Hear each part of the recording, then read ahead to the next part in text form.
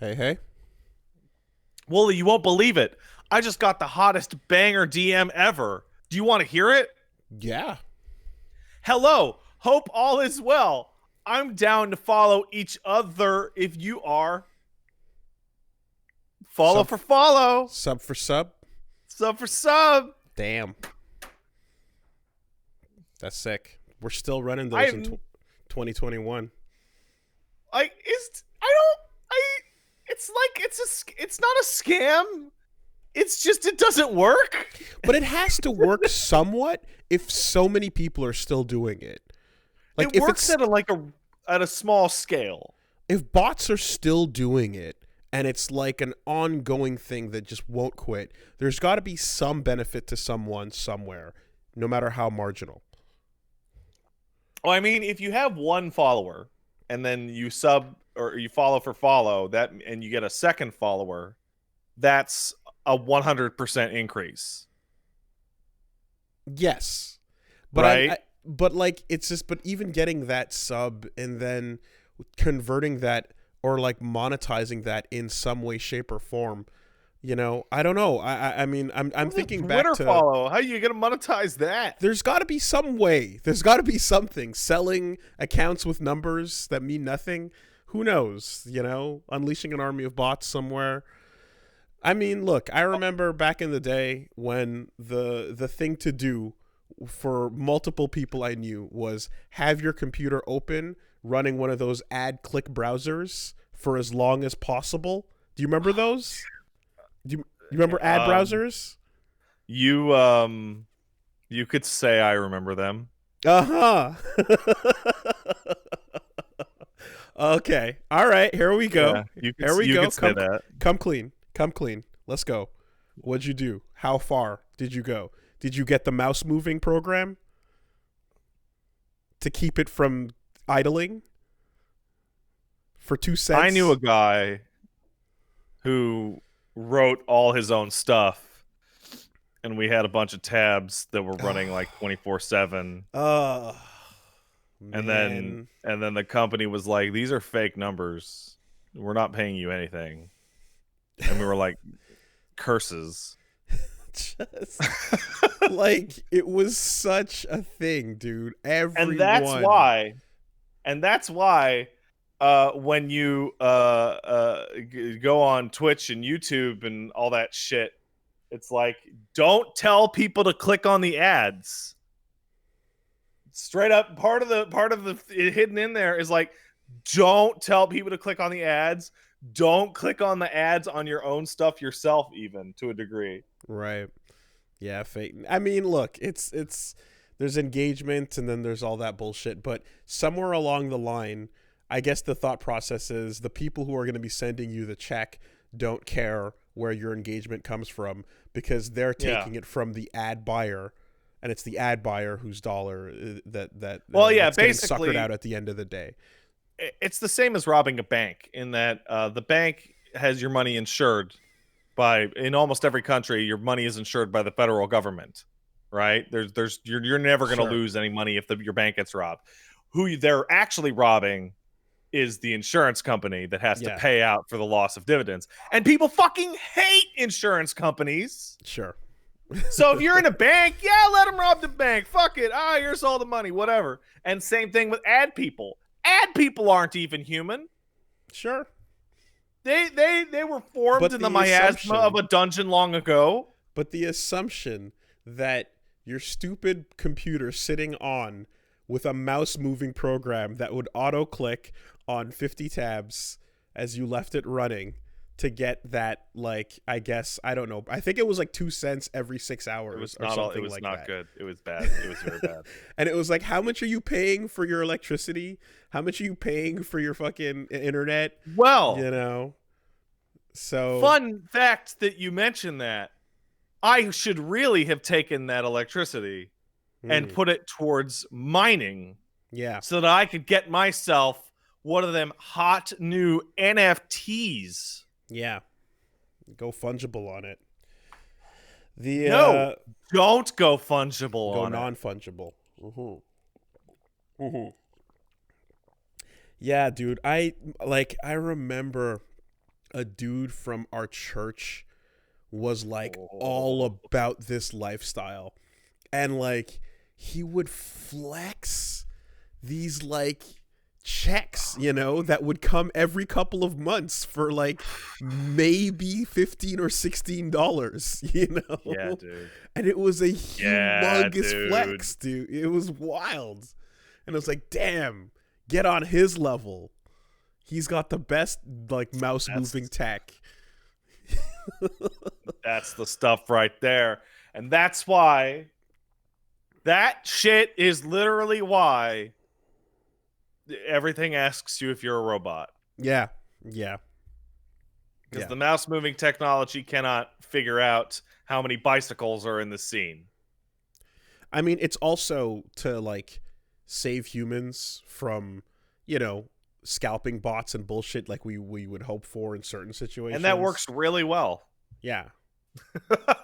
Hey, let me ask you, as an aside, you ever do those you're not a robot and it's like click on every one of these boxes that has a stop sign in it? And then one of the boxes has a slight corner of the stop sign. And it's like, well, that box has the stop sign, and you click on it, and it's like failed. And I'm like, you fucking Liar. Yeah. stupid asshole. Yeah. You're the robot. You're the robot. That's the problem with the robot. That is, in fact, the problem with the robot. It's lying. It doesn't know. How dare you? How many of these have bicycles in them? Okay, well, that one has like a corner of the spoke of the back wheel. What now? Yeah. That's a bicycle. CAPTCHA. I guess they started figuring out the weird fonts at some point, so they had to go with image recognition. The font stuff is weak shit. The font stuff existed for a while. It existed long enough to create all of those, you know, memes and Need Tomboy and all that stuff. Yeah. So that was powerful for at least a minute. But like now we just have to get into abstract concepts, I suppose. I want a robot that can tell me how many bicycles it's looking at. That's a good use for automation. Sure.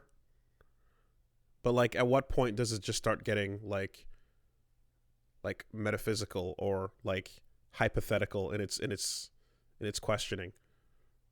At what point does it ask you for example, how many of the people here are having a good day? And then you have to look at the boxes and decide who's having a good day.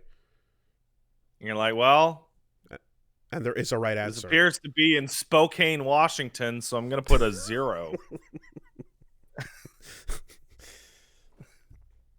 I mean, at some point, the CAPTCHA is going to have to fucking update its you know, its security. So, oh, we got breaking news going on right now. Breaker. Like news just popped. You remember Devotion? Yeah, that's not breaking. That's on the docket. Oh well, it's breaking. It got broken to me. Never mind. Yeah, we'll get there. I got broken. Damn it. Well, why don't you break into your week?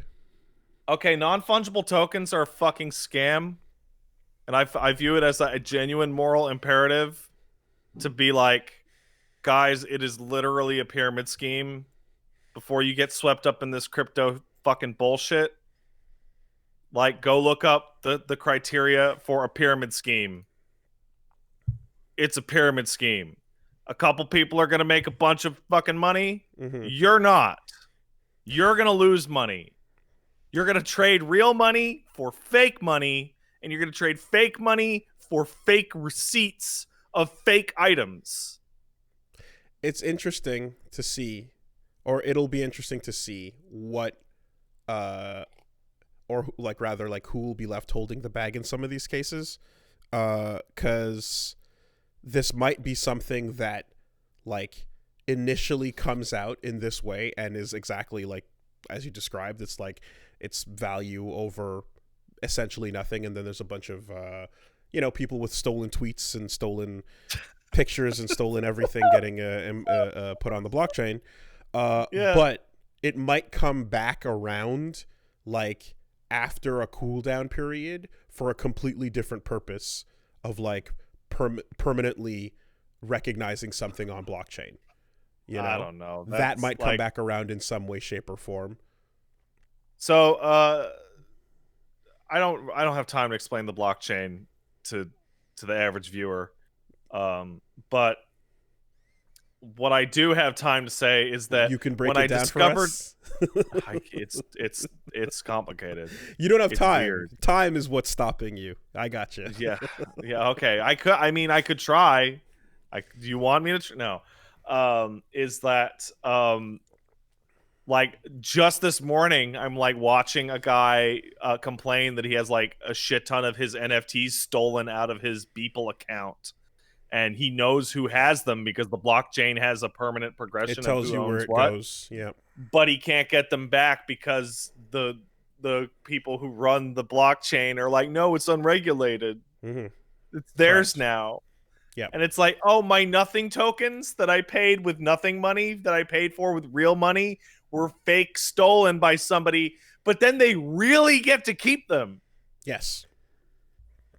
And then the other thing that really put it into perspective for me was talking about, because people are stealing art all over the place and turning them into these NFT tokens and then selling them without the knowledge of the original artist. And the distinction between there is an unbroken chain of possession, so you always know who made it, who sold it, who sold it, who sold it. Mm-hmm. But there's no way to authenticate it. There's no way for the actual token to contain the information. I am really the artist who made this. This is a real. No, I think it has to just match up with the. No, I think there's an ID for the wallet of the initial creator, and then there's a way for you to match that ID down the line so that whoever's wallet it transfers to, you can see the original person's wallet. Oh no, you can always see the chain of possession, right? Yeah. But the first person who possesses it, I mean, most of these artists don't have NFT wallets. Well, okay. If the first person, assuming that the first person who possesses it is in fact the artist, and it's not a bot that just scanned your tweets and converted them. Yeah, but like you'll get back and it goes, oh, it's the bot, and it's like, does the bot own it? The bot will say, yeah, I totally own it, bro. Yes. It's just stealing art with more steps, right, and more environmental shit. But like everyone can make their own bots, and like and then obviously like anything that is like identical versions of the same thing can get then converted as well, and like authenticated by separate different bots that went to go find the thing. So in the end, it's like, assuming that they literally have the artist saying, hey, I'm working with this, then it's on their wallet. But in every other instance, there's literally no proof of anything. I'm going to assume most instances. I did see a someone that like one of the first, because this is all super new, and like one of the first things I saw was like a post about people going like, hey, these accounts are literally like, it's almost like you downloading vid accounts where you just type at whatever, and then it'll come in, and then it'll like NFT the tweet that you subtweet, and the bot says and then it's just like, ban this account if you don't block all these so they can't see your shit. Block this account if you don't want it to work on your Twitter. So effectively, like, okay, so keep up with a feed of these bots being created, and then block them all as they're unleashed. My favorite is that I was actually talking to some crypto gangs this morning and yesterday, and it's like, well, it's very easy for for any artist to authenticate their art by through NFT. I'm like, well, what if they're not part of NFT? And they're like, well, it's very easy for the artist to authenticate their shit through NFT. And it's like, if you don't want us to steal your shit, why don't you just join our weird little cockamamie circus of nonsense? It's the only way to protect yourself is by playing the game that we all forced on you. I feel like there's something to be said about, I think, just like, this the economic state of affairs that leads to like, you know, like these types of things going down, because yeah, it is, you know, between this and between GameStop to the moon, and between like everything that's pretty much happening, there's just like a very clear like desire for people to figure out their financial shit because it's not going great. And you know what the government if, can't tax? Fake money. Certainly. But I think that like there's certainly, the environment is ripe for these types of things to continue, and this is not the beginning nor the end.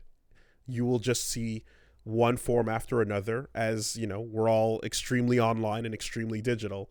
It's like there will be ways of making digital investments because we have to try and get some cash somehow. Yeah, it reeks of just like, well, maybe this is the get rich quick scheme that'll work this time.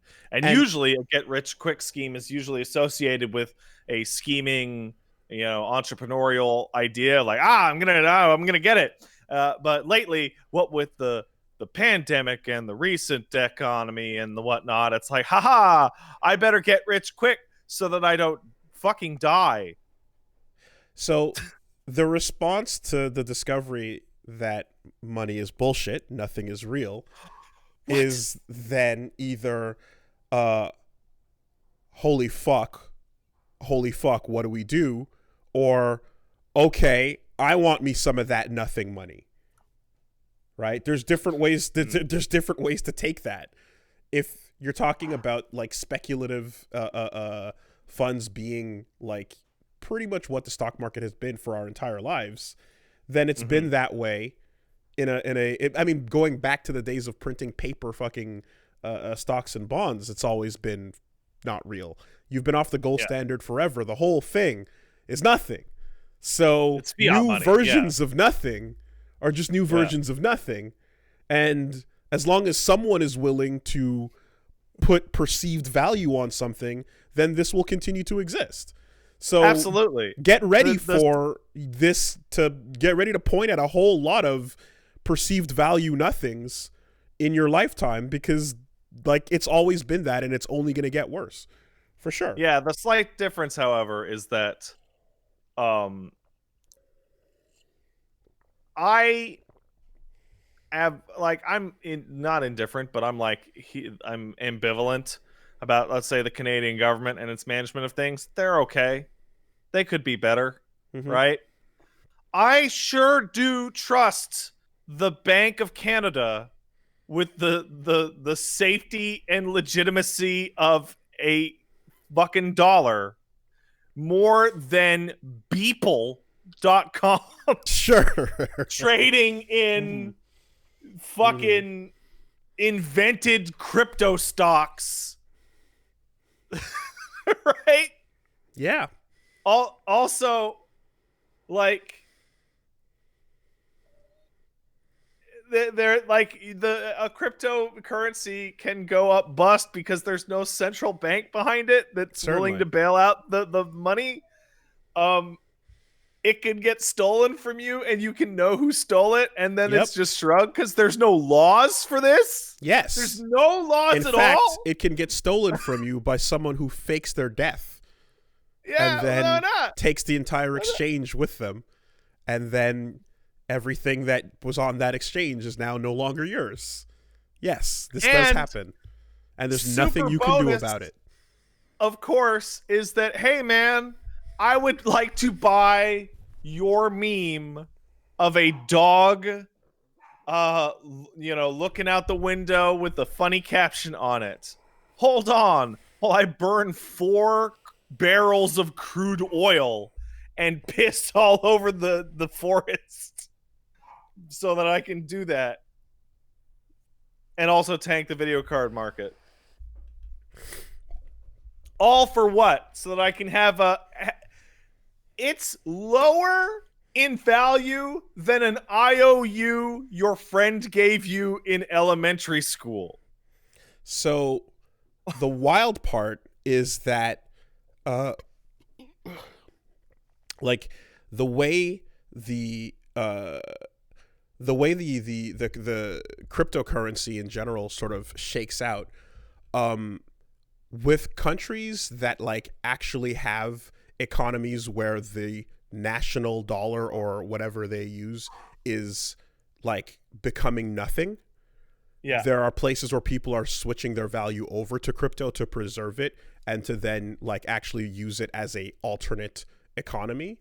And that ends up being something kind of wild because that could preserve people's ability to have anything in a hypothetical like state where the country goes worse and worse and worse over time.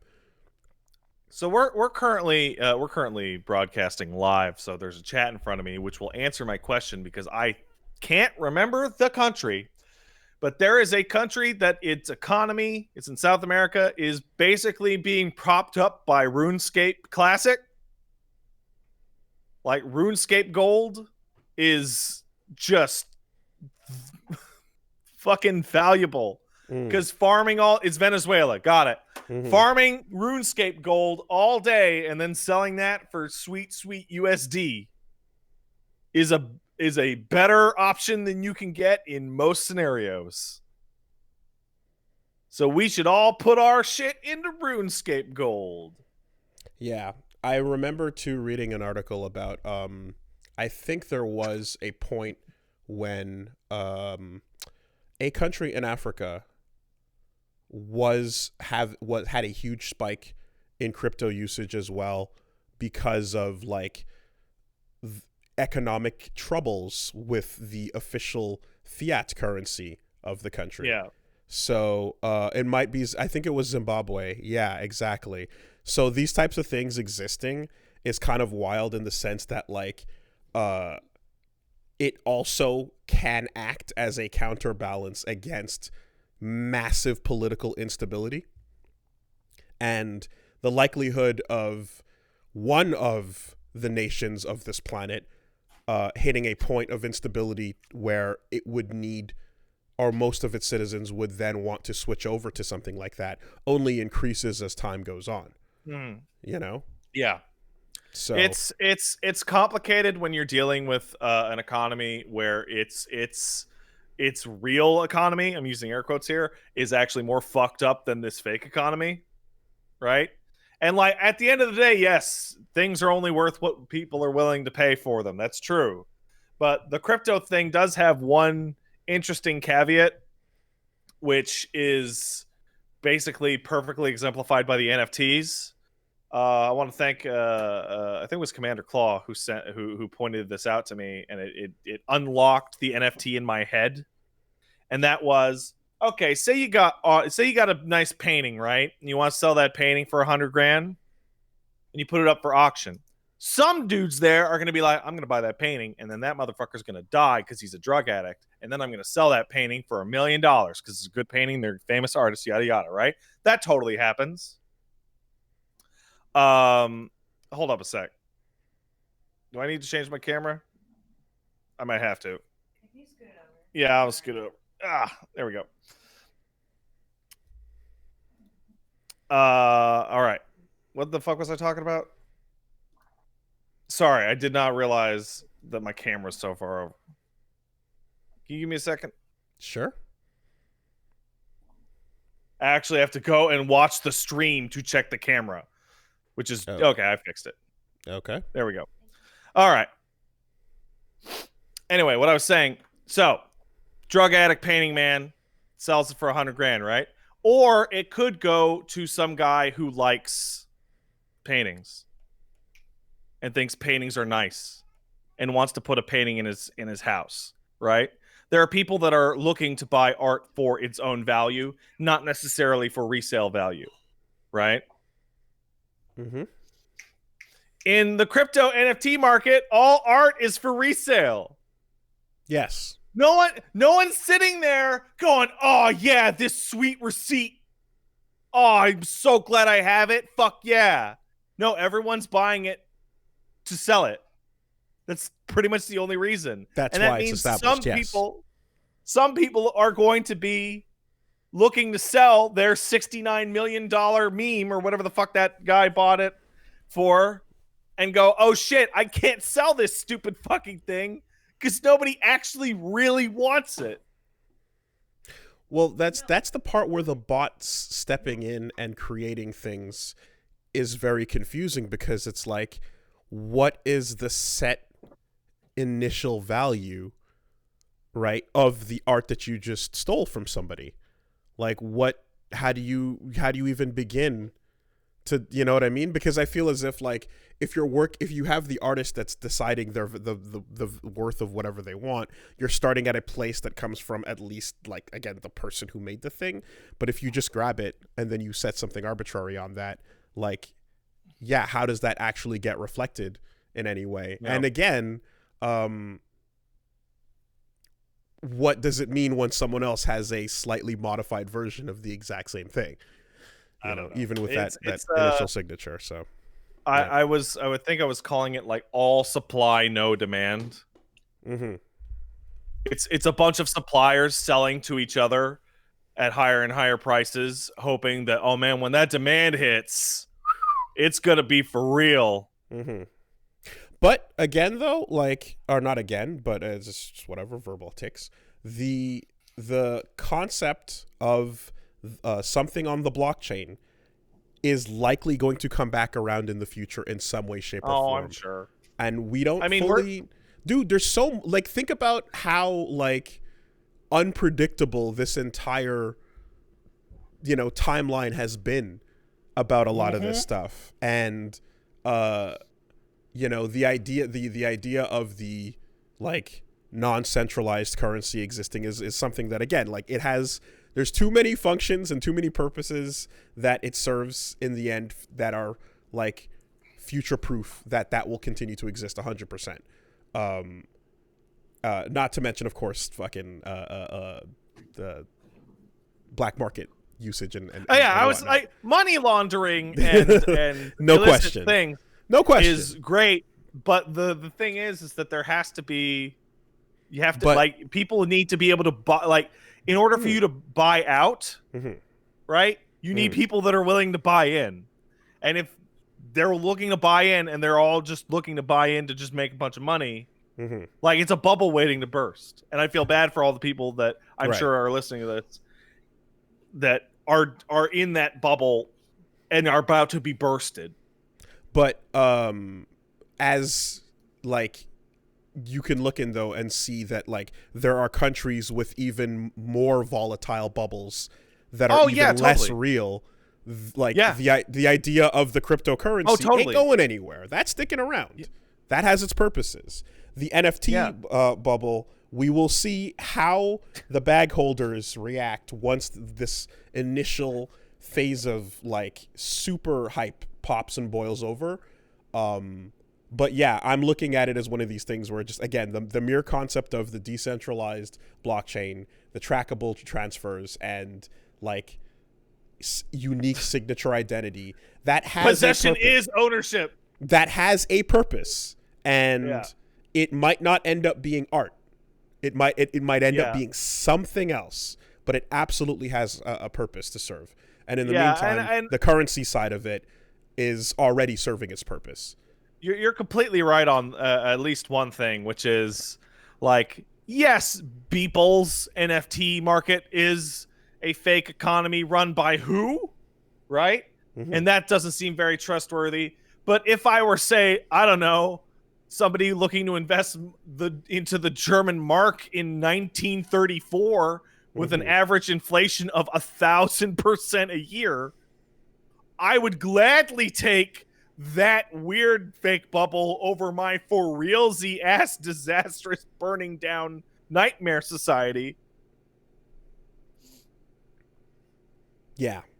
It's a weird combination of, like, hyper useful technology and weird applications of it, and it's pretty fucking impossible to call where this all shakes out, especially considering, again, the security angle of it, where I think for the longest while the biggest problem with, because like I know like as more businesses are like, we accept crypto as a form of currency, becomes normalized, then that increases confidence in it.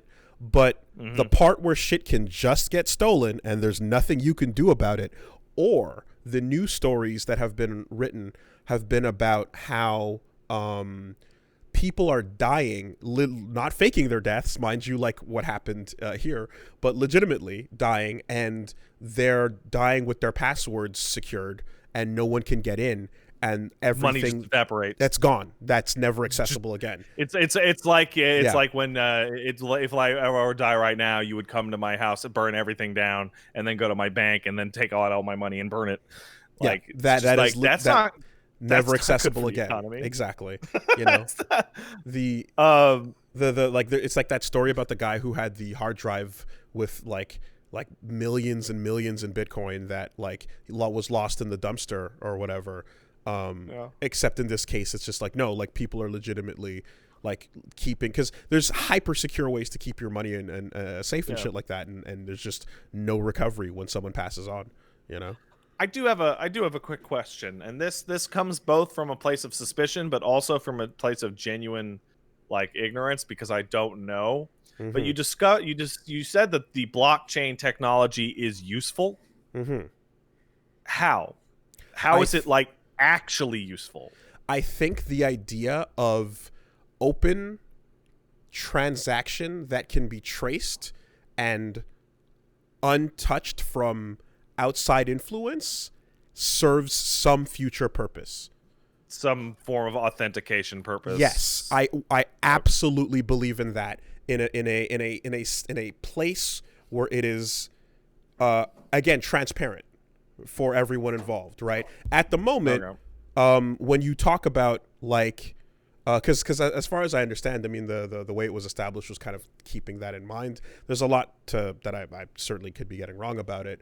When you even look at the way that like stock market things happen, where like when it comes to like, I believe when it comes to like options trading, hedge funds have the ability to like basically belong to a special group that's very expensive to be a member of, that can see the transactions and who makes them for other options calls and puts that are being put out onto the market. And your average Joe cannot do that. Your average Joe is literally not allowed to see that information. You can see volume size, but you don't know which way it's going or who's making it, right? So already there is a like back room, or maybe even boiler room level of you are not allowed in here, normal person. This is literally only for hedge funds type of thing that happens with that. Okay, so blockchain is completely separated from this fucking Bitcoin nonsense. It just happens to be that blockchain is used for this Bitcoin nonsense. It is used for it is used as a currency, and then it is used for NFTs, and like the technology itself is going to have its place in the future for sure. But like it has its own separate actual uses in terms of transaction and verification. I believe so. Okay. Yes. And I believe that like, as we head into a future that's again like more and more online, and as we head into a place where, there's startups that are inventing ways to handle authentication on your side as opposed to on a server side exchange, that's going to serve its purpose. I remember like from pretty much from the jump, like the whole thing about the way it was founded by like Satoshi, fake last name, but it's not a real person. It's a group of people that wanted to make the whole thing open. That serves its purpose from what you have with the current stock market, for example, where like there's literally legal insider trading. When you have the what was it? I want to say like I think a senator was married to like the chairman of the New York Stock Exchange or something along those lines, and like right as the pandemic was starting, they were making wild, humongous moves, going into the fucking March day. Like, it's crazy. I right? wish I could get in on some insider trading, man. Insider trading seems super lit. Yeah. You wish. You certainly wish. But like the level of fucking evil in that is it's just you can't even wrap your head around it, right? And this is the way it exists, and this is the way it is established and is set up and has been for a while. So like at the end of the day, something that comes along that is essentially like outside verifiable can and will serve its purpose. I believe that, and I think Bitcoin can serve its purpose, being transparent in this way. And as we see, like, we are not quite in as stable a world situation as governments are still shaky in different places. It can get kind of nuts, So I just saw somebody in the chat say that they tried to get me to buy something called Ethereum, and I told them to fuck off and that it was a scam. And I assume they're trying to tell me that because Ethereum is up or some shit. Bitcoin and it's Ethereum still a are the scam, dumbass. Bitcoin and Ethereum are the two most valuable. So that's your number one altcoin there. Yeah. But I think I don't know. Oh man. It's so frustrating because there are a lot of people that have fully like bought into this way of life, this crypto thing. And it's complicated. There's more, I think. It is complicated. But it's just like I've become very frustrated with, dude, you just don't get it. You just don't get it. Mm-hmm. And it's like, yes, I'm aware that you invented a currency that people are willing to pay money for, and that if I had bought it earlier, I could currently sell it to people that are still, for some reason, willing to pay for it. However, it's still a bubble. It has no real actual value. It has no backing by any governmental body. It's a bubble waiting to burst. And if I held on to it long enough, I would be left with nothing. And I'm not super interested in buying up a product so that I can sell it to other people later so they can be fucked over when that bubble bursts. I bought a house. My investment of choice is a home. I own this land. I own this house. I will sell it later in my life. It will have accrued value. I will then probably buy a nicer house. And so on and so forth. I have an RRSP that is technically tied to the stock market, but it's guaranteed against losses by my bank. Yada, yada, yada. Yeah. The level of risk associated with it as it stands is literally infinite, because as we mentioned earlier, like 100% of it can be taken with no repercussions whatsoever. And that's why like multiple like banks and institutions are still not fucking with it, but some are, and some are slowly rolling it out. And I think like there's even a way for, and this is to me is like a fucking double scam, but you can invest in crypto through day trading apps, and they don't actually give you the crypto itself. They buy it and store it for you, and you just put the money in their account, essentially. So you're twice removed from it in those situations. And like that is that, and again, it's like there's concepts of volatility, and then there's sheer like, no, this can literally all be gone tomorrow on an extreme luck. You have zero control over it. Security is absolutely nothing. As you mentioned, like people tend to put their retirement towards things that are more physical and real and reliable, so that you can count on it you know, in the future. Putting your life savings on crypto is absolutely nonsense. That's some batshit crazy moves. I've dealt with a couple people that are like, I would call them like true believers. Mm-hmm. And in fact, I can see some of them right now. And my brother's a true believer, for sure. And it's this interesting thing because they go, well, you just don't explain it. And you go, okay, explain it. And they explain it. And I go, that doesn't change the point that I was making. And they go, well, this more. And I go, there's no backing body here. If it goes bust, it'll just go bust. Yeah, but it can't. It's the future, dude. Yeah, I think...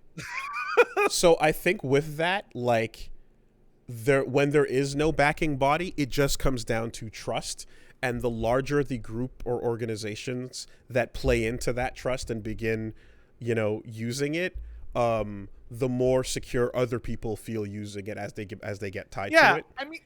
We use fiat currency, right? We use fake currency. We're off the gold standard. It's not currely tied to any multiple depressions have occurred. It's tied to your faith in your bank / your faith in your personal government to fix that bank if the bank's about to go completely fucking bust and take all your money with it, right? Like a lot of people listening to this live in the U.S. You guys bail out banks so they don't go bust quite often. Canada has a more regulated banking system. I don't think that's going to go bust. The Bitcoin, Ethereum banks, I guess they have banks.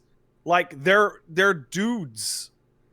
They're not going to bail out the world's Bitcoin owners of their speculated value if the fucking market starts to crash because people stop buying in.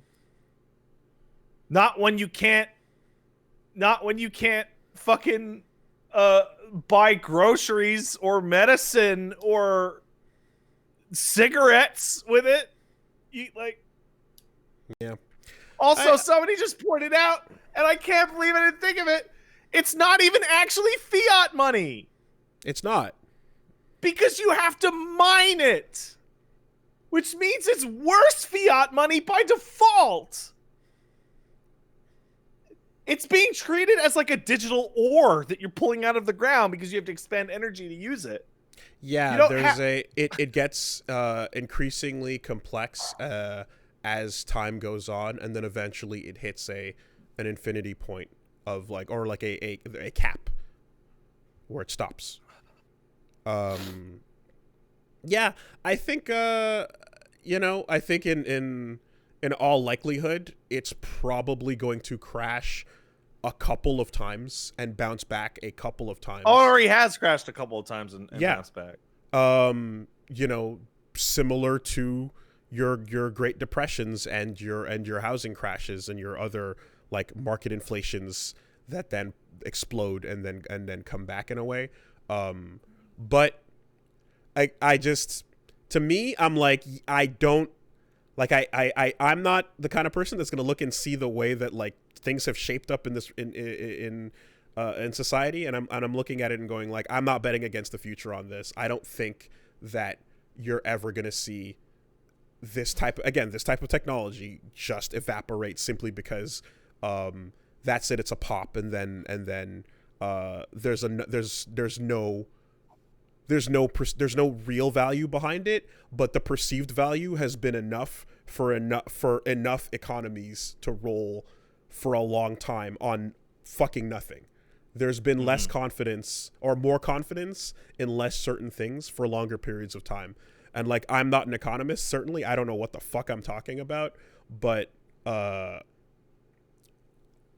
feel as if you're just going to see it go the same way that other massive economies have, where they tank, but then some people hold on, and then some people still want to use it, and then they still do, and they still find uses for it in some way, and it continues to exist in the background as time goes forward. But I think it'll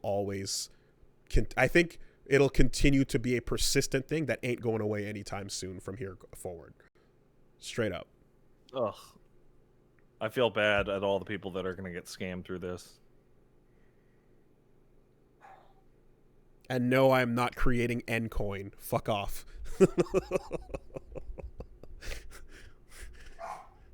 Some guy already has his official printed fucking passes on Twitter, as you all have seen and have let me know. Yeah, we have a ton of like true believer Bitcoin people in our chat that think we're absolutely insane.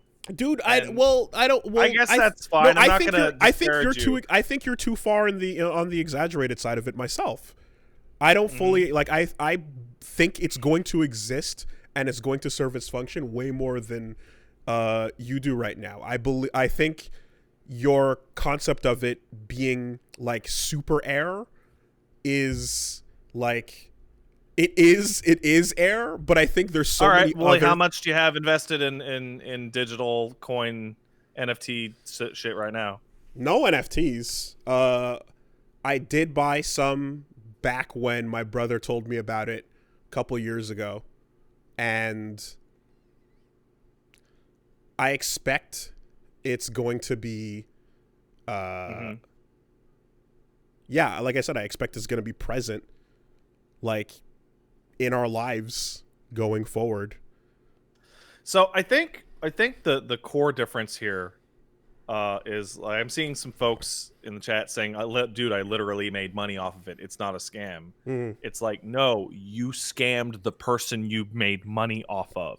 At the end of the day, there will always be somebody holding the bill for this probably eventually useless or at least deprecated currency. See, but that's the thing is, I don't know if that's the end state of it. With I think making the end money state... by just trading money is a scam. That's why the stock market's a scam. But yet it is. And yet it's here in this way, right? Like in the sense that like it's a scam. Yes, congrats. You've correctly agreed with me that the stock market is a scam. And it ends up being like essentially interest in a given company and its value and like what it's going to produce in any given quarter or in any given year. Yeah. Making money by moving money around and creating no value is either gambling or a scam because it means somebody's going to get ripped off. If you work and create value either through art, writing, the production of a useful good, providing a service, yada, yada, yada, great. But to game a system to finagle money out of people's pockets just to do it is a scam. Someone's getting fucked. Somewhere. Hey, we're gonna move this money around and do this, blah blah blah blah. I mean, you're either screwing over the government, which would mean in some cases your fellow taxpayers. You're screwing over whoever you're buying it from. You're the one getting screwed by your broker.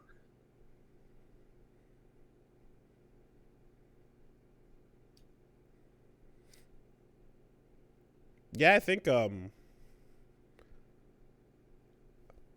a lot of this market ends up being like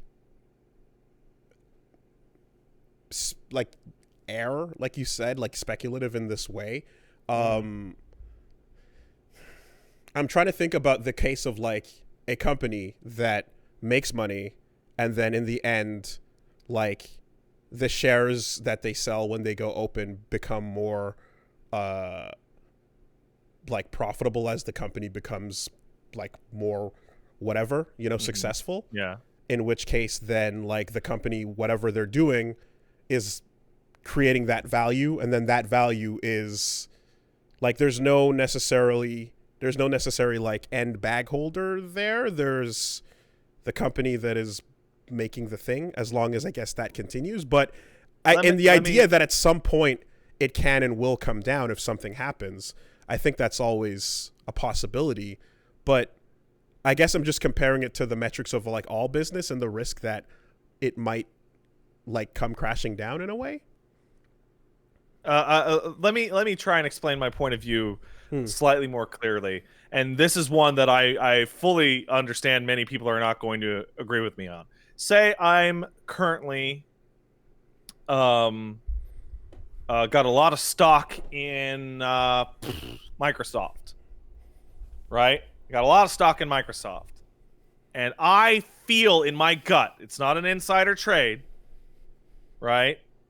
It's genuine just intuition or reading the signs, or maybe I just felt like it. I decide to cash out all my Microsoft stock at 8 a.m. this morning, right? Mm-hmm. And at 8:30 a.m. this morning, after all my stock was sold to some other person, it crashed. It's down 50%. Mm-hmm. Right? I scammed that person. I made money off their direct misfortune. I didn't create anything. I literally just ripped someone off because I was able to play the game better. Are you currently invested in RRSPs and like Canadian tax-free savings accounts for like retirement? I'm currently invested in both, but I chose the plans that were guaranteed against loss. Okay, but those plans, even the ones that are guaranteed against loss, what they're doing with that money is using it on investments into companies of a diverse portfolio.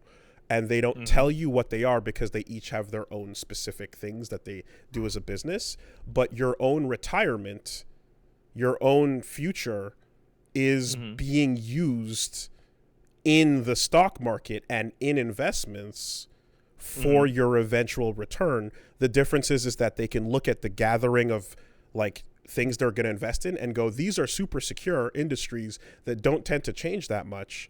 And they will put them there and say, we know for a fact because for this long it's been this, low level of volatility and shit like that. Yeah. But like, so like even when you just go through the bank and like invest in your own retirement, that's what they're still doing with your future. Like that's what your retirement account is. And what's your point? It's all participant in.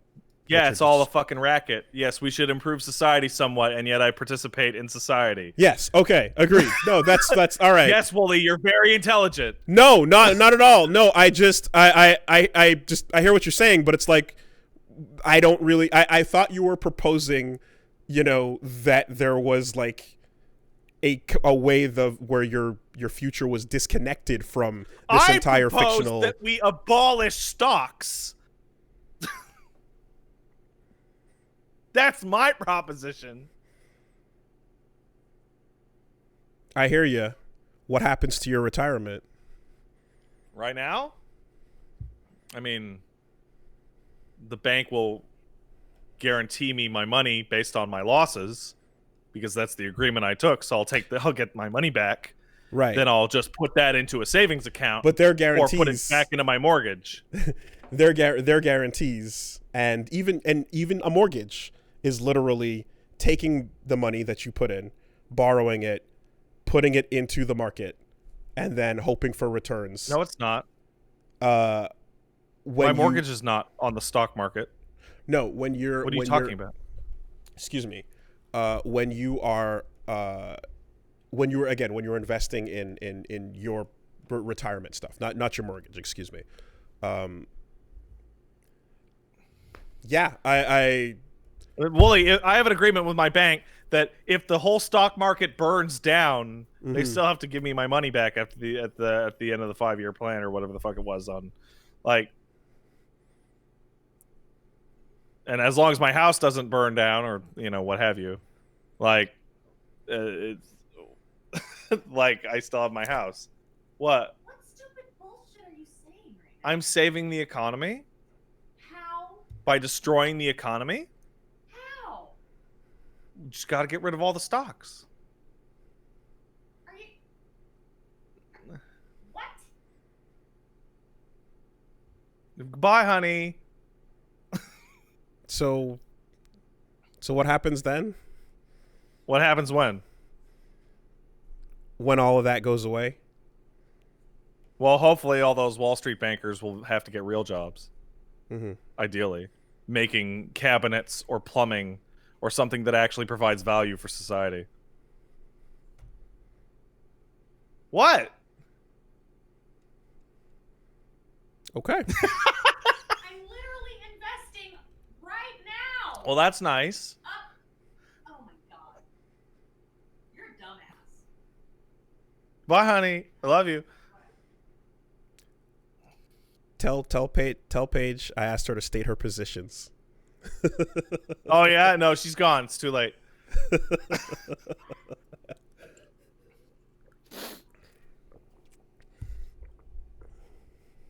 Oh, I don't know. I don't think it's outrageous to think that people whose entire lives are about moving money around and playing on loopholes, making a shit ton of money at the expense of people who actually work for a living, like, is very controversial. No, I don't think so either. They can go fuck themselves, and that entire industry has grown completely out of lockstep with its actual real importance with the world. But I do also think that our lives are literally already tied up into this entire market, and that, like, even if you're not investing on a business level, there is a financial exchange. There is a like literally just dollars versus yen, you know, that is going to also exist between countries. And like, this concept is something our lives are already tied up into, and there could be better systems. And also, yes, confidence is the only thing that creates value. Yeah, that is the number one. Like, everybody feeling like that's why you get the really weird shit. Like, Nintendo shows off like a great Nintendo Direct, or like Breath of the Wild sells like 8 million copies, and then their stocks go down because they thought it was going to sell 15 million copies. And then another proof that the system is completely broken. We also get some insane, hilarious investor takes from those, which is always fun. At the like, meetings, at the end of the day, of course, things are only worth what off. people are willing to pay for them. Yeah. Right. But, like, having confidence be the primary factor in economic viability is absurd. It is. Then again, especially when that confidence can be exploited. Yeah. But it's I would say it's equally as absurd as going off of some sort of well, even gold as a concept is fucking arbitrary and nonsense to begin with. But even if but to go as far, but gold is different because gold does have value. But it's whatever the value you decided, though. You had to decide.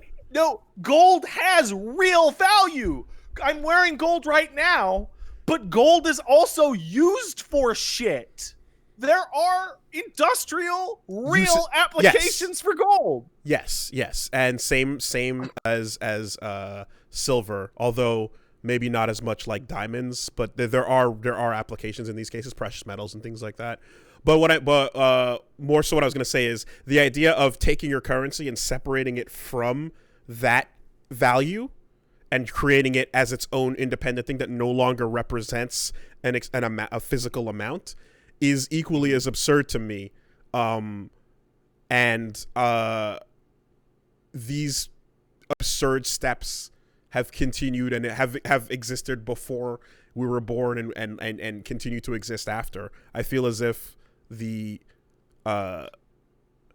entire concept of inflating the bubble more, so to speak, is a goofy one. And I would also say privatizing the place that literally prints your money and makes it, and handing that to not the government but to a specific private organization is fucking wildly irresponsible and crazy. But like, these crazy ass things exist and have been the case prior to now. I do have two things to say, which are actually direct responses, not just to you, Wolves, but to the community at large. Would love to talk to an economist, but yeah. Number one, gold, like, it's just a shiny rock? No, it's also an incredibly useful superconductor.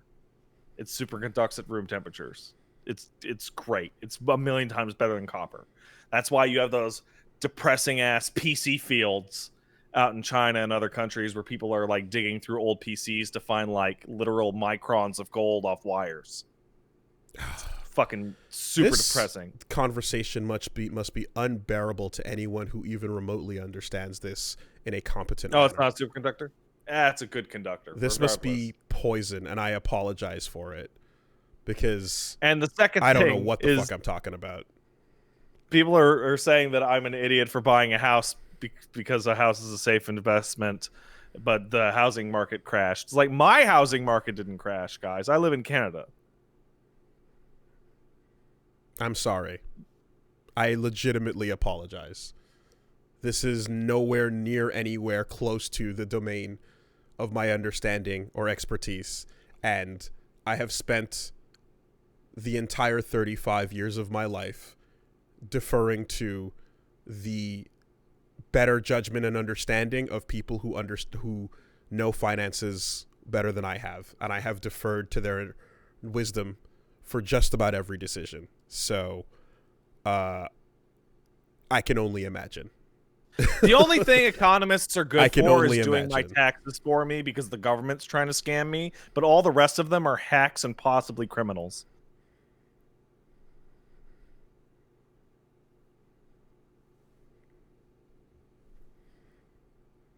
You got the reins, bro. Tell us where you want to go with this. Yo, so I beat KOTOR over the last week. Damn, I was hoping 2, for actually. the building blocks of the revolution. I'm not going to lie. Oh, well. Oh, building blocks of the revolution? I mean, what do you want me to say? We got to burn down Wall Street? No, I'm not going to advocate for any kind of violent change. It's ridiculous. But recognizing that everybody is, like, trying to fuck you and trying to get theirs? Yeah, no. You'd be fucking naive to not think that the financial institutions that you deal with are trying to get theirs over you. What, you think your bank is looking out for you? Are you fucking crazy?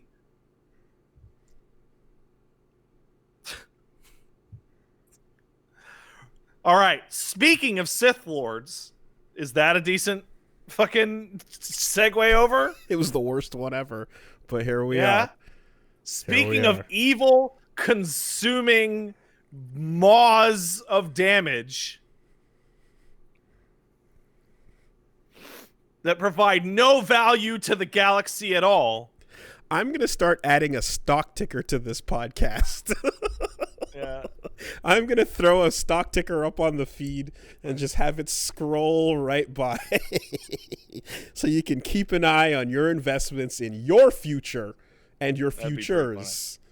All right, so I beat KOTOR 2 the second time, but it's been many years. You played light side later, but you got the light side ending, right, Wolves? Yes, we stayed light. Did V tell you, or did anybody tell you about the dark side ending? He did. I don't remember. How much? But I did get a thorough explanation from him and from Azuna. So here's the dark side ending. It's not there. It's literally just not there at all. I played full dark side, maximum evil, killed everybody I could, did everything evil I could, just sithed out to hell. I get to the end of the game. Hey, what'll happen to my allies? Oh, they're going to have a bright future ahead of them. They're corpses in the other room, dude. What happened to this planet? It will prosper in a new beacon of hope. I killed everyone on that planet and went for the worst outcome in every quest. Like, they're just literal. Like, the game starts. Her dialogue doesn't change. There is no dialogue for Darkseid. It's just not it's just not there. So I'm getting the light side answers to all these questions and like things. It's not what I remember. On top of that, I'm having to have people in the chat explain plot details to me because when you go dark side, certain conversations that explain what is happening in the game don't happen. What I was they told, just don't occur. what I was told is that when you go dark side, she just chastises you for being a disappointment, and ends up basically looking at you as a failed experiment, or a failed potential, and Yes. That's what happens and at ends the up big chewing meeting, you out. right? That's what happens at the big meeting, right? However, then when you go to Malachor and do the end game, all that shit didn't happen. Shut up. And she's talking about you as if you were a Jedi and as if you were doing the right thing all along. Like, there's just no dark side ending sequence at all. Damn. It's just not in the game. And so the ending is just like screamingly confusing. It's Even more with restored confusing- content. It's more confusing now as dark side with the restored content than it was when I did light side like years and years ago. Like, if you Weird. play KOTOR 2, please do yourself a favor and play on light side, because A lot of people are saying that you experienced a bug.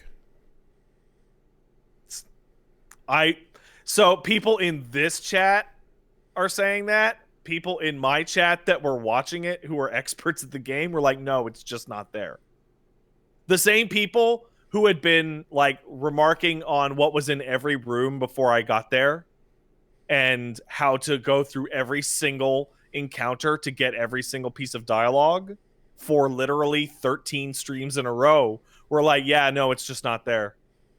It's when you play dark side, this conversation doesn't happen and that conversation doesn't happen. I gotta go back and check the videos Asuna sent me, because I think they included some of what you are supposed to see, but maybe there were like fucked triggers for it. I like how people are posting experts in quotes, like I'm supposed to believe the people that I don't recognize here over the people that I did 13 streams with. It was too long ago. Yeah. Okay. Well, that sucks, because I thought at the very least it sounded like restored content meant that there was still an ending. It was just a less satisfying one, and I walked away from that kind of hearing like, yeah, you're better off going light side because the dark side ending is not as fulfilling. The dark side ending is like I beat it twice, because the first time was like I didn't know what happened.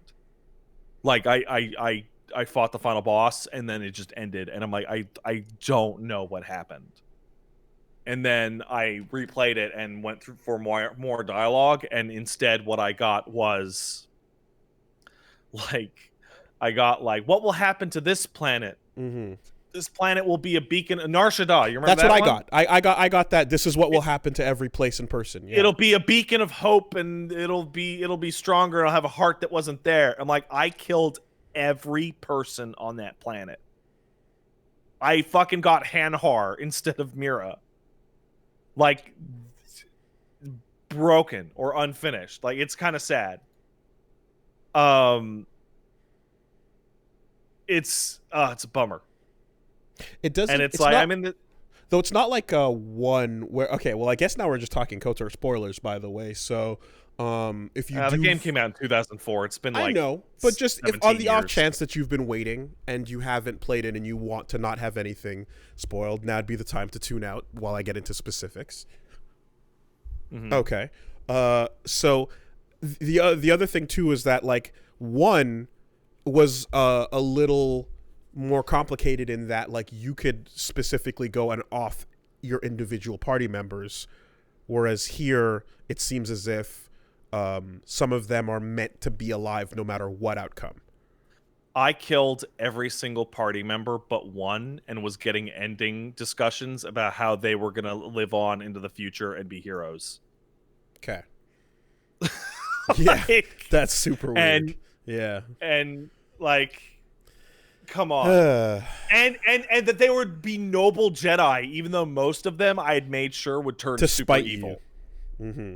No, No. that No, they were evil. They were my friends, and they turned evil, and then I killed them for fun. because that was the other thing, is that I remember hearing that like they were like, nah, fuck you, and we're going against your influence towards the dark side, and we're gonna become light. No, side, the only one that or ended up something going like light side out of spite was Bao, and he just disappears. Yeah, Bao was so cool. I'm so sad that like he has to just vanish. Oh, that game's like really unfinished. And I got after to the, this after weird the factory, he just fucking doesn't exist anymore, and I'm like, man, I no fucking closure there. I feel torn about KOTOR 2 because like KOTOR 2 has some of the highest points of like BioWare games in it, and it has some of the coolest Star Wars shit in it ever, but it is peaks and valleys. Like for every like cool ass conversation with Kreia on Nar Shaddaa about stealing people's experience and by helping them, there's like literally 30-minute fucking enemy gauntlets through just the shittiest areas ever and whatnot. Like KOTOR 1 feels like an 8 that's like a straight line, and KOTOR 2 feels like it's like oscillating wildly between 10s and 6s, like moment to moment. 425 days. Yeah, of development. Yeah. It's crazy. Like I also ran into a lot. It's not just the ending. There's a lot of situations where while there is a dark side option, like, you know, I'm evil, I'll kill you, like the dialogue for the light side is like long and has all sorts of stuff, and the dialogue for the dark side is like a truncated version of the light side dialogue, and it's just not ready for it. What version of the council meeting did you get? I got the empty where Kreia just tells me I'm a loser. Okay. Yeah. She's like, "Man, you're a stupid loser. Yeah, that's flaccid. You are a total failure, and I hate you, and you're a massive disappointment." And then I meet her in the final boss room, and she's like, "I love you. You're my greatest achievement. Yeah, that's weird. You're incredible." And I'm like, really? Like it's just like it's working correctly. Yeah, there just isn't the conversation written. If they had the fucking time to get those branches properly in there, you know? Yeah. Because, dude, like that meeting, I mean, yeah, you did it right the first time on your own, right? Going through it the proper way. But, like, I still think about it. I still, like, the impact of that moment is just, like, shivers down my spine, dude. The establishment of, like, just setting everything up in this way where you are 1,000% on her side, but the killing is still bad though. Killing bad. Yeah. Don't do that. But murder is okay. But where's the lie? Don't kill, but where's the lie? You know? Yeah. So yeah, great game, but if you play it, it's almost like a Punisher moment, right? It's almost like it's almost like a Punisher moment where you're like, damn, he ain't wrong, but Frank, you know? Come on, calm it down, Frank. Yeah, that sort of feeling. So I'd put that in the books, and yeah, again, if you're gonna play KOTOR 2 again, play it light side. It's a much more fulfilling experience. Keeping with Star Wars, we watched the final episode of The Mandalorian last night. Season 1? 2. Okay.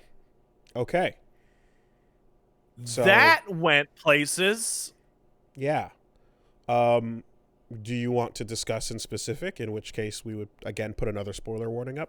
Not even. All I really want to say is, man, I'm really, really happy that people's terrible hair was able to be kept real. Sometimes when you have characters and they have awful hair, their hair gets improved in later parts. But sometimes you got to keep some awful haircuts. Do you see what I was saying about the Eye of Sauron and circle strafing to avoid it? Yeah, a little bit. Stay in the dark. Stay under the ass. Don't let the boss see you. Yeah. Yeah, Yeah, that was a lot of fun. Also plowed through the entirety of WandaVision in a single sitting. Just before you jump, how great was Mayfield? Mayfield. Burr. Which one? Oh, yeah. Yeah, Burr's great. There's a scene. The cafeteria, dude. The cafeteria. Yeah, I was about to say there's something really great about a scene in which the scene is 4 minutes long, 5 minutes long, and 10 seconds in you know what's going to happen. And it's the Hitchcockian, there's a bomb under the table, and the audience knows it, but the characters don't. I might even say Tarantino-esque in its casualness into non-casualness. That being said, probably the weirdest thing about Bill Burr's character in Star Wars is that it's Bill Burr playing Bill Burr in Star Wars. Correct. And it's the only way he would do that role. You know? It's so weird to see the only Bill way he'd Burr do that role. Driving around going, the Empire, everybody's trying to do what they're trying to do. But, right, while that's exactly it, while he shows up to just be him, that calf scene, you know, specifically, and like the camera gives it away, but that moment is like where he's like, I'm gonna not be Bill for a second, or better yet, I am gonna be. I'm just gonna put my brain. I'm gonna transport in a different history, Bill. Yes, I'm gonna transport my brain back to Philadelphia about 15 years ago. And he puts himself back on the stage in Philly, and then his face just goes, you know, that's how he did it. But very happy with Mandalorian. Very unsure as to what the hell they're actually going to be doing with that show in the future. Hopefully dodging the Eye of Sauron. And did you also catch the stinger in the trailer? In the credits? I did. There's and more that's than a one different show. That's a different show. So I don't know how to describe it, but like I've never seen a piece of an expanded media franchise where every single time they decided to tie it in with some older piece of perhaps more famous media, they just give you the little taste and you're like, oh, okay, that's a cool little reference. And then the reference starts to get closer to the camera. And I'm like, no, they're not gonna. That's not gonna. Oh, it is. And that happens like 5 times. Just surely, they're going to walk towards the camera and wave and then run away. No, they're a main cast member for 3 episodes. Okay. All right. Sure. Okay. I want to say, too, that, Bill Burr definitely also, he gets the arc Finn should have gotten. Right? Yeah, he does. He gets most of that in there in way less time. You know? You could have been so interesting in how you explore ex-Stormtrooper, right? To go into the idea of an ex-fucking Stormtrooper and what that means and, like, how you're broken in and all of it, you know? There's so many places they could have gone with that, and I think that, like, and just like even just like sort of they might have wanted Phasma to kind of be the space Arlie Emmerich, am I getting that right? Or Arlie Emery. Emery, excuse me, I always messed the name up there. The problem with Arlie Emery is that people try and imitate Arlie Emery, but there's only Arlie Emery. There's only Arlie Emery, exactly. And the reason why is because he's actually a for real drill instructor. If you got a real ass different drill instructor in, you could have that character. But Arlie Emery's claim to fame is that when they were filming Full Metal Jacket, he was the military advisor. Specialist. Yeah. And they were shooting the scenes with Kubrick and them, the boot camp scenes. And he'd be like, that's bullshit, like every fucking 2 seconds. And Kubrick goes, well, can you do it? And he goes, hell yeah, I can. And just walks on set and starts improvising like a psychopath. Yeah, he's a real person with a movie happening around him. 100%. Yes. So that's it. It really is just like a shame because you're like, man, I still love the promise of what Finn's character could have been, you know? All the dominoes set up by The Force Awakens. All the dominoes could have been fucking Sorry, Ermi. Or Erme.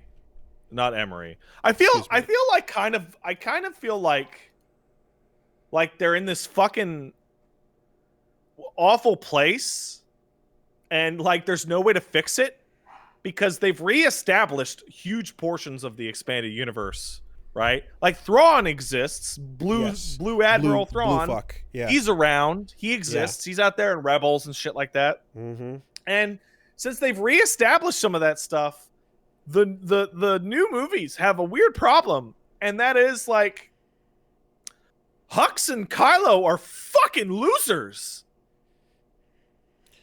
Like they're fucking idiots and dumbasses and chumps. And compared to the fucking winners of just a couple years ago. And I thought that was the point, and that's why I loved it so much from the jump.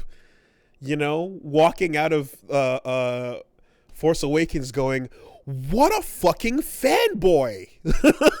What a fanboy this Kylo is, you know? But then, yes, of course, you have to create the trilogy around that. Now, I think they're going to be fine because they've landed this and they're going to continue massaging the beast. And I think you're going to have mainline schlock and under like what's the word? Not mainline, but fucking perhaps spin-off quality. Because it's you know, the state, even though we haven't been paying attention to it, Clone Wars and Rebels, you know, I hear good things, right? And from what I watched, there's some good episodes of Clone Wars that were like, yeah, that's solid. So they've been telling some good spin-off stories in the background this whole time. I think it'll kind of just continue to be that, if anything, unless a really great director I definitely want to be out from under the eye more.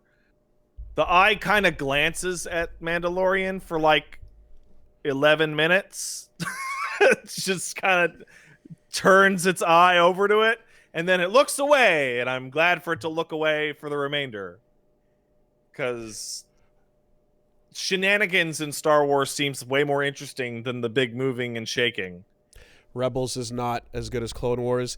I was told Rebels is good for what it is, but yeah, I don't know. I guess take it as not a good endorsement. Yeah, take it as hit or miss. Then I suppose I couldn't tell you. I don't know. I'm just relaying what I heard. But yeah, that's Mando. Good Mando. Excited to see more. Excited to see more Mando shoot people with gun in Star Wars. Enjoyable. How about that Rosario Dawson? I had a moment where I was sitting there and like my eyes were like narrowing because like she's on a lot of makeup. Mm-hmm. Like, is that fucking Rosario Dawson? Because that's they announced it early on that they were casting her as she was standing there preparing to like not do anything or preparing to not particularly take any responsibilities under her belt. I was like, is there a reason? Yep, there's a reason. There's a reason why she's saying what she's saying. Yep. There's a reason why she's acting that way. It's a good reason. Yep, apparently there's a very good reason for why she's like, nope. Nuh-uh. Not doing this. Fuck no. Yeah. So that was good, but I gotta say, I'm torn as to which I liked better. Probably Mando over WandaVision, even though I thought WandaVision was excellent, because there are parts of the WandaVision ending that I don't super care for. Oh, easy. I say easy. Mando wins that. But the WandaVision has the problem for me is that the first 4 episodes were twice as good as the remaining ones. That's what I'm saying is like the premise is strong then you have to still work it back into the universe. And like it was a very consistently enjoyable thing, but back when it was like weird and surreal and a kind of a mystery, yeah, that was much more appealing. And again, it's very easy to figure out, but the question is where you take it. It's super obvious within like 20 minutes what's going on. And the question is just where do you take it from there? So I like what Mando was doing stronger, even though it's a weird comparison to make, but I like it as a movie spin-off series because it stands better on its own. It stands better on its own 2 feet, and you know, they do absolutely bring those tie-ins in, but the tie-ins are way less chained than they are in WandaVision's case. Yeah, I want to give WandaVision a lot of props. One, cool having a show about grief. Like, that's literally all, like, it's about grief. Second, all the aesthetic shit was top-notch. Like, just really, really fantastic. The meme line is a good line. Like, it's decent, yeah. I saw it like on Twitter first, and I was like, God fucking damn it, I can't wait a day between releases on this thing. It's much better. And then I watched it in context, and I was like, that's strong. I like it. I find it very interesting that like every single piece of MCU movie or whatever that comes out is like, no, Age of Ultron was actually super good though. like they keep going back and like adding more to that movie in like insinuation, and it's kind of funny. Now, did the theme of doing wildly inappropriate things in the name of love strike a chord with you? Yeah. Okay. There's a lot of. Part of my problem with the ending is that the ending doesn't go hard enough. The ending is like a MCU thing. Everything gets wrapped up in a nice little package. How did you feel about putting the hoodie up and taking a nice little stroll while avoiding eye contact? That was pretty good. I think I was genuinely expecting like a vicious, mean, depressing ending from that show. And I didn't get one, which kind of made me sad, ironically. No. And I think that's maybe because a thought was given towards a potential season 2 somewhere down the line. Oh no, they've actually said that these shows are not seasons. They're just like sweet. They're their own thing. Awesome. Fantastic. Happy to be wrong on that. Nice. I want to give a huge. So I'm gonna say right now, there's a plot twist in Iron Man 3 that I actually thought was kind of funny, but I don't have any really intense love for any characters in that. But I genuinely think that in terms of meta, in terms of fucking with your audience, WandaVision's supporting cast list of actors might be the funniest goof ever played. I think it's great. There is an actor that is cast as a specific fucking thumb in the eye to me personally, and in terms of me trying to guess the plot, that I thought was just great. Oh man. Yep. Also, Kat Dennings was back. Hooray. Thor girl. Hooray for Kat Dennings. Yes. It's not Thor girl, it's Kat Dennings. Come on. Well, yeah, but she was in Thor. And Jimmy Woo escaped from Agents of S.H.I.E.L.D. into the real MCU. I like the character of Jimmy Woo. and the whatchamacallit,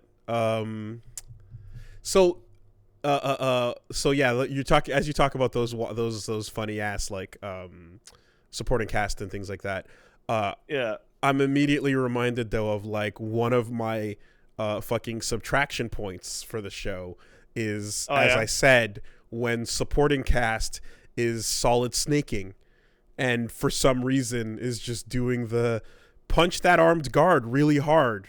We've escaped, and just fucking like, really, we got to do this shit now? Like, can't you just find a better way to bring this together? It doesn't matter much anyway. They leave and they overpower like the 2 guards in full view. Fuck out of here with other that. Guards. It's really obscure. It's really weird and stupid. It's dumb TV primetime shit, and I'm just like, this is that. So sure, but you could have just wrote it a way where it didn't have to go down that silly, Yeah. Anyway. But yeah, all in all, I liked it. Mm-hmm. I liked the weirdness where it's going. Mm-hmm. It's probably even with the issues that it has, I think it's probably my favorite MCU thing in quite a while. Like it's just so much when a weird looking beekeeper crawls out of a storm drain and it's shot like a horror film in black and white. That is legitimately so much more interesting than anything they've done in like the past 3 or 4 movies, including like Endgame and all that. Yeah, no, the weirdness puts it up there for me as well, and the willingness to not just explore like a weird theme, but commit to it for a while, right? And then at a certain point, you're like, okay, we understand what's happening here as we go through with each episode. We know what's up, and then it kind of throws a couple of like thematic twists in, where you're like, well, where are we going with this weird I Love Lucy honeymooners kind of vibe? And then like it pulls a couple where you're like, oh shit, okay, didn't expect that. That's a fun way to like update the timeline, so to speak. I do wanna actually talk about something that is like, it's a more explicit version of what I was talking about before, but I would like to talk like an open spoiler for a second, if we can do a spoiler wording here. I mean, I think we've already said a lot, so yeah. Mm-hmm. They totally get away with it, and that's not okay. Yes, it's not. Like I hope that's building for later, in which they're like, dude, you totally got away with it. No, like, but she told, and Spectrum is super A-okay with it because she's about to go join Carol in space, but they absolutely have her walk out on and away from a group of people, including fucking Kitty from that 70s show, saying, please kill us then. Kill me Literally end my life instead. And save it's like, my children are dying. Yes. So one would hope that they don't then simply have her steer into just being the perfectly good guy protagonist joining Doctor Strange in Doctor Strange 2 coming soon. So the character, that's fucked up. I would not have a problem with this if there wasn't an audience character going, man, you're going through a lot, huh? It's really hard. And it's like, fucking no one cares.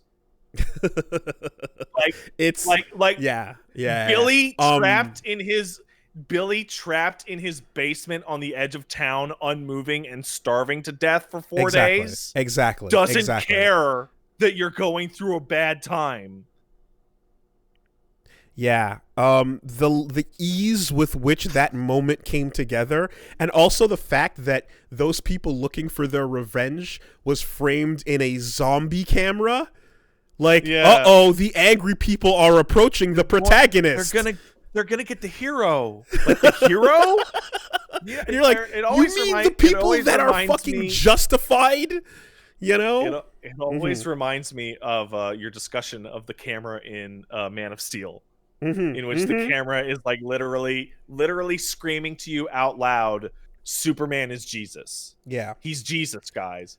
In this, the camera is framing our protagonist as a heroic force in a scene in which they are not a heroic force. They are somebody who's like desperately trying to convince their kid that they didn't break their arm after they threw a drunken tantrum. Like, no, it's fine, Billy. We'll just tape it up. No, you can't just tape it up. And on a second note, I want to say, prior to Captain Marvel, my only exposure to Monica Rambeau was reading Next Wave, Agents of Hate, and in that she is the leader of the bunch. You don't know her well, but she doesn't strike me, from what I remember, it's been a long time ago, but that wacky ass ragtag group, she would not put up with that bullshit. The Monica Rambeau of that comic series would look at Wanda here and go, "What the fuck is wrong with you?" She would go off on her super hard. I genuinely hope that this is the start of a very interesting MCU villain, which they've had kind of trouble with. Like, I can see the breadcrumbs for the future, and I just hope that they don't like shy away from it. That's a hell of a marathon, though, getting them both in. Yeah. Well, Mando was like over the past 2 weeks, just here and there, and Wanda was just like, dude, what's gonna happen next? Like, it's so much more sequential than Mando is. Now, are you primed and ready for Bucky and Falcon? I don't like. I will literally watch it because I'm bought in, and I'm like literally up to date, but I am so disinterested. I can hear it. I can see it. I can just imagine, like. Yeah, no. I'm more than willing to give it a chance, dude, but like I know you're going to watch every second of that dying a little bit, you know. I watched Thor 2, man. You know, Thor 2. Oh man, Thor 2. You know what the funniest thing ever is about Thor 2 that I recently found out about? They were going to have the elves from Thor 2, who were not defeated by the end of that movie, show up in Endgame, and then they just went, nah. Sure. They like that was the decision process. They described like we were originally going to have them in because we wanted to bring everybody back, and then we just said nah. Not like we're going to save them for later. Not like we don't think they'll fit. Just nah, let's just not. Nah, we're. I mean, good. they didn't get Idris to show up. Yeah, that's true. So, you know, assumedly he was somewhere in the background there somewhere, maybe. Man, Thor 2 is like the worst. It's like so boring. It's so fucking boring. Oh man. Compared to 3. Yeah. But yeah, the stage is set. Again, Loki is probably gonna be great. Probably gonna be fine. Yeah. He's got the charm. He's got the. I believe in Tom Hiddleston's ability to Tom Hiddleston his way all over a TV set. And that's all he has to do. But yeah, I don't know. Let's see fucking Bucky and Falcon. You know, soldier it up. Explosions and shields. Yep. If they, you know what? If they lean into nothing. that, if they do more double team hyper combo finishes, that'll be sick. If they do shield combos like that one scene, like why are they beating up Iron Man? If they make that happen a lot, then we're good. So here's my problem with Bucky and the Winter Soldier. Wait, Bucky and the Winter Soldier. Sorry, Falcon and the Winter Soldier. It's a pretty simple problem. Wooly, you ever play an RPG in which you fight a bad man and then the bad man joins your party and he's like a weak ass bitch? Thanks, Magus. That's Winter Soldier and Bucky. Winter Soldier, oh shit. Bucky, whatever. Yeah. Like, Totally. that red star comes off the arm. Who gives a shit? Well, yeah, because when you're willing to just murder for your raw ambition, then you're doing everything 100%. But if you're worried about innocent people and ethics and morals, then you pull your punches and soften your blow. And also, Falcon is a Black Widow with wings. He has a drone. Who cares? He has a drone, though. Like, Falcon exists in a really weird state of my interest in which he's a tech hero. Oh, you Yeah. mean like Iron Man where he builds stuff? No. Oh. Yeah. Like what? Like a gunman. He has a drone. But he can and fly. and he gets to say, "Hey, Cap, on your left." Like I don't. He got to say it. Like I need a bunch of cool wing moves. Give me cool wing moves. Drone. Dude, I don't know. Like, I actually recently, for funsies, just went back and watched like that scene in Ant-Man where Paul Rudd, I don't remember the character's name, Paul Rudd fights Anthony Mackie, like at the Avengers base, and I'm like, wait, wow, that's Captain America: Ant-Man Civil War. Nope, it's Ant-Man 1. Oh, okay, right. The cameo in it. Yes. Yeah. Sorry. And I'm like, wow, this is such a fun little thing from the perspective of I'm watching an Ant-Man movie. Sure. Look, also, he's remember fighting the loser of the group. Also, remember the fun little makeout like smile with Cap, where they're in the car and they're like, yeah, that's great. Yeah, because Cap Won't it is be there. great when Cap's not there? What are you smiling at? Oh man. Yeah. Like I'll tell you what, if they make a Bucky and Falcon show in which at the end of every episode they sit by a fireplace and look at a picture of Cap together, all right, now we're talking, because that's pretty fucking funny. But like, oh man, do you think they'll have the balls to like go see the old man at some point for like 2 seconds? Yeah, they will. Absolutely. 100%. Finale, yeah? Yeah. Probably the finale. They'll be like, did I do okay? You're all right. Now get the fuck off my lawn. You know, back in my day, dude, that was like last year. It needs it. It kind of needs it. It's the only thing that, you can really point to. No other cameo would really matter there. I'm interested in seeing what these Strange and Spider-Man things are how wacky they're gonna be. I assume there will be a level of wackiness that I will find enjoyable. I like Strange. I like Strange. I definitely look forward to seeing where that goes to. Yeah. Oh, I mean, it's more specifically, I'm a big fan of you, like, especially now after WandaVision, of using casting choices to mess with your audience. Yes, sure. Yes. I think there is a that? wide open place. Yes. For Patrick Stewart and David Hasselhoff and Let's Ian McKellen call it and what it all is. sorts of stupid shit. Pat, let's call it what it is. Spite casting. Spite casting, yeah. The MCU can spite cast a whole lot of people for a whole lot of dumb shit. Like I want and Ryan Reynolds and Hugh Jackman sitting in a coffee shop having coffee, just being regular dudes, and they're like, "What's your name, Jimmy? This is Sam."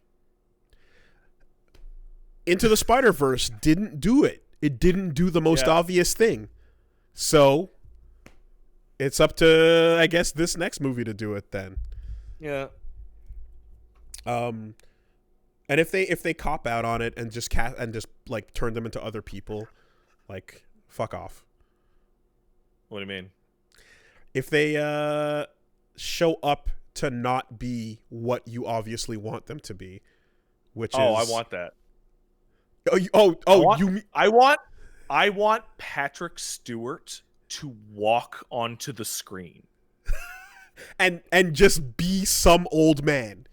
No, I want Patrick Stewart to The walk actor. onto the screen. Yes, okay. And then somebody goes, "Oh man, I love Star Trek," and he's like, Okay. "Yes, All right. pleased All to right. meet you."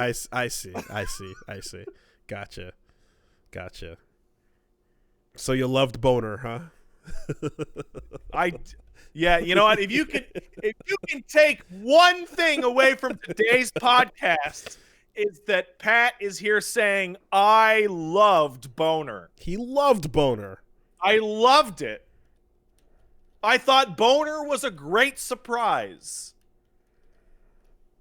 Thank you for the I formatting. couldn't have gotten enough of Boner. There you go. Established. Those other two were for you guys. You have fun with that. Last but not least for my week, I've played a little. Oh man, Satisfactory it's got its hooks in. It's got its hooks in real bad. Yeah, how bad? I left it on last night. Doing what? Automating.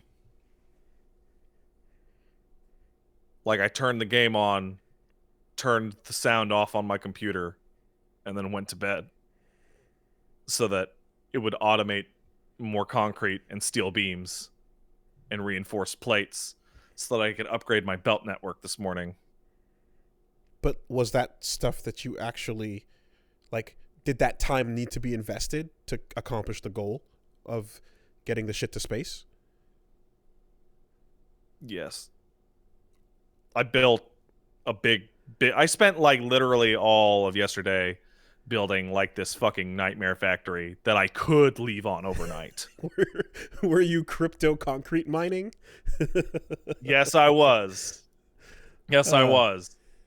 But in expected normal play, did you just kind of, I guess, fast forward some idling steps that were mandatory? Basically, what you would normally do when you're stuck waiting for just an absolute shit ton of materials to process is you would explore the map and make like baby. You would expand your infrastructure out to this, and then start that process up. But like I'm currently in the process of building like a mega factory, and it's like I just want to upgrade my fucking belts. Okay, but how much of this is mandatory and how much of it is it a flex? I don't know. Okay. I don't know, Wooly. Because you don't know how much of what you're making you're going to use for your final shit. Later. Yeah, okay. All right.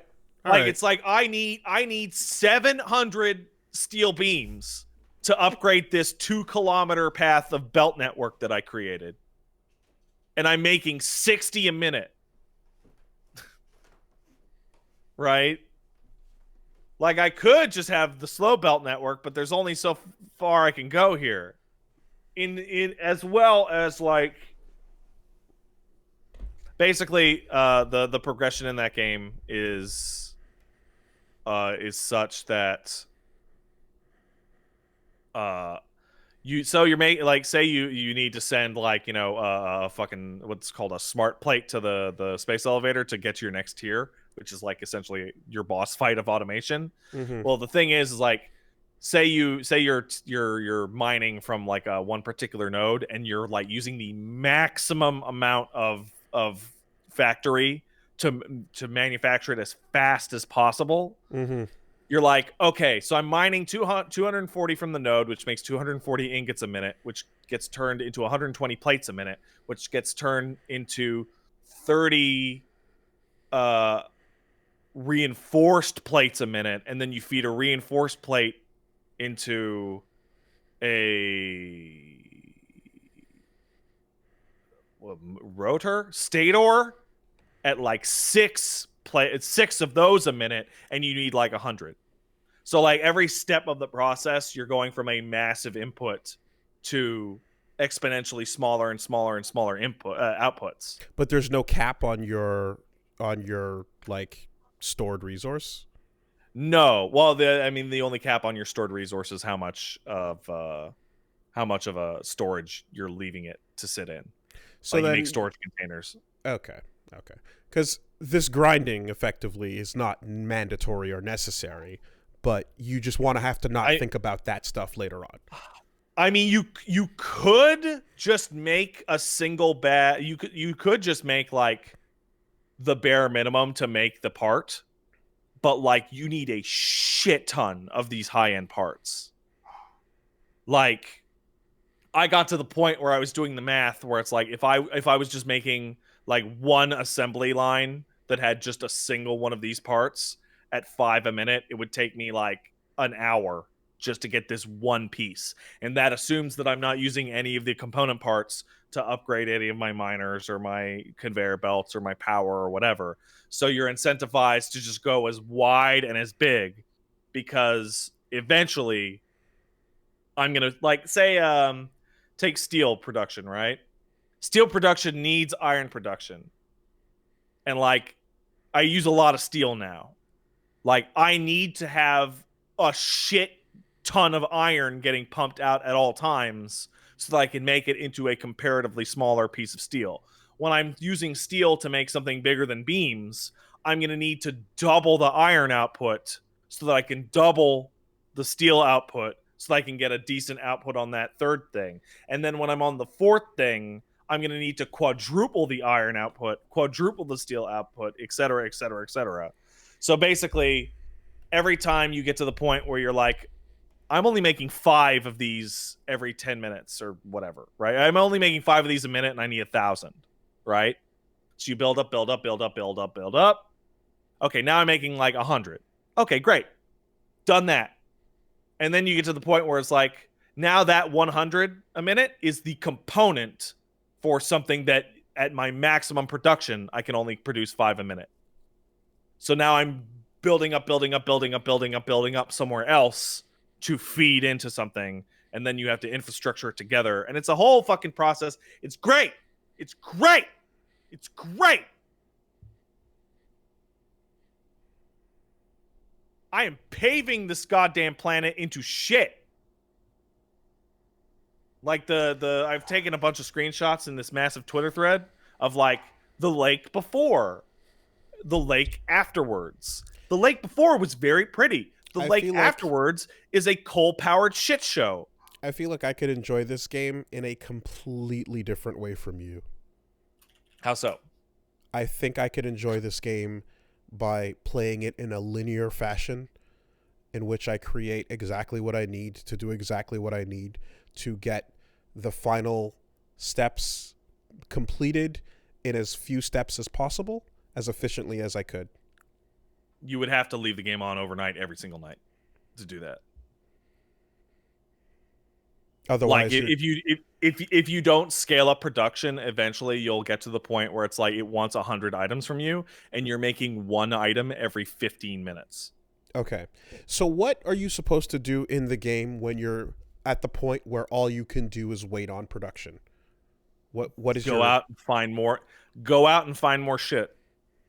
So there is 2 aspects. One, you can explore and fight aliens to unlock, like to basically there's a bunch of hostile wildlife that is guarding like either paths out of your zone or certain resources, right?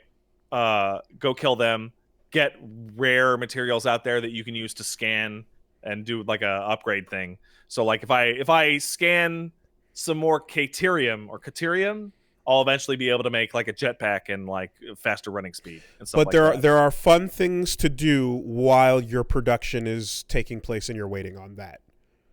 Yeah, you can. The number one is explore, and the number one thing that you're exploring for is to discover more resources and new types of resources. So, for example, where I am right now, I'm on like say the east end of my little map, where I found a bunch of iron and copper and limestone. But on the west end of my map, there's also a bunch of iron and copper and limestone, as well as something called caterium, which I don't know what that is, that I have not expanded to at all. Like, it's completely open, and I would go build baby factories out there and build that whole thing up. In addition, but your goal is not to be the biggest, most high. Your goal is not to be the biggest, most profitable company, series of factories or production line. Your goal is to get a series of important components into a space elevator. Yes, but in order to get those components, you are going to need to build up. Like the scale. You remember that giant spreadsheet I showed you? Yes. Last time? Yes. So that enormous, complicated diagram was to create 60 items a minute of the desired item. There were like 60 different factory parts in that, as well as like 4 nodes, just to create 60 of them. Eventually, you need thousands of these fucking things. Like, if you were making only the minimum amount of moving parts to manufacture an item, it would literally take an hour, 10 hours, 50 hours to get the amount of parts. You need to build up as big and as massively as you can. Okay. So, all I'm trying to really get to the heart of what I'm trying to get to is that you leaving the game on overnight to do what you did satisfies your approach, but that's not what everyone needs to do. Yeah, well, the reason why I left it on overnight is pretty simple. You can only get resources as fast as the conveyor belts that you're using can literally bring you those resources, right?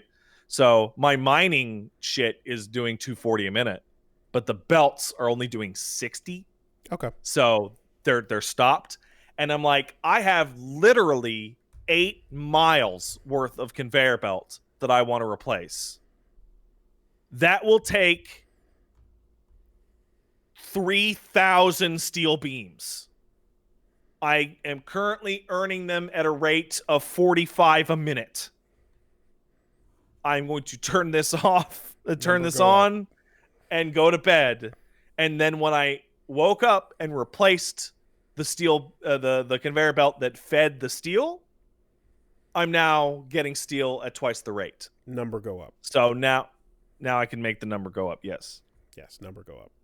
It is the absolute most number go up thing ever. But also, figuring out how to feed these things into each other is fascinating, because you're building up like 16 constructors in a row, right? And you're like, I need to figure out how to fit these in a space and have them all connect to each other and actually spit shit out. And after that, and this is something that I'm currently not the best at, is you have to try and figure out the math on it, because this machine eats 60 a minute and 120 a minute of these, but each of these only kicks out 10 a minute, and these ones kick out 15 a minute, assuming the same input, and the numbers don't all quite line up. So you don't want to have things that are just like being fed too much so that they choke, or fed too little so they aren't working at 100% capacity. And to answer an earlier question, Wolves, as to stuff to explore and find out there, I think the best example of what this game is about is there is one big cool collectible in the game. Like, the game has a series of collectibles that are like the best thing in the game you could possibly achieve, and that is big green alien slugs. And the reason why you want to explore around and find these big green alien slugs, which are unique and like placed, they're like actually like unique items, is that when you get a big green alien slug, you can turn it into a turbocharge that you can plug into any machine to kick it up to 150% or 200% or 250% efficiency. Are they always even in the same exploration? place? Yes, they're all in the same place. So even the exploration is literally just the best thing that you can get is something that makes your factory go a little bit faster. Okay. It's a good game. It's fun. I like it. It is. Oh, it's so good. Like looking down at like this fucking monstrosity of anti-nature that you've created that is spitting out like fucking all these steel pipes, and you're like, dude, I could build a big fucking tube with that pipe. Or What does looking your at Steam, your what does your Steam number say? What does your Oh. Steam hours say? So the Steam hour is between two different saves, one on the grasslands and one on the rocky frontier. And it says 53 hours minus the 7 that I had it on last night. So 46. Okay. And will you be doing more of that this week? Yes! I'll be streaming that this week, as well as some other shit, such as Adios and Moondown, which is a weird-looking horror game, and its parent games, Factorio, this week over at twitch.tv/PatStaresAt. Doing evening hours again. Now that I'm going back to bed at 5 a.m., fucking daylight savings, we're back to evening hours. So show up around 7 p.m. in the EST. There's an update for Satisfactory tomorrow. Do you know what they're adding? They're adding gas. They didn't have gas before? Nah. Like the last big update was liquids. Okay. Now they're going to have gas. Like nitrogen and shit. Cool. I don't know what that's going to be put into. I got to use the bathroom. Yeah, me too, honestly. All right. BRB. BRB now.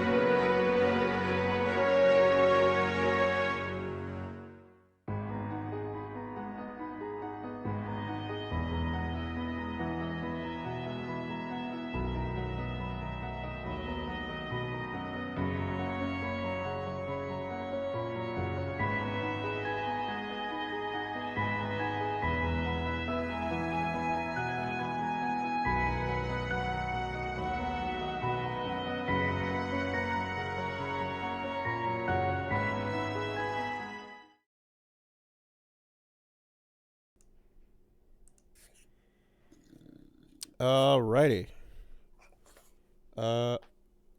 So What's I up with will you, Wooly? take it. Over at Wooly Versus. Take the baton. Yeah, I had a bit of a week. Some highs and some lows, and some, in betweens. Well, for starters, I am happy we got to celebrate our anniversary last week, which was congratulations. pretty cool. And there were plans that were made, and those plans were pretty rad. The plans were made. We set up an appointment to go north and go dog sledding. Oh, really? Yeah, because that's a thing you can do. And Okay. we were gonna go fucking hit the trails and then check out this awesome place with hundreds of dogs, and you go, you meet them, and you hang out, and then you get a team, and then you learn how to How to mush. and how to do the thing. And sometimes you have to kind of encourage them by running alongside them, and then like you go uphill and downhill together and shit like that.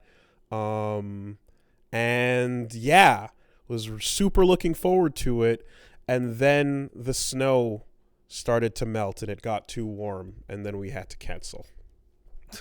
So our reservation got borked. And That sucks, bro. the day of, we had rented the car, we had bought the equipment, got the snow gear, I got my fucking little head cover and my goggles ready. I was ready to go mush, and it just didn't happen. We got a call the morning of to say that nope, and we waited specifically to like allow there to be a cancellation at least the night before, because we got everything ready the night before, knowing that could happen. Yeah. But they called the morning of to cancel it, so that fucking sucked.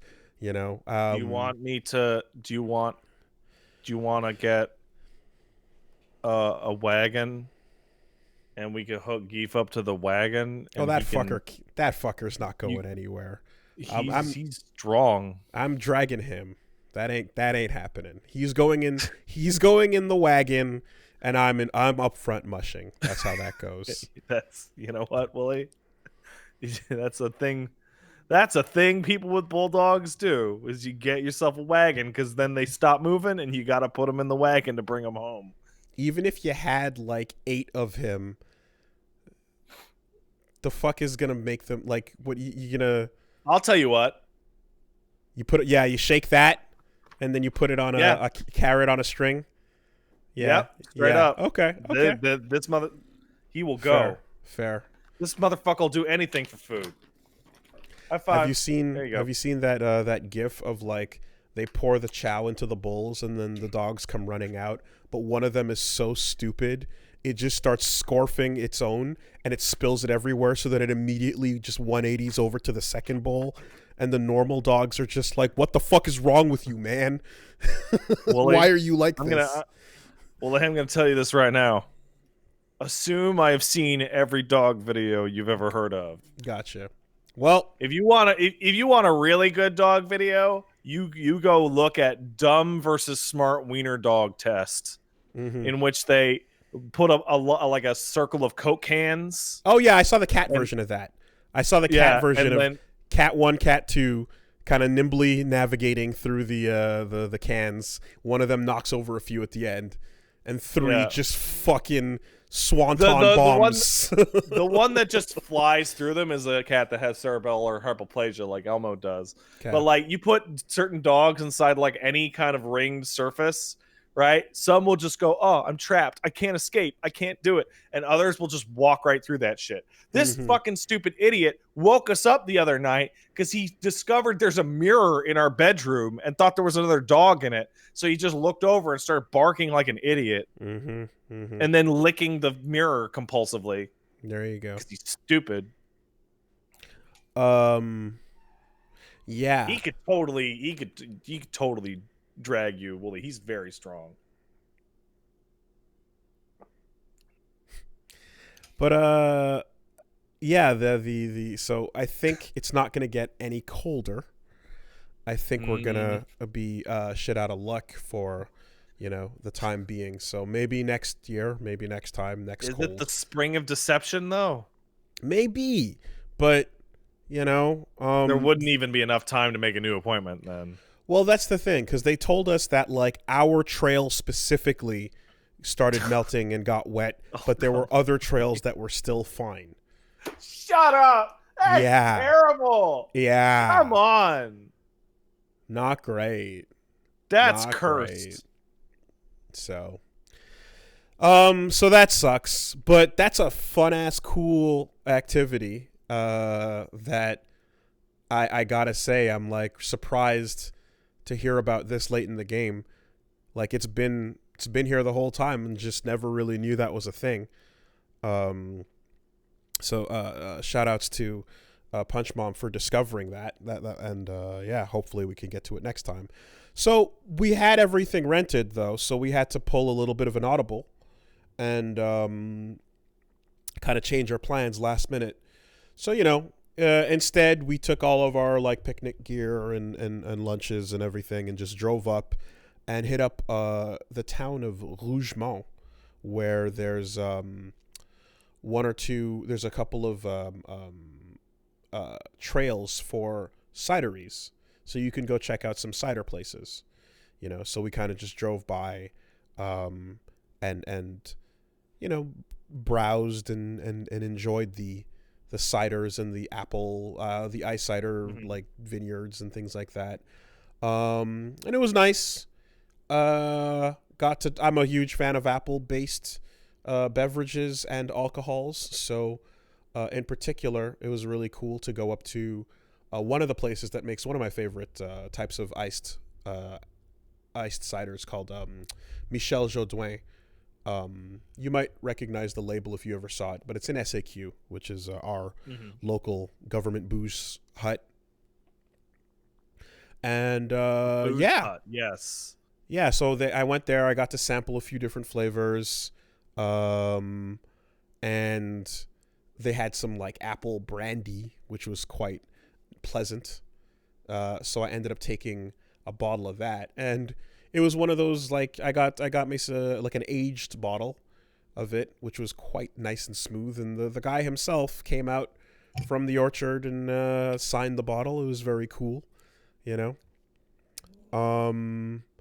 And then there was one or two areas where usually they would have cabane à sucre going on. But now obviously like they don't have the fucking snow and things going on because safety and security and whatnot. So it's kind of just like we got the shop open. You just kind of you distance, you walk in, and you can browse some of our maple based products. For those who don't know, cabane à sucre is basically sugar shack. Yes, we have areas up here in Canada where you can go and they have maple syrup that is tapped straight from the trees, and then you put them on snow.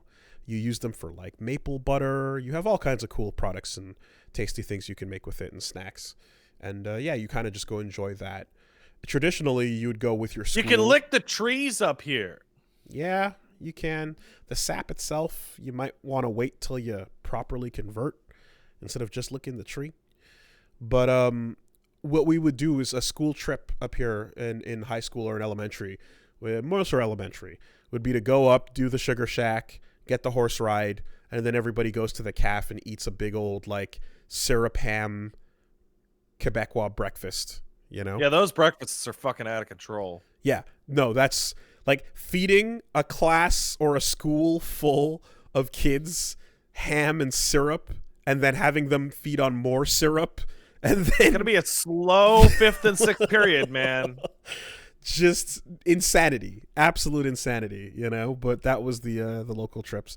So yeah, we did it this time around. Just went up and just enjoyed the little drive and the sights and things like that, and it was fun. In the end, I've been getting crunk off of apples for the last couple days. I've been enjoying it. It's nice. If you've never had apples.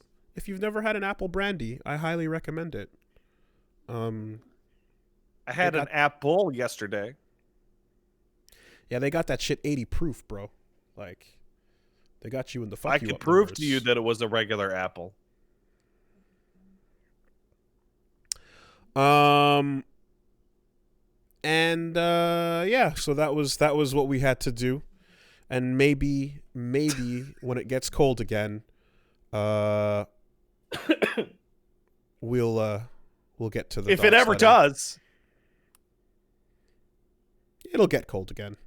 Who knows? It's the first time I'm like actively looking forward to it getting cold again. Yeah.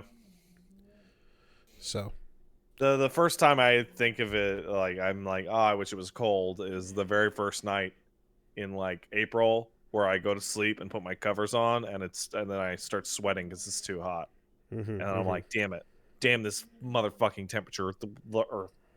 I had a couple questions about this process too, because when you call in and they're like, oh yeah, so come on down, you can head to the kennel, you can meet everybody and do everything, and it's like cool.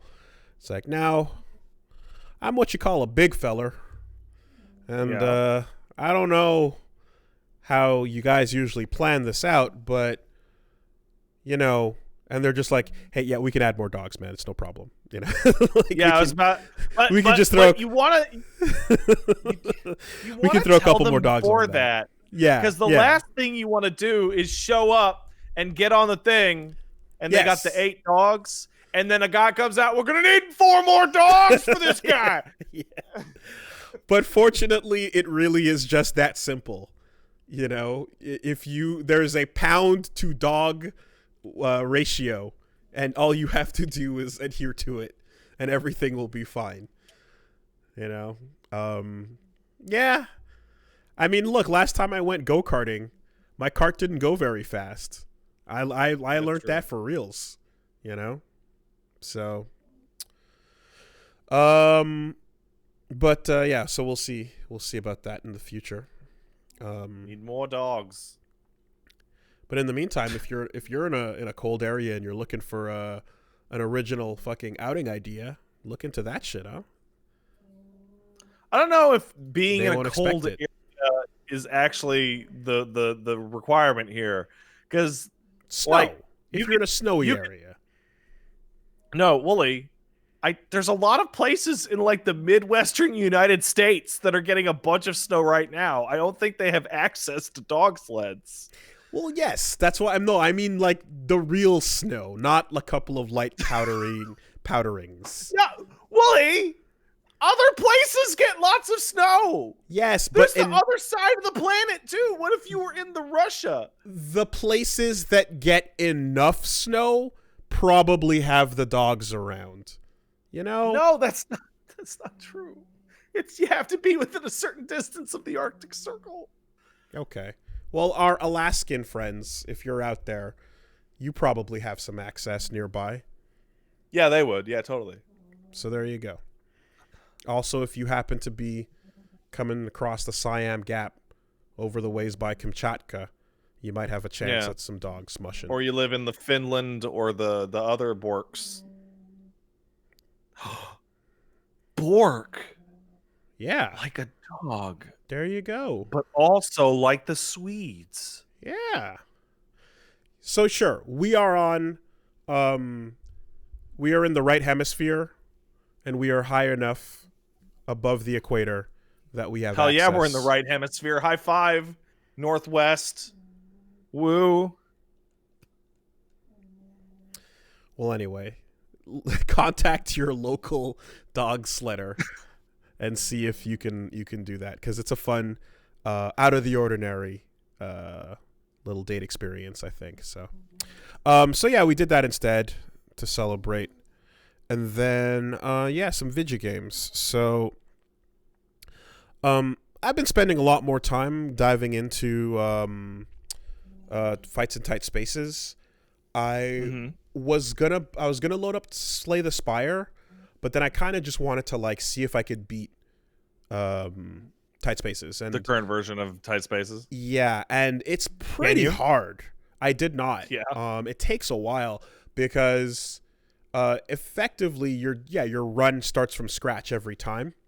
And as you unlock further environments, you can start them underpowered with a default deck, but you stand zero chance, you know?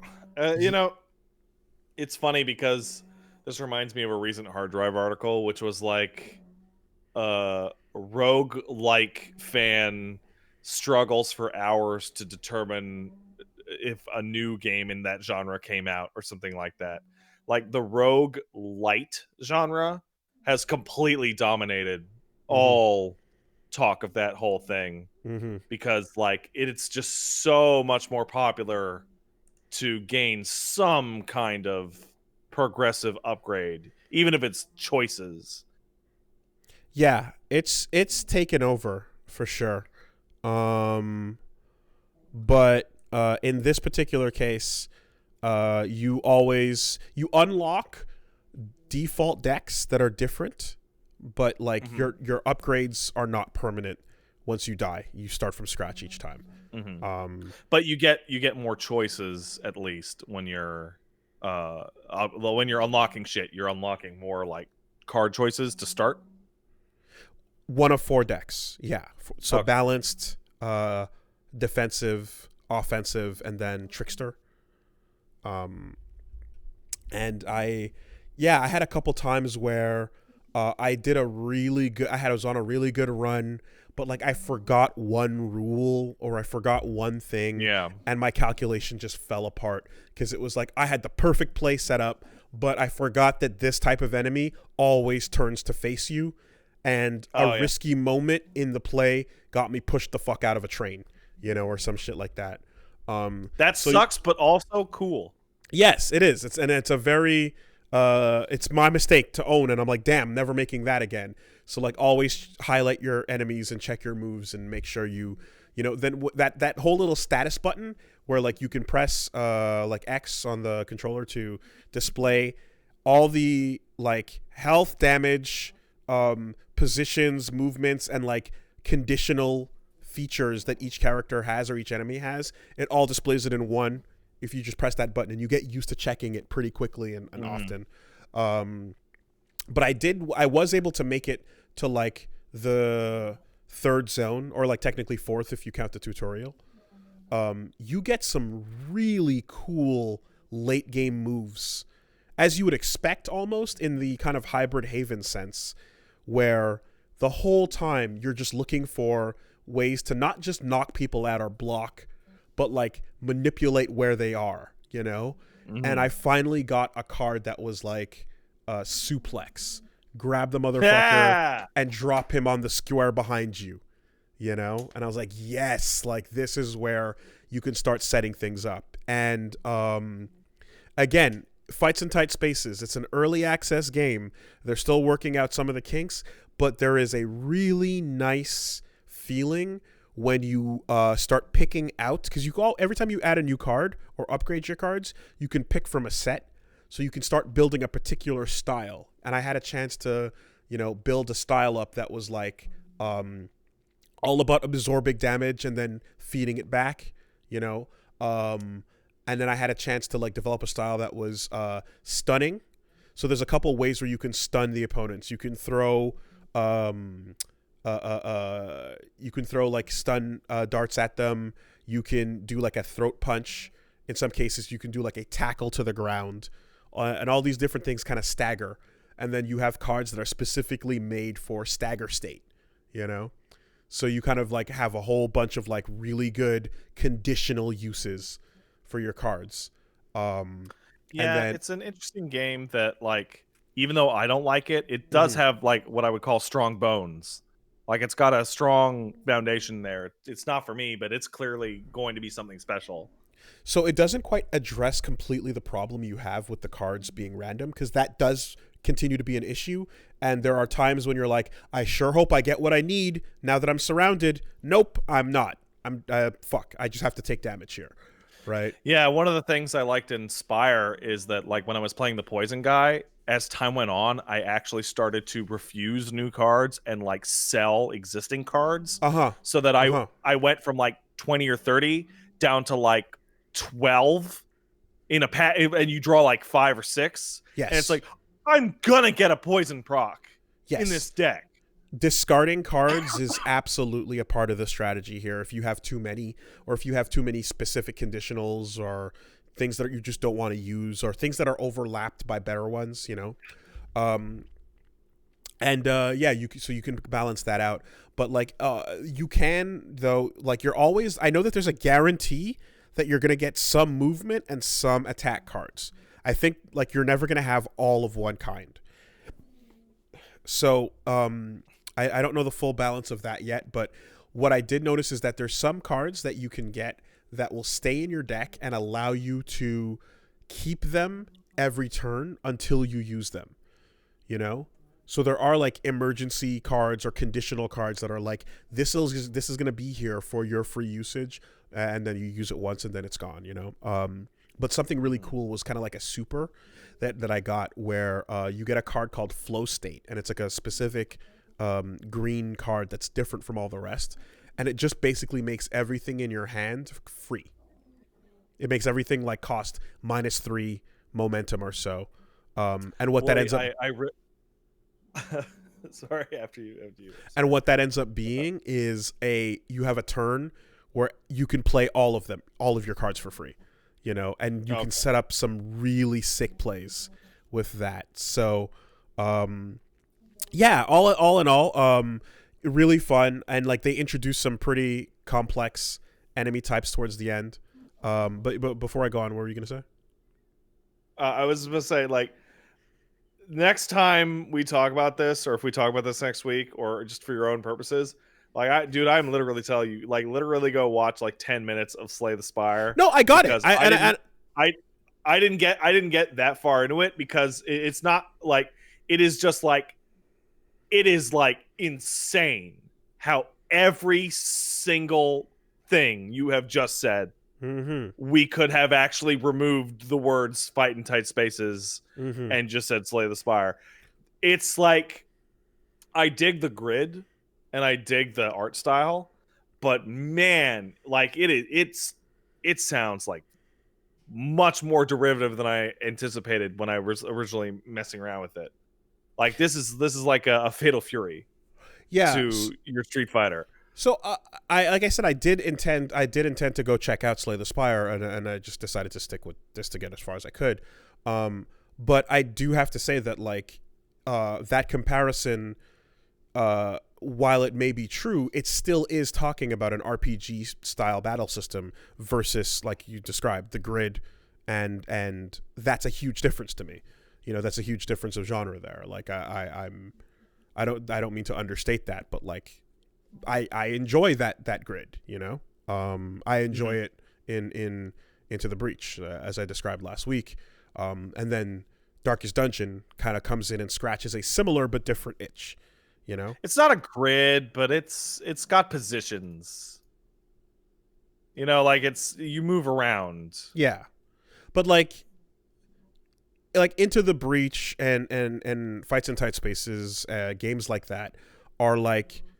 The you know, the isometric grid is like literally live or die. It's like in one turn this tile is going to become a death pit.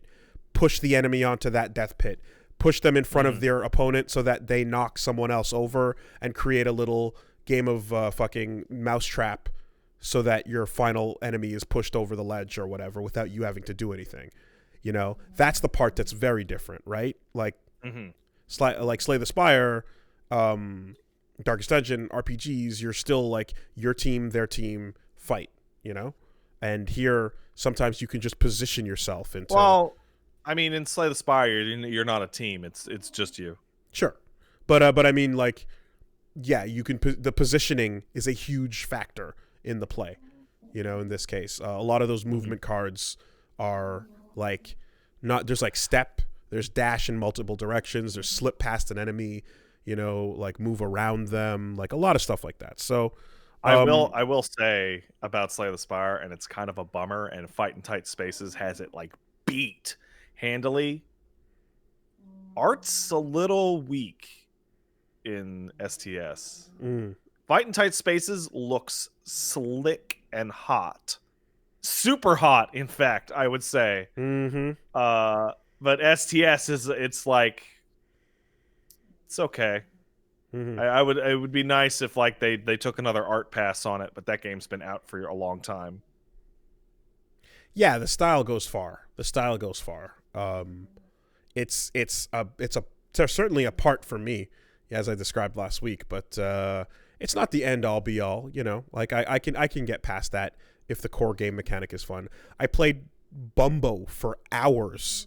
Like Dude, I unlocked Bumbo like almost is a everything. mess. I unlocked almost everything in Bumbo. I love it. Like the way that Bumbo has been treated, I would like very highly recommend that you be careful in the future. Not you, but like everyone of like supporting like Macmillan in the future, because like that game got dropped. Like that game did not get an update for like a year. And of course it just got updated. What is this shit? Why is it always like this? Yeah, what exactly are you talking about? I mean, I honestly Edmund reached out and sent me a code. Thanks to him, I was able to play it. It was literally not updated for the longest time, and people thought it was abandoned. And as soon as I decided to say that out loud, it's been updated and it's being supported again. God damn it. Why is it always got to be like this? But, well, enjoy your update in Bumbo, guys. I'm glad I was able to do it for you. I was glad I was able to make it happen. Okay. Well, even before that claim, I still super disagree with you, because I mean, the game that I was playing, I played it for a very long time. I have not unlocked everything in it, and I enjoyed the fuck out of the hours and hours and hours that I put in. So I wasn't even thinking about an update. I was just kind of playing what was there, and I got a lot out of that. So I don't really think, I don't know, I think it'd be a pretty wild stretch to say don't support his games.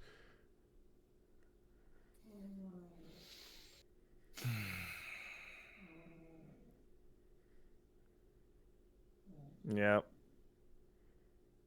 That's what I get. Like, that's a really... Dude, I was talking to somebody about Bumbo 2 weeks ago. Okay. God damn it. Well, as someone who has fucking spent the time, got tons out of the original unupdated game even, I would not say that that's not worth the, like, playing. Like, that's... Yeah, no. Man, it is a shame they canceled Elden Ring from its original release date of next week, and that now it'll never come out. Okay, well, anyway, all I was trying to say is that the style of Fights in Tight Spaces is not the end all be all. It's really cool, but like Bumbo is literally moving bones and shit tiles around, you know. Yeah, the Isaac, of the aesthetics to pick, it's been a weird one, but it seems consistent. It's all baby poop, piss and shit and bones and so, and I was able, and I enjoyed the fuck out of that just on a system level, you know. Yeah. Anyway, like that type of game is really fun to me. I'm gonna be certainly all about it. And again, it's a less. I find that it's like turn-based is a stress reducer. You know, it's a way to just idle, and like kill time while you're like, you know, resting or something like that. So, Fights in Tight Spaces, yeah, super good. Continue. Hey, before we move on, in case Macmillan is actually listening to this, I would like to apologize. I was poorly informed and thought that the work on that game had stopped or been dropped, and I was literally checking the updates for Steam like a couple days ago because it was on sale, and it said the game's still buggy and it hasn't been updated in like a year. I was not aware that it was getting updates, or had in fact recently been updated. That's my bad. Good form. There definitely were bugs when I was playing, certainly, but again, I still heartily say that that's a good ass game, worth your time, and worth checking out. Yeah, that's what I was saying about fights in tight spaces. I also started Strikers, P5 Strikers with Dude, I dropped that. I gotta get back to that. Yeah, started with Punch Bomb, so might take a while to get through it because we're playing it together. But it is a really. I know that you mentioned earlier that it's really just secretly P5 too, but it's like I've played 3 hours so far, and I've fought for about 10 minutes. Yeah. Yeah, that's a Persona sequel. There is so little Muso happening in this Muso game. It's startling. Yeah, you know? It's like, and even when you get to the fighting, it doesn't play like a Muso game at all. Yeah, I mean it does in the sense that there's a crowd that you're slashing at. No, because that's the first big fight that you did, right? And the second and third. Yeah, but after that, it's going to be all little groups like a normal encounter in Persona. Yeah, the big fights are like mini bosses. Well, what it seems like it is, at least again from doing the initial couple of fights, is that big group area is the tutorial, and then you enter a dungeon, and then the dungeons are P5 dungeons that lead to a big room with a bunch of enemies that spawn in on it. So you fight a group in a big room full of dudes. Yeah, per dungeon, I want to say I fought like 3 groups. 3 of those big groups, and they were all like mini bosses. So like you're still ultimately one dude swinging at a crowd of 50 or whatever, and then but it's not the open field of Dynasty Warriors or even Hyrule Warriors. No, like you're getting into random battles with like 5 guys in 95% of your stuff, and you're using your skills on them like you usually would. Also, those fights end in like seconds. It's very fast. So you're really not in this for the fighting. You're in it for the extended Persona plot. Get to that boss. Yeah. Though the boss fights are fucking crazy difficult. I've had one so far. And you did? The bunny? No, the horse. I forgot its demon name. That's not a boss. Oh. I'm talking about the end of Dungeon Shadow. Oh, okay. Then I'm right? not there yet. Those things are fucking crazy. They're very, very difficult. Okay. And they're not the end of the world, like, it takes like, 8-9 tries or whatever. But compared to everything around them, it's a fucking jump. Okay. Yeah, but anyway, my only point is that my expectations were not this. My expectations were I was expecting Hyrule Warriors or Berserk, and this is not what happened. This is like it's a completely like it genuinely feels like they just moved the camera over and had the fights play out in real time instead of turn-based. Also, running around familiar environments, in Shibuya and Yongenjaya and stuff, like while the camera's trailing you, it's really weird, but it's cool. It's cool to be able to like 180 some static camera moments and be like, oh, that's how this looks from that side. The camera in Joker's room was just super bizarre. And I was like pointing that out to Punch Bomb, and she's like, I don't see the difference. I don't remember. And I was like, yeah, it's fine. Yeah. Just it's a lot more free. The camera's floating behind your shoulder, and it's kind of weird, but it's cool.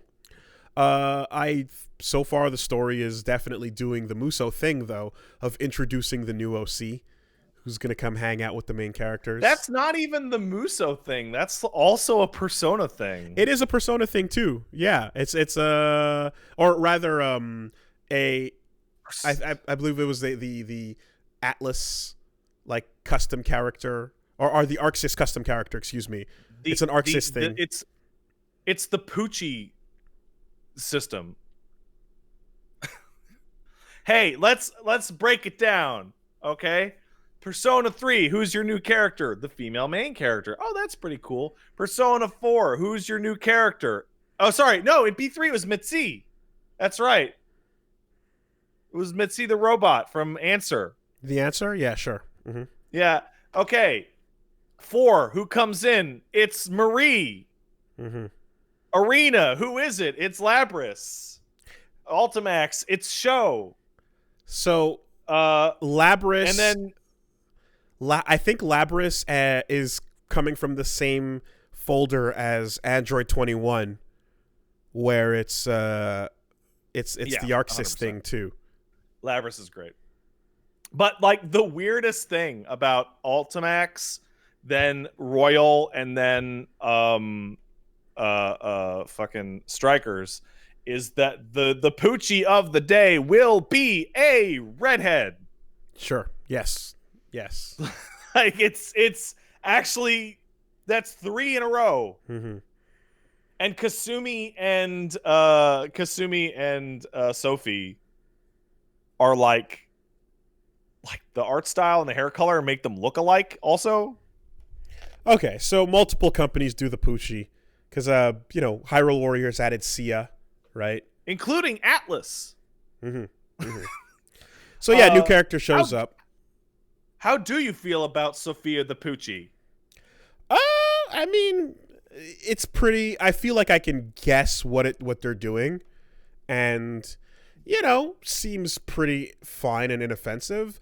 Her codename's dumb, but I'm upset that the choice of codename provided a significantly better one than the one you end up being forced to use. Mm-hmm. Sophia's great. Should have been Mochi. Her like, I think that character is fantastic. She's my favorite of the additional Poochies they have added by far. In fact, I'll be honest, I like her better than some of the P5 cast. Okay. I've got to spend more time, but so far seems fine. I like her better than Aegis. Wow. Damn. That's a lot. I like Aegis. That's wild. Well, I liked Labris better than Aegis. I like Labris too. That's what I like Labris. Oh, Labris is super good. Labris is really cool. So, let's see where this goes. But I had her introduction scene and then one or two beyond that. So it's all I'm really judging is a character design at this point. Let's see where the plot goes first. Dude, you played a couple hours. Could Makoto stop being like a narc for like 2 seconds? Fuck off, Makoto's rules. She's such an awful buzzkill. I like her. Horrible buzzkill. Terrible. I like Makoto. She's definitely always going like, okay, guys, come on, let's get serious. But she's still very fucking cool.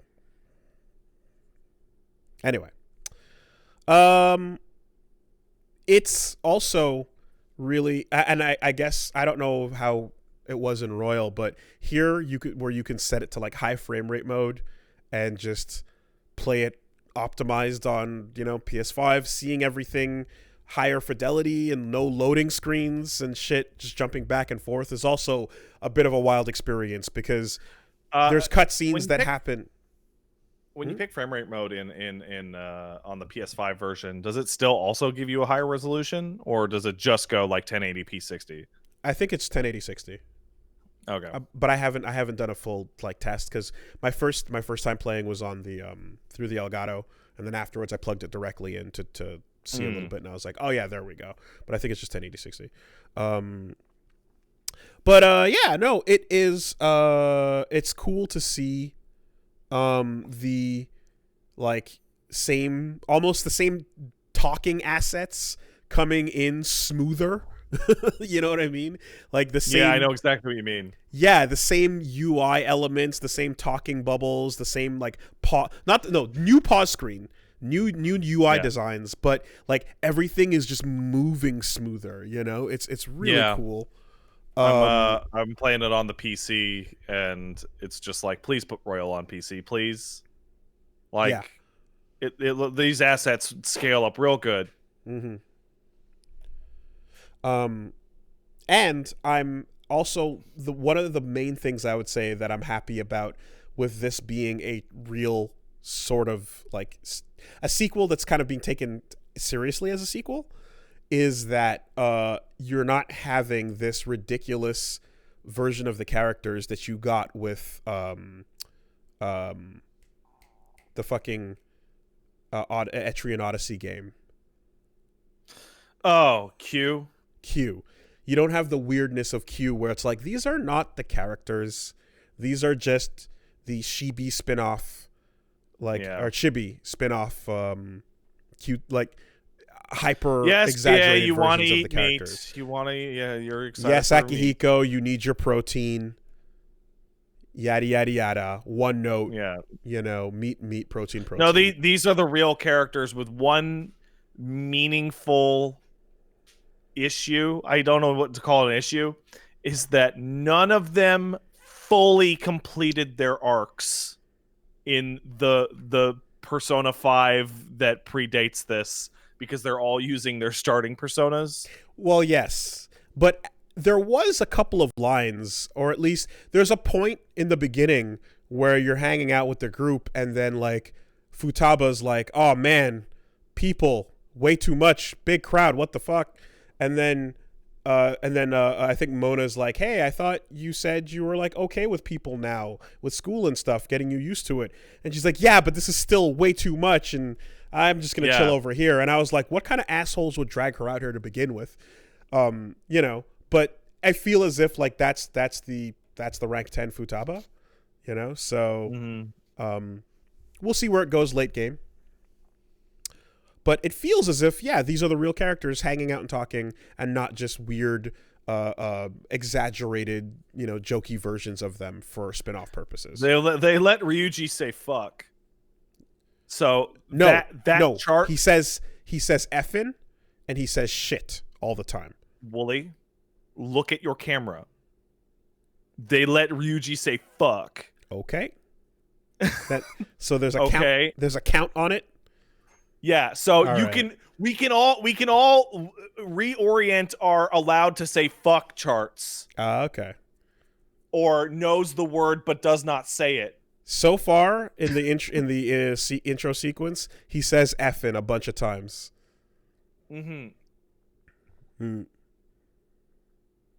Cool. Okay. But yeah, you know, pretty fine so far. I wish like the combat seems fine. I'm waiting to experience more of it, but like it feels like you can. It's got the same introduction they all have. Man, it's crazy. Like 4 hours. I don't get to play. You can use environments and shoot your gun and call in spells and use your persona. Like, you know, it's all there. It's all there. Yeah. I just realized something. Persona games always have to have such a slow start. Even the fighting game, it was hours before you got into a real fight. Story mode shit. Dancing all night too, you know? Like they had the oh my god. Massive. Yeah. Which again is preferable to the Q alternative of look, it's the face. Look, it's the line. Say the thing, Chie, Akihiko, you know, every other member of the cast in 3 and 4. Say the line. Yay! Say it. Yeah. Anyway, so far so good. We'll see where that goes. I'll prepare for difficulty on those boss fights, but if they're rare, then yeah, why not? They're pretty rare. It's like you're coasting through the dungeon, and then you get to the boss, and it's like a fucking smack in the mouth by comparison. We also took a look at the hot topic of the week in the FGC, which is the King of Fighters 13. Again? Is it because of those incredible sprites? No.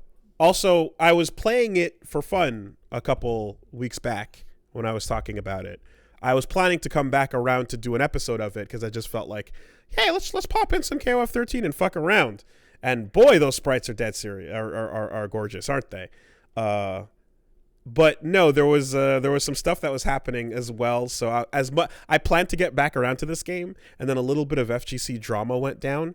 So then FGC drama, a little bit of FGC drama went down. So then I was like, yeah, let's play it. Let's play it this week. You know, we elaborate fully in the episode, of course, and go into the whole bit. But the TLDR of the situation is there's a couple things people know about the KOF 13. They know it has some very gorgeous sprites, as we've talked about. Beautiful sprites. Incredible Although sprites. you will find tweets clapping back against that, saying sarcastically, KOF 13 has gorgeous art, and then they show you hyper exaggerated characters like that super dumb big buff guy, or like super big forehead girl, and like whatever, because you know, some of the proportions are pretty wacky, like Mai and Yuri's faces. Yeah, you know, and it's true. It's stylized, but at the end of the day, art. yeah, I'm like, yeah, that doesn't mean like the game's not gorgeous. Like they have some style, they have some exaggerated choices, but I don't find them offensive, considering, you know, the over the years, like they've exaggerated a bunch of things, and we've seen like Athena's face go crazy in some of her iterations. So, you know, I don't give that much water. But that aside, the real discussion topic is the trial mode, because the game became a little bit infamous for its trials. When it first launched, it had a series of missions that were really, really hard. And this again? Mm-hmm. Always with these trials. Always with the trials. So basically a tweet came out where someone gathered a bunch of the like videos that like FGC content creators had made. So it had like Max, Kizzy, Jay Wong, and a couple of other people in like a list where it's like thumbnails of them going, man, like KOF 13 trials so hard, with the thumbnail face going like, holy fuck, you guys weren't kidding, you know, and all that stuff. Basically saying, don't do this. This sucks because this is shitty because it hurts the fan base by putting out the perception that this game is super difficult to get into, and it scares people away by going into the KOF 13 hard trial meme, right? And then that got really like that quickly basically degenerated into people going like, you're ruining our community, this is our game, you know, to which Max is like, yeah, okay, sure, our game, and then it got weird and gatekeepy, and you know, and then like Jay Wong is weighing in on that too, going like what are you people talking about? That right? explains a series of tweets that I saw a few weeks ago. Is this a couple weeks old? Is this like an ongoing thing? About 1 week, honestly. It happened last week. Okay. Mm-hmm. Okay, because it's funny, because like I saw people talking about this like a month ago, and it was your friend and mine who loves King of Fighters 13 going, I don't know why people say these trials are even hard, and was like putting up videos of him just like effortlessly busting them out, and then showing off a bunch of completely fucking dank 2002 nameless garbage that's way harder, and going, this combo sucks, I hate the execution on it. And I go, oh, I guess the trials aren't that hard after all. So this is a really funny follow-up to that. Yeah, and honestly, none of that matters in the end, because Dropkick you know, just hold drop kick. But so it was particularly, it was interesting to see because people have different takes on it. People have different sides. So yeah, what you're describing exactly, like, yeah, you know, Buttons went in and was talking about like how that wasn't much of a thing, but also doesn't like the game, which is more than fine. You know, that's his opinion. People are allowed to be wrong. It's you know, their prerogative. That's not the point. The point is that this particular thing was about how the trials are creating a perception of difficulty that scares away new players, and that it memes the game into being impenetrable. And it's like kind of like Virtua Fighter. People just kind of go, "Oh man, that thing's too hard," and are not willing to try it as a result. Which is a perception that people can have, and is something that will definitely, we can look back and say, yeah, there's probably been some people that heard about this and went, nah, I'm not going to try it because of what I heard. But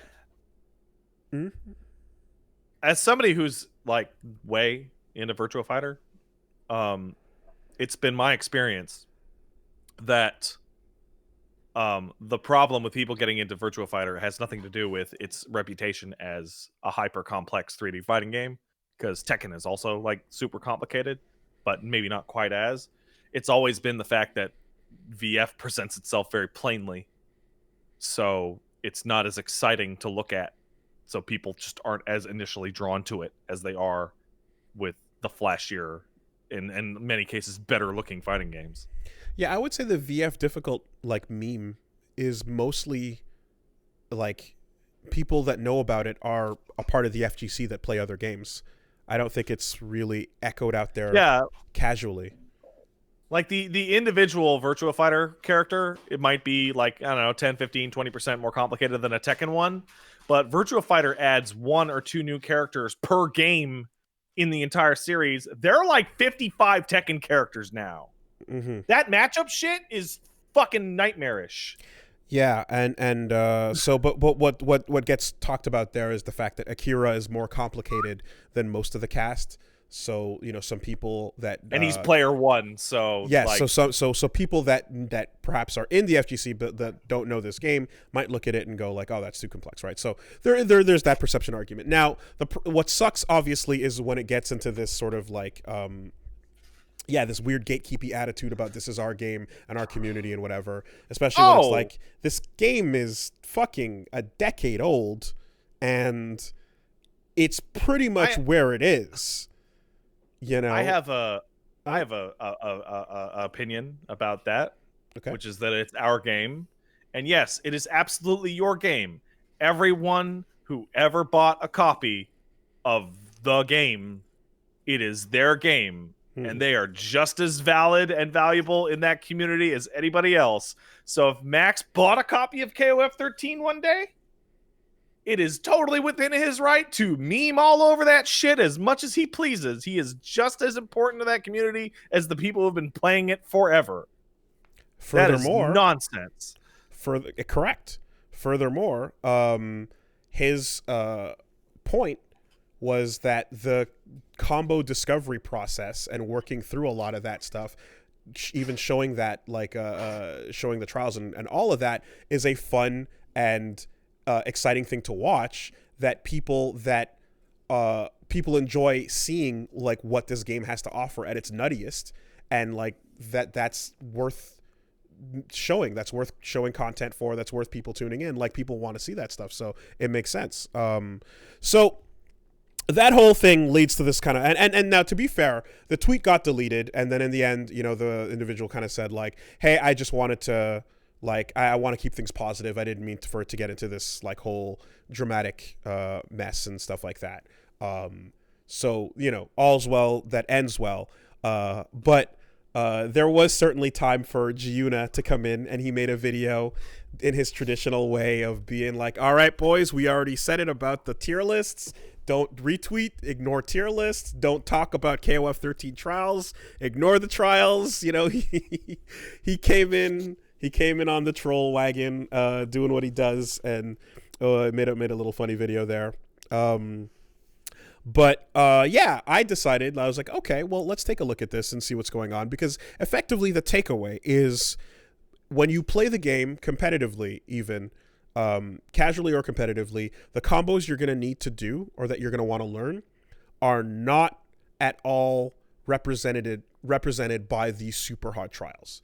These super hard trials are kind of just a extreme showcase take on what's possible, but when you see them at their wackiest, like that's not necessarily what you're going to be trying to do as a regular player picking the game up, doing your bread and butters. So the perception of these insane trials as the things that everyone has to do is not the case. Now, in most games, I feel in a lot of fighting games, they'll show you the first couple trials will be practical, and then the last couple will start to get into the wild, less practical, but pretty extreme for whatever purposes.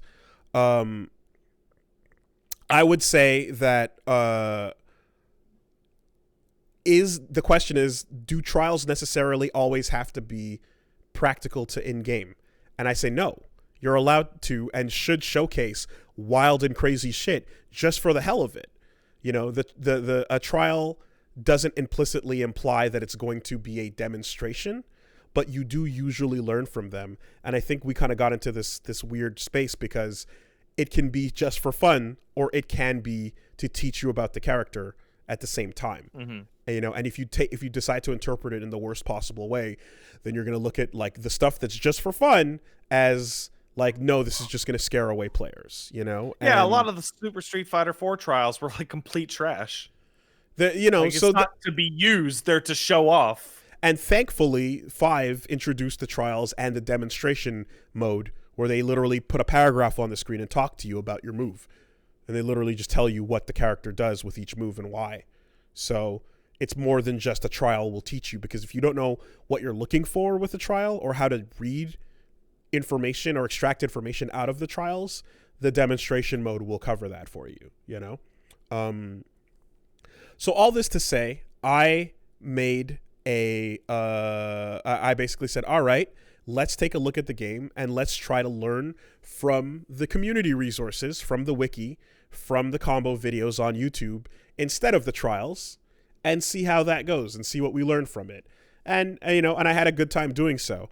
Reggie joined me as well, although his take on the situation is more like it's stupid to exclude the trials, because what you should do is look at them and see a part of a string that could be educational to you or interesting, and just go back and use that, right? Take parts and pieces and put something together on your own, because like that's the type of player he is, and he likes to lab monster and go practice what the game shows you in like different out of context ways. So yeah, blah, blah, blah, all this to say that you the attitude you want to have is not one that says, hey, like this perception is scaring people away from our game in this way, and that you're not welcome to like sort of make this kind of content and stuff. Because again, like I do think that people that are like, once you touch the game, in many cases you touch Tekken, you touch Virtua Fighter, you touch Marvel, even all these things, big, like hard or not, like there is a basic point where you start to discover for yourself that like, okay, I can't do much, but the couple things that I can do allow me to be at least this successful, right? You kind of, and if the game is early on in its life cycle and you have other competition that is fairly new and everyone's learning together, we talked about this a little bit with Killer Instinct, but you'll have a better chance of running into someone that's around your skill level. But like, I think that like you can't really account for people's perceptions and the way they react to seeing something like that. It's hard to say that like just posting something that looks complicated in a game, like just posting the most advanced replays of something, mean that everyone is going to play this way, and if you can't play this way, you're not welcome here. Why even bother? I don't know, man. Like, I'm of the opinion that if my game, if Max and Sajam and those guys and Jay Wong were putting out fucking videos of like, oh, this bullshit one frame knee in Virtua Fighter, my reaction wouldn't be, how could you make Virtua Fighter seem complicated? I'd be like, I can't fucking believe they're covering Virtua Fighter. Well, there's that. KOF 13 came out 11 years ago, has bad online play, and is not the most popular game. They should be fucking thrilled that people are making KOF 13 videos. Yeah. Like, what is the problem? People might see those trials and go, oh, cool, that game looks fun. I should try it out. It's like $5 on Steam, probably. And if you're inclined to look at it and think, that doesn't look fun, I don't want to do that, I don't want to touch that, then there's very little you can say about that.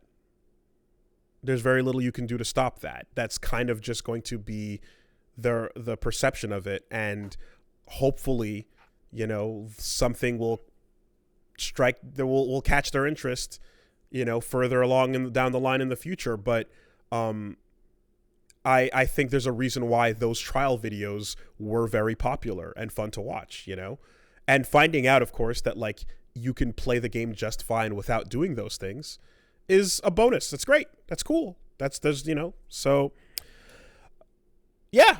So it was a little bit of nonsense popping up there. And you know, so we had an episode doing that. And yeah, I had fun. It was fun. We did some basic bitch combos. We learned some simple ass strings with the characters we wanted to, you know, workshop. And then we took the single 1 or 2 combos with each character, very short and sweet. And we went into some matches and played and had a good time. And that's all that you really need to think about, you know? You don't have to get all caught up. Let me ask you a question, because you would know better than me, because he keeps showing up on my timeline. Is Sajam cool? Sajam's cool. Okay, Sajam's very I'm going to cool. follow Sajam. Because I recently watched... Sajam is one of the best fucking fighting game commentators in the biz.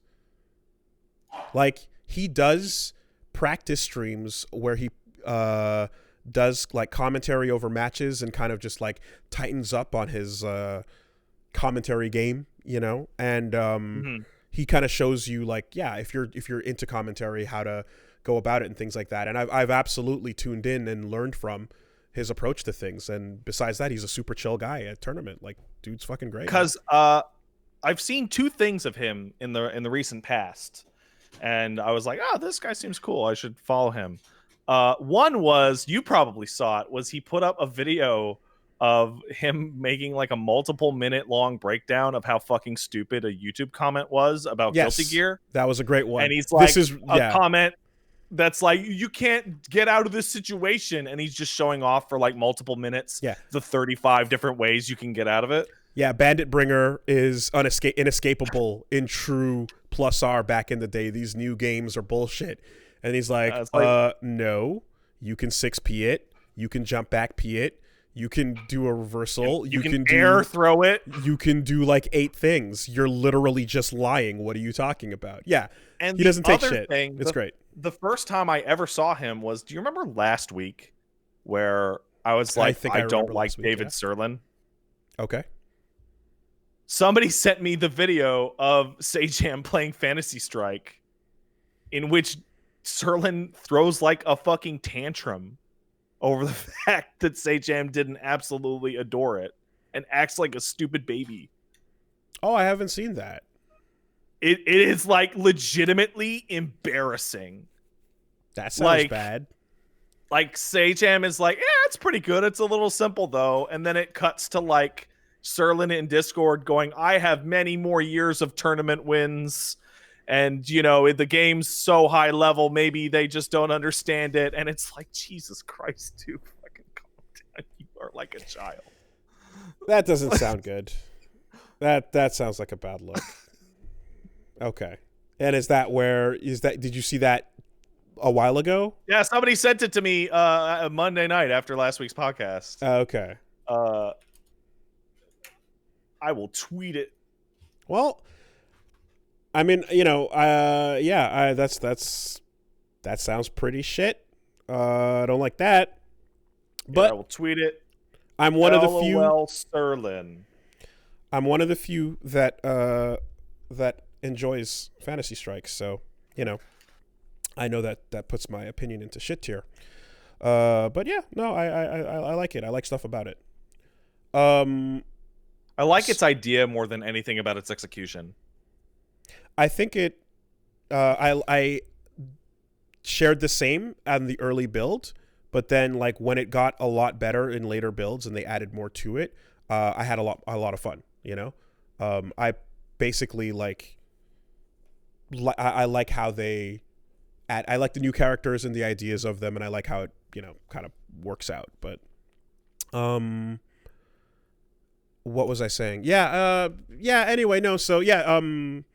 Sajam is also known for being one of the like forefront of the rollback people, the rollback advocates. In fact, Huzzah! Well, so we have been nonstop, non-shut up, constantly going on about rollback, but we are like this podcast, I would say, is FGC adjacent. So a lot of people in the FGC have no idea that we've been talking about this to the point that people complain. And as far as directly in the forefront goes, Sajam and Max are the ones that are known in the community for pushing it as hard as possible. The rollbackians, exactly. Meanwhile, over here on the outside to the more casual fan base, we've been just pushing it as hard as possible so that anyone within earshot will hear. But like I said, there's the overlap. Well, now we're pushing Blitz netcode, so it's going to be a whole thing. Of course.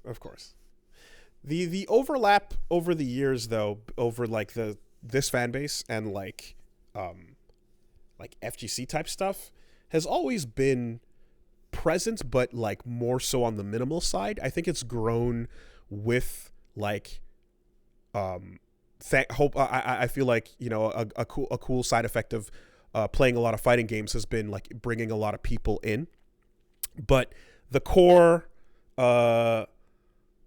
survival horror gang is still the bedrock, Mm-hmm. And I would say to a lesser degree, Yakuzi's is also survival horror / Yakuzi's gang. I would say I have a strong foot in the door as a Yakuzi man. I don't know where that is. It's actually kind of confusing because I don't know any other content creators that are big on the Yakuzis. Mm-hmm. Like I literally don't even know. But I know I got at least one foot in there. Mm-hmm. Yeah, no, it's just I remember how surprising it was to discover talking about fighting games and then being greeted with the number of people going like, I don't enjoy or hearing about this. I don't know what this is. What are you talking about? This sucks. And I remember being really disheartened initially because I was like, man, the audience here is coming from that, and it's coming from Two Best Friends Place, so it's based on what you guys brought in there. So I'm definitely not pulling in as many raw fighting game fanatics out of the wild. Have you ever thought but conversions that have maybe happened? Fighting games are bad? I have. In fact, I've thought about it many times. What if? But the science says... What if, though? The science says they're good. Science says inconclusive. Needs more data. Needs more data. Probably good, though. Probably good. I don't know, man. I have a whole lot of, like, super, what's the word? Anecdotal fucking evidence to submit, and that ain't worth shit in the court. I'm like, well, Your Honor, when I was a kid, no, okay. When I was in college, no, okay. When I was in the Montreal scene, and no, all right. Well, I went to Eve. Okay, no, all right. Well, Your Honor, when I was a prosecution child, I rests. went into my local arcade and the Mortal Kombat 3 machine was so loud, I think I have tinnitus from standing near it. Oh, wow. Confirmed. Fighting games, great. Yeah. I might have tinnitus from some of those arcade machines. They were very, very obviously not safe to stand next to. But I do want to make sure that it's clear that I'm not like the positive note that it ended on was the discovery of initially how few other people from the Raw fan base were into the same thing, into the fighting games. And like over the years there's been lots and lots of conversions, or at the very least like interest, you know, and like the amount of people that have adopted it, or at the very least been like, oh yeah, I'm giving this a shot or so, you know, every now and then has increased and increased, and it's become really, really cool to see that. So like initially I thought there would just be like, I don't know, a group of people that were like aware of and then had an understanding of this thing and were into it in the same way that there's like, we don't necessarily play a whole lot of like first person shooters, but there's a bunch of people here that do, and they know about them and they're in there, you know, and the same for like RTSs and card games, for example. Like none of these things are things we're super hard into, but they exist. Don't worry, buddy. Nobody's into RTSs anymore. Oh boy. Well, I mean, damn, what's current? I couldn't even tell you. I literally don't even know. I couldn't even tell you. But yeah, the happy ending has been the conversion, and then the realization that like, oh shit, like there's an opportunity here to act as a bridge or a conduit to teaching this information and, you know, guiding, sherpaing people over if they're interested. And then that's become the role, and that's become a fun, unexpected twist on things. So, yes, I've come to enjoy that. Anyway, KOF 13, that stuff happened, and it was whack, but then it was funny. And in the end, game's still fun. Is it? It's got pretty sprites. It's got really nice sprites. That should be the meme, really. Yeah, Right. it really should be. Yeah. Yeah, I played some more Neo. Not much to say. Just, you know, continuing along that road. But yeah, you can tune into Wooly Versus if you'd like to see Arkham Asylum currently going down. Turns out all that music is copyrighted. Turns out there's nothing you can do. So yeah, we're just gonna upload every episode, and we muted it and started playing for like 30 seconds and immediately backed down because it sucked and it felt weird and I didn't like it. So then I was like, well, let's weigh our options here. And in the end, we're just gonna play it, and we're gonna get flagged on every video, and they'll all get blocked in certain countries and demonetized, and that'll just be it. And we'll just, you know, we'll just take the hit. It'll be fine. I don't want to play it with muted music. That would suck so much. Yeah, don't do that. That sucks. No, I really don't. So thanks YouTube, thanks Twitch. Well, mainly YouTube, to be honest. Yeah, we'll just continue, and then it's gonna get flagged and yanked, and you know, it doesn't seem like there will be any like strikes or major damage to the channel for putting it up there, as like with the. They're gonna run some weird ads on it. They will. No, they won't. It can't be monetized once it's flagged. Yeah, that's it. So, so that's what we're doing. No, I see. Where can they check out more of that stuff if they want to see more of that stuff? Over at Wooly Versus, we're also continuing with Yakuza Like a Dragon, and it continues to be fucking aces. We have now been demoted to Hobo Guy, and that's living rad. that homeless life, getting those cans. I really, really enjoy that the game is aware of and directly addresses Ichiban being someone who goes, damn it, can't these fucking homeless people just get up and get a goddamn job? And then your dude's What like, the fuck, dude? no, it's not that simple, idiot. The fuck is wrong with you? And then he You just go get a schools job. him. And then he fails Ichiban's to get a like, job. oh, I'm sorry.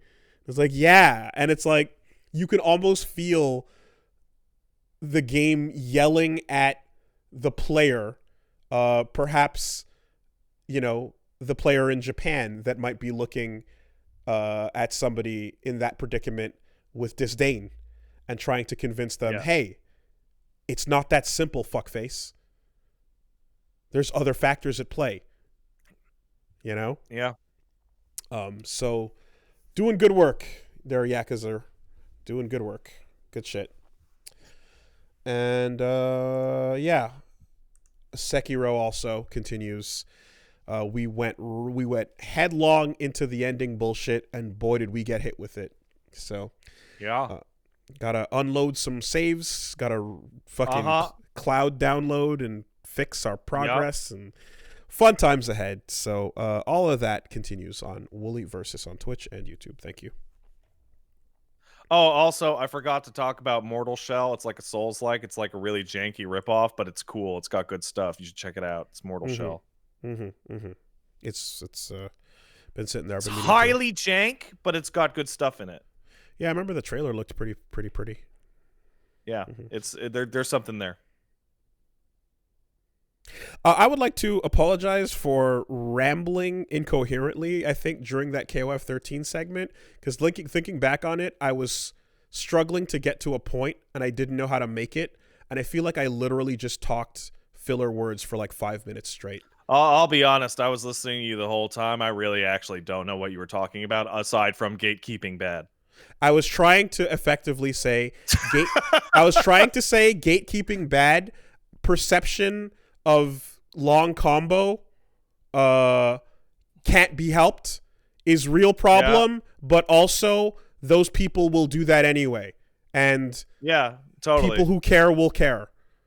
And hey, listen, as somebody who's made a lot of excuses to thousands of people about why I'm not going to get into this particular fighting game,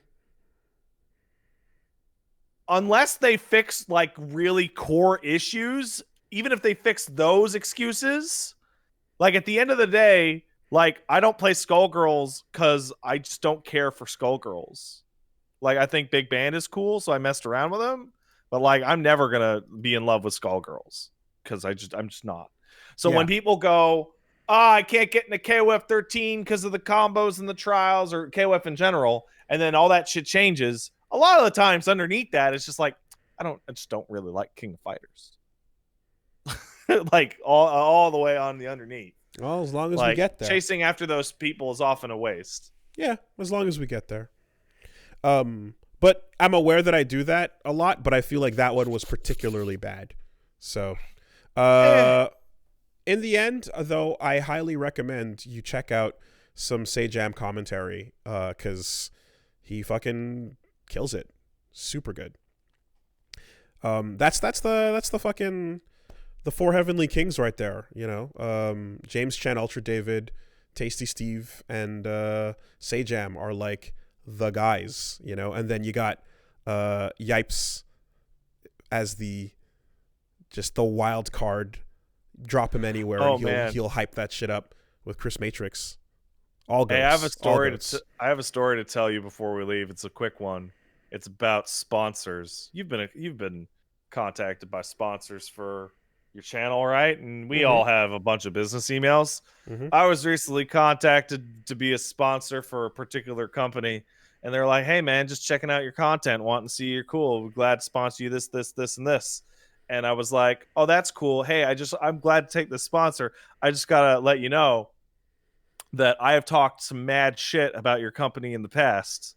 And they were like, "Oh yeah, like what?" And then I told them, and they were like, "Oh man, that's great. I'm gonna have to check with my boss to see if this thing's still open." And that was last week. Wow.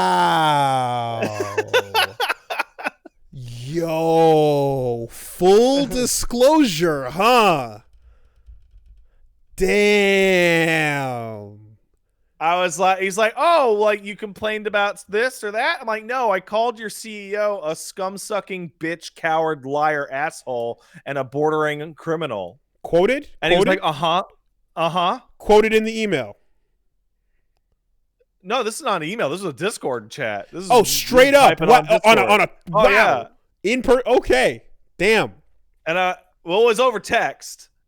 And it was like, oh, well, what about the company? I'm like, I said that you guys were cowards and that you ripped everybody off on this one and on this one.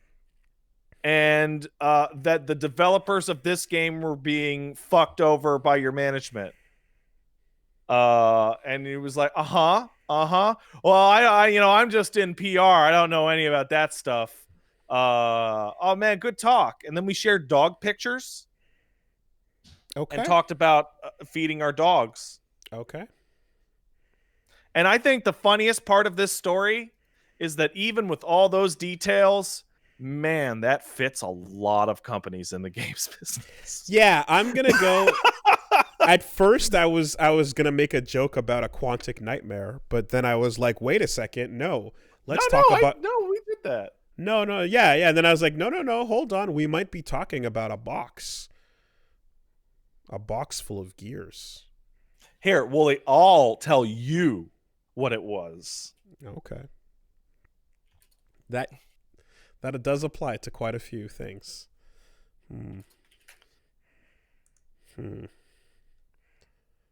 Ooh. Yeah. I did not see that coming. Wow. Yeah, really? Me either.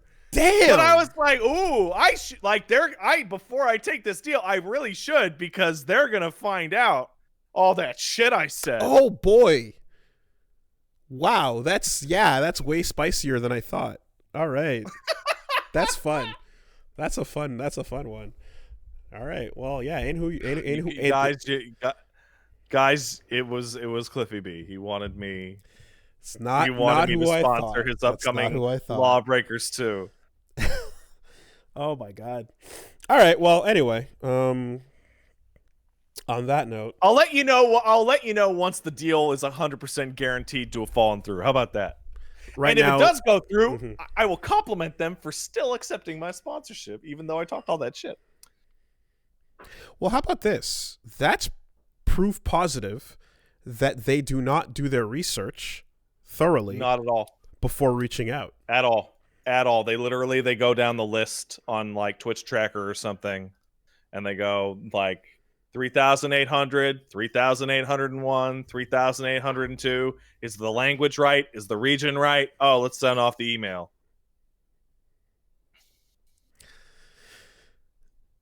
Well, let's take a quick word from our sponsors then, shall we? Let's do it.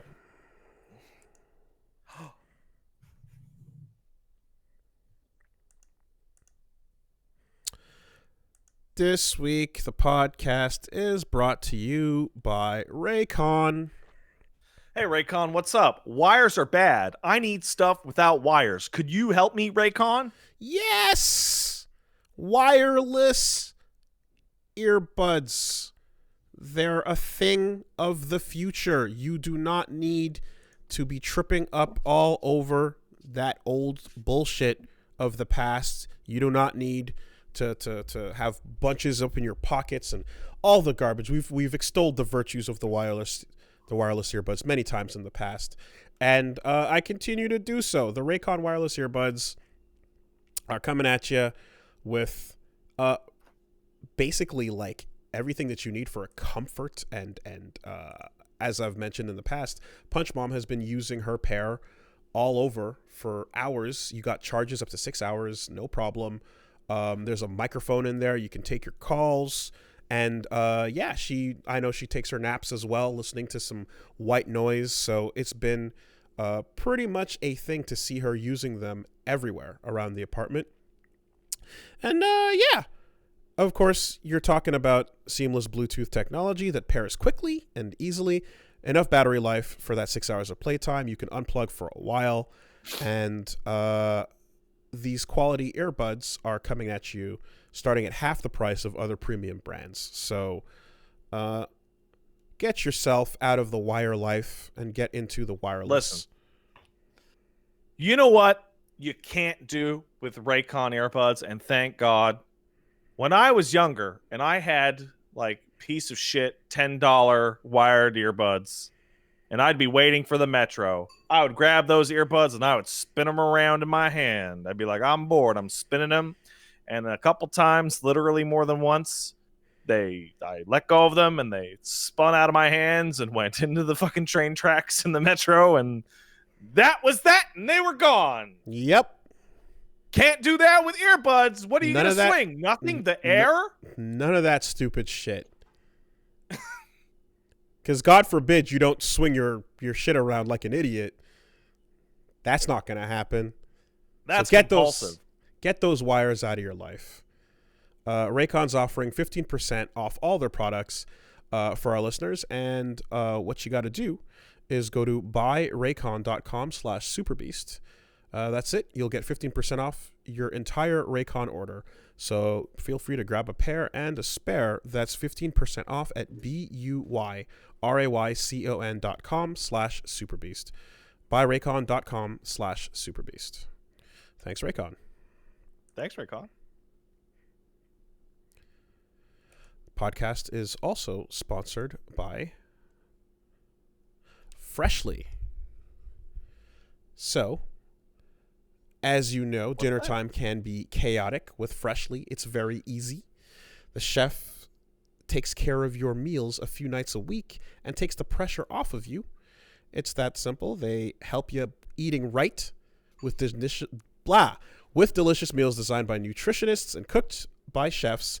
So it's made easier to eat better. So basically, Freshly offers chef-made, nutrition-packed, delicious meals straight to your door.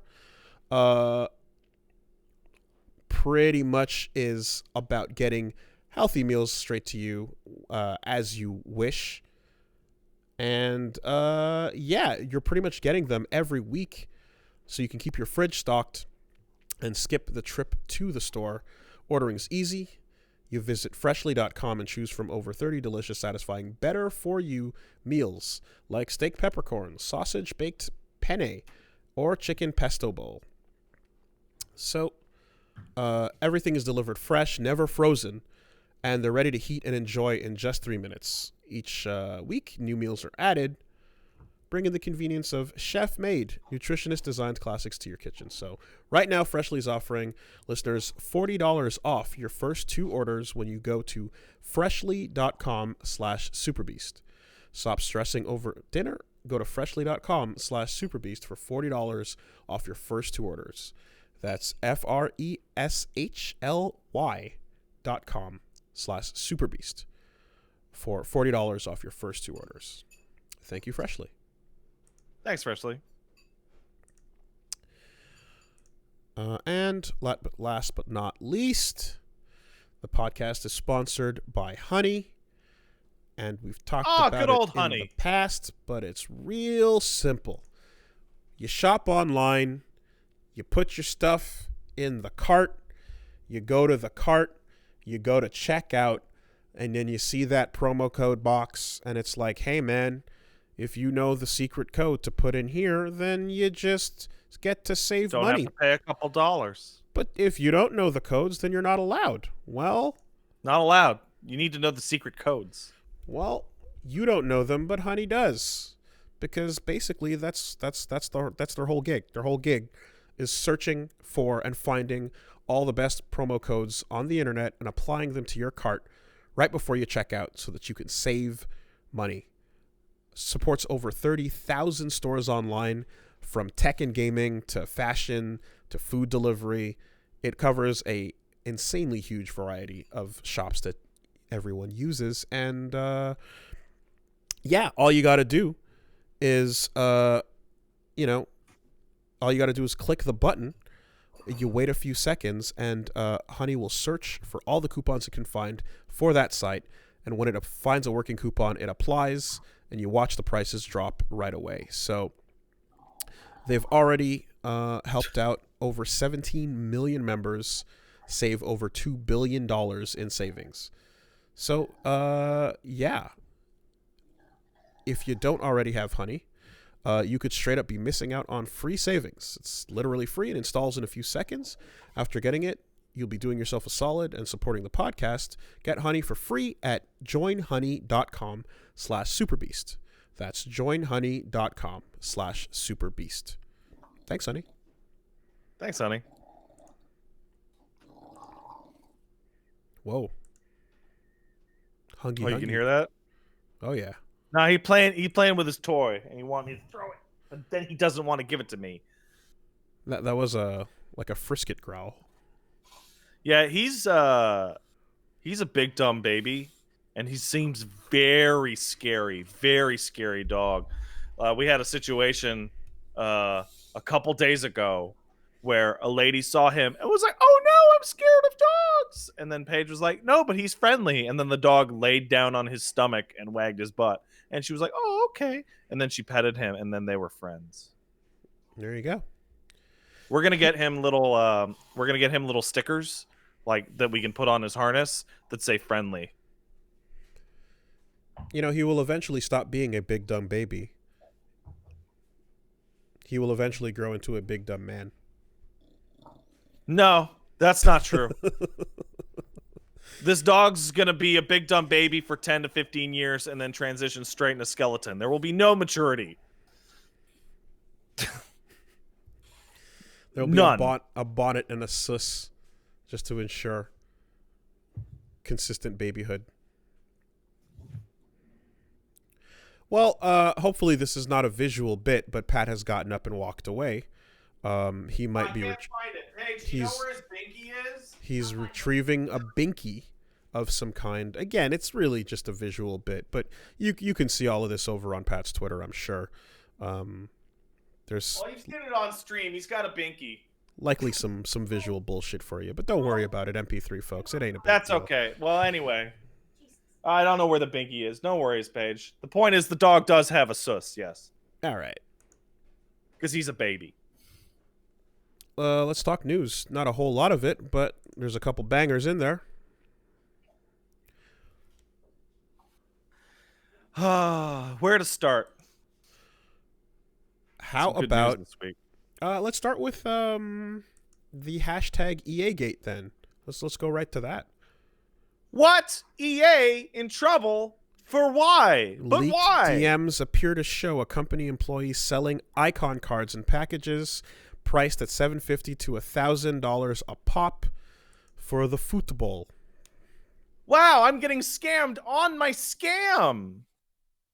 Wow. Fell off the back of the truck loot boxes. Yeah, FIFA 21 has... I mean, is it... Like, I can't remember because it comes up so often, but I feel like every single FIFA release, there's a story of some bullshit like this or surrounding the card rarity player bullshit system. We've always had some sort of fucking illegal thing at some point to talk about at least once a year. I don't know. Well, every single year there's a news story that hits my timeline when FIFA comes out. And it's people who buy FIFA and go, wow, FIFA fucking sucks this year. I can't believe I bought it again. Again. And yet you keep buying it. Which is, it's the same story every year. And I'm like, and then there's always like a criminal part. There's always a part that's like, FIFA now manages to make ultimate cards out of orphan blood.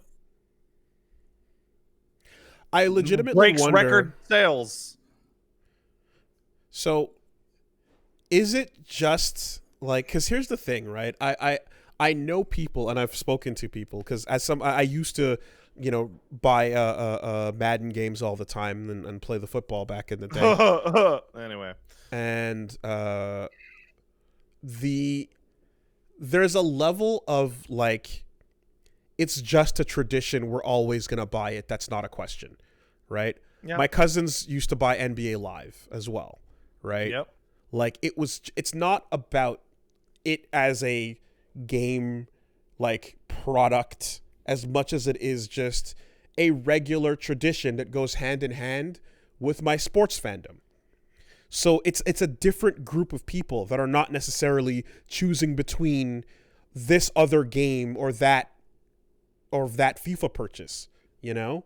Yeah. So when it falls into that kind of category, it just ends up like nothing they do is going to mean you're not going to buy it.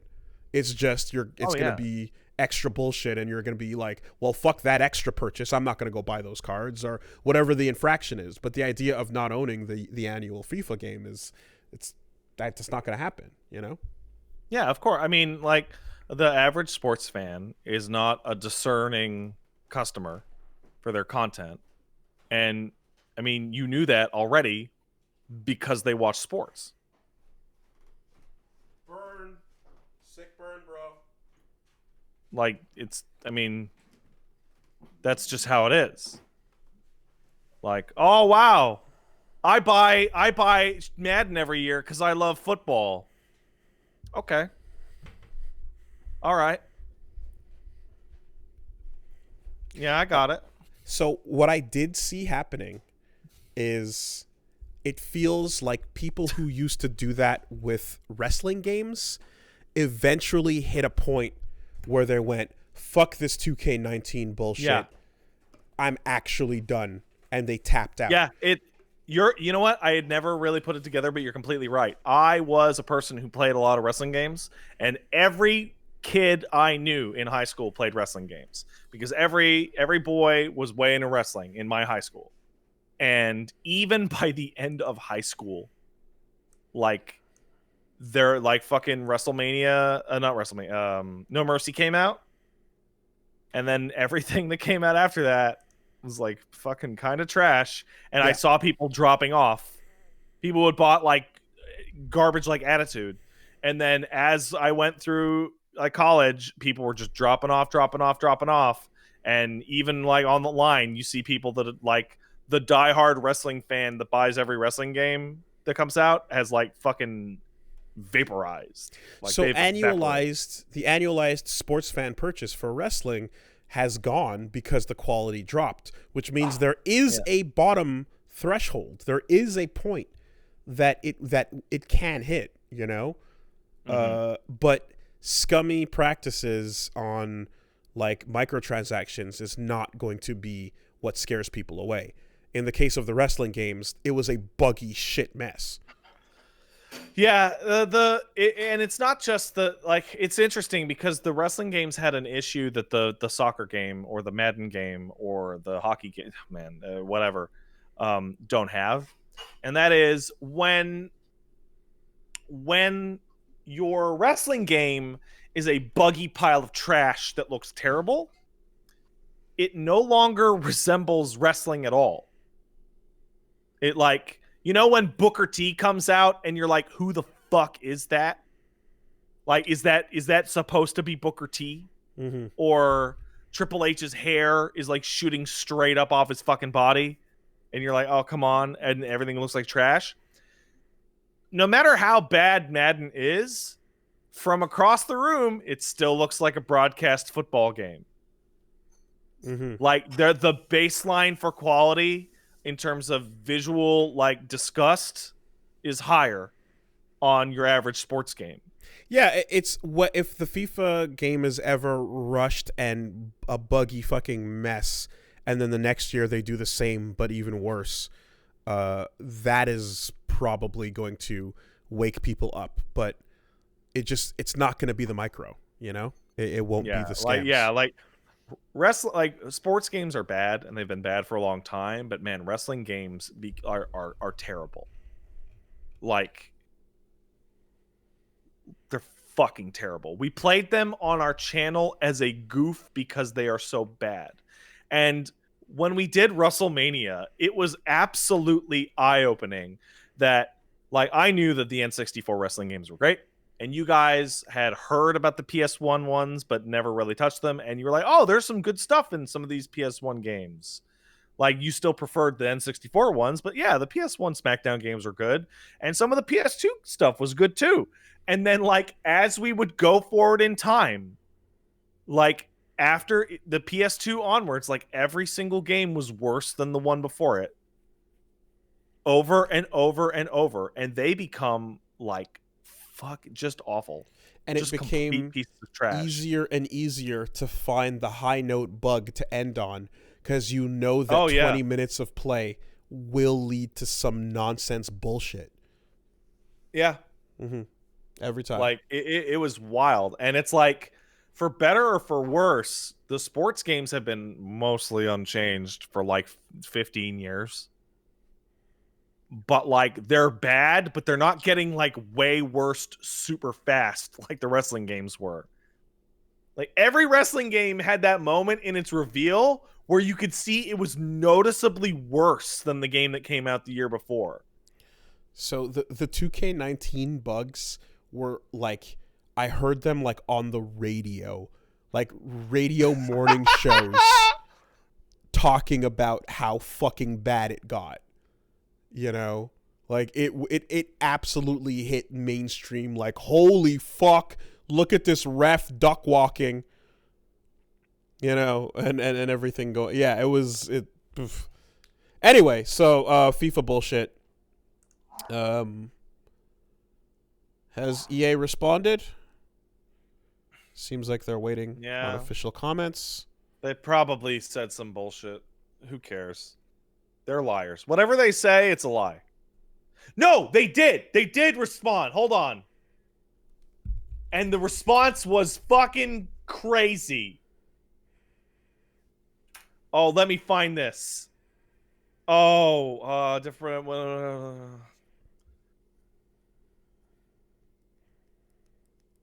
Launching investigation. Investigation is, we want to be clear. This type, if we identify improper conduct, we will take swift action. We want to be clear. This type of behavior is unacceptable, and we in no way condone what is alleged to have happened here. We understand how this creates concerns about unfair balance in the game and competition. We'll update the community as we get more clarity on the situation. That part about the balance and competition is the funniest part, because there's no concern about Jimmy blowing 10 grand off his mom's credit card to get these players in their FIFA Ultimate Team naturally. But there's a huge concern to balance if you get it via a shady car boot sale from an EA employee. There's no difference. The only difference is one is a bunch of money getting paid to EA, and the other is an employee stealing profits from EA. It's only unacceptable because EA didn't get their cut. Because it's like because now there's a two-layered story here, because the system, the bullshit system in place allows for an employee to exploit in this particular manner, you know, and the fix, of course, would never be to not allow that system to exist. It would, of course, be to punish that employee for profiting on what they were doing. Yeah. But, I mean, if I'm not mistaken, the last version of the story was about drop rates for, like, Ronaldo and Pele and whatnot being, like, completely impractically impossible to get. Yeah, they're like 1%. Anyway, thanks, football. To anybody who wants a perfect example of this that I just thought up, Wooly, you ever play paintball? I sure have, many times. You remember going down to the paintball shop and you rent your paintball equipment and you get the equipment you fucking pay for because you have your starter pack, and then you have the fucking, like, airsoft rifles that have been modified into paintball guns. Yeah. What if you were friends with one of the employees and he let you take out one of the fancy guns for $50 And then the management of the paintball resort says, we can't believe that our employees would influence the balance of the paintball game here at the park by offering these kinds of goods illicitly, yada yada. You're supposed to pay $200 to rent that goddamn airsoft variation. Guillaume has been disciplined. Yeah. Yeah. Dude, I love paintball. I want to play that like once a year tops because, man, I was all fucked up. Well, here's the thing. I went to play paintball. You play it twice, and then you realize that you're going to play more often than that, and then you stop renting equipment and start buying your own shit. So my brother and I customizing your own rig. Exactly. So my brother and I started buying paintball guns and getting our own shit because it was like, fuck renting this garbage where you can watch your bullets drop as the compressed air gets weaker and weaker after like 10 shots. You know? Yeah. I remember the last time, I don't know if you were with me the last time I went and played paintball. You might have been. Did you ever come up with me way up to the north? I don't remember. Paintball? It's been a very long time. Yeah. But I was playing with the pieces of shit guns, and in the setup period, like 3 guys walked by, head to toe, like leather biker, like motorcycle gear, with what looked like actual machine guns that happened to be paintballs. And it's almost like you could hear the screams from the direction they walked off into. Oh yeah. Like, yeah, the real motherfuckers. The dudes that have the gloves, the gauntlet gloves that can deflect the balls as they walk forward and fire. Like beast mode. It's like we're here to kill the vacationers. And we spent our money to do so. Yeah. Good times. Yeah, you could also, the place I ended up liking, you could rent a helicopter. If you wanted to play on the big field in the large matches, you could literally rent a helicopter and fire from it. They were crazy. Anyway. We're incredibly disappointed that our employees offered the ability to fly a helicopter over the paintball game, thus ruining the balance for lower than the stated price.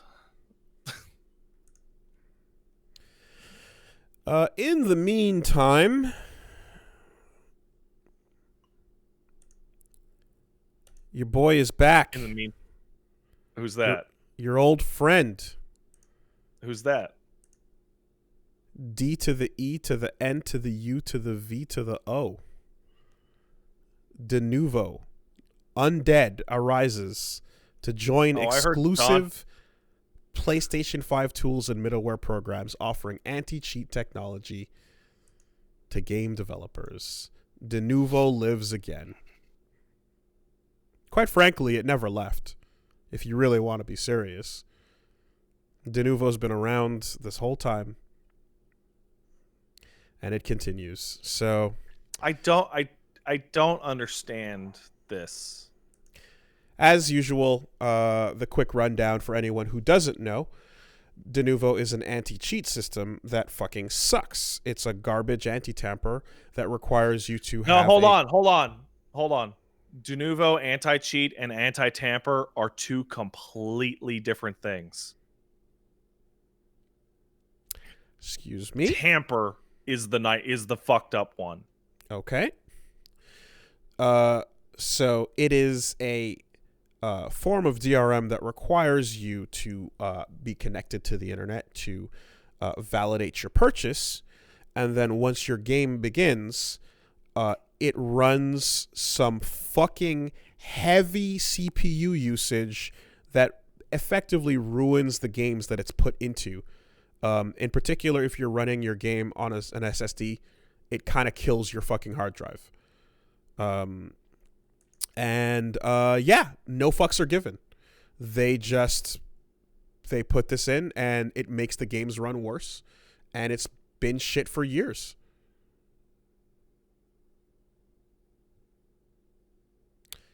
I'm trying to look up the difference between the two because they're very significantly different.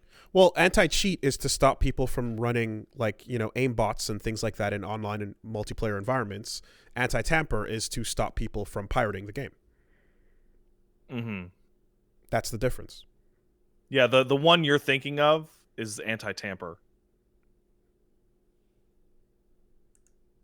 Like, anti-tamper is the one that's super fucked and requires the online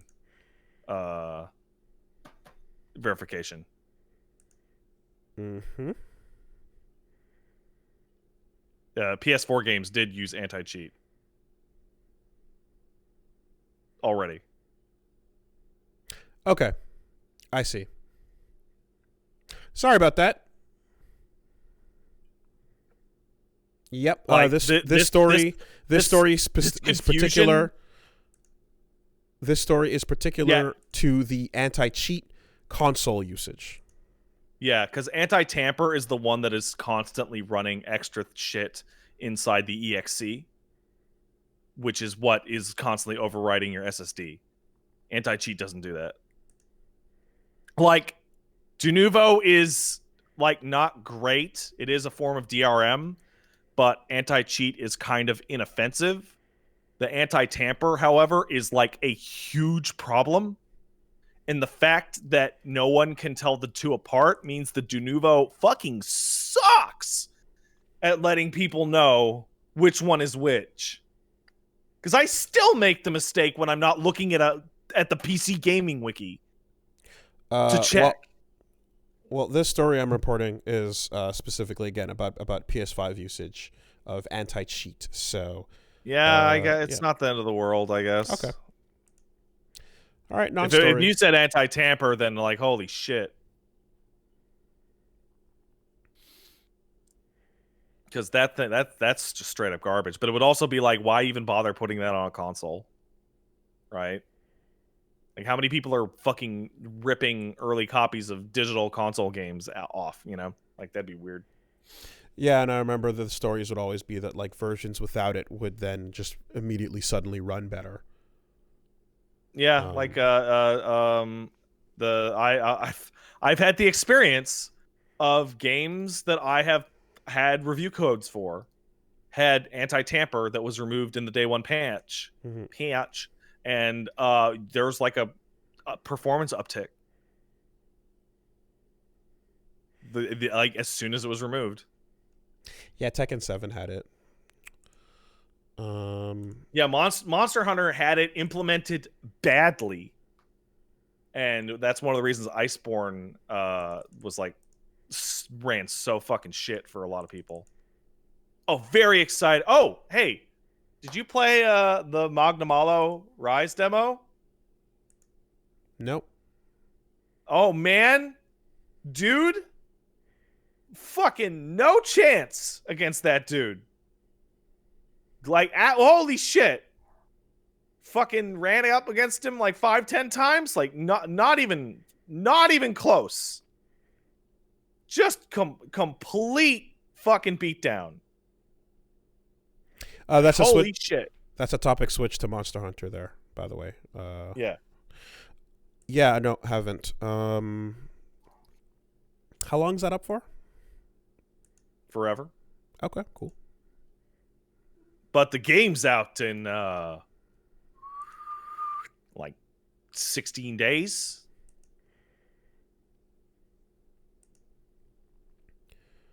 Well, speaking of Switch, apparently, if you're playing Apex Legends on Switch, Oh man, you are getting thrown into crossplay matches, and you're dying. And with people that can literally see farther than you. And you're pretty much fucked unless you go and turn crossplay off. So, crossplay is on by default, and crossplay is good. I always am championing more people being able to play together on the same servers. But The Switch version, yeah, you see a shorter draw distance, blurrier textures, and your frame rate is locked at 30. And if you You're play going it up on against hand, players. Like, yeah, and if you're playing on handheld mode, exactly, PC people can literally see you from further than you can see them. they can snipe you and kill you in situations in which you are looking at them and you can't see them. So go turn crossplay off if you're playing on Switch, because Right, like that is... Yeah. No. I appreciate the option. Man, that is a problem. Like, that is a real problem. Quake Dreamcast. There was a... Man, there was a situation in 14 where if you were playing a certain raid on the PS3, fucking monsters would not load into the encounter in time Oh Jesus. because it just couldn't handle it. And so, like, I think there was a raid tier that was like actually incompletable on PS3. Did you just desync or disconnect? Did I just desync or disconnect? No, did the PS3 player? No, it would just you would be fighting and then you'd be being attacked by invisible enemies. And then after you had died, the models would load in. Yeah, crossplay needs to be tested. There's growing pains. Still, better existing than not existing, but you need to, yeah, if it's not a fair situation, then you need to find it. You need to have a filter in place. Oh, I'm seeing people say that like Destiny would lose sound during raids on the 360. Like the Yeah. It's good.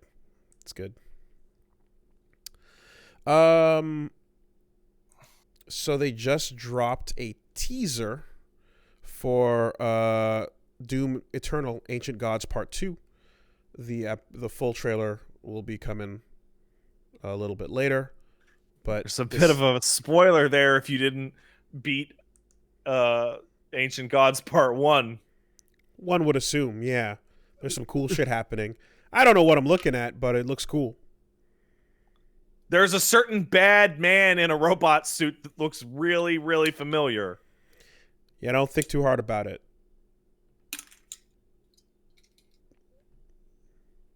But yeah, Actually, really don't. Like the game is don't think too hard about it.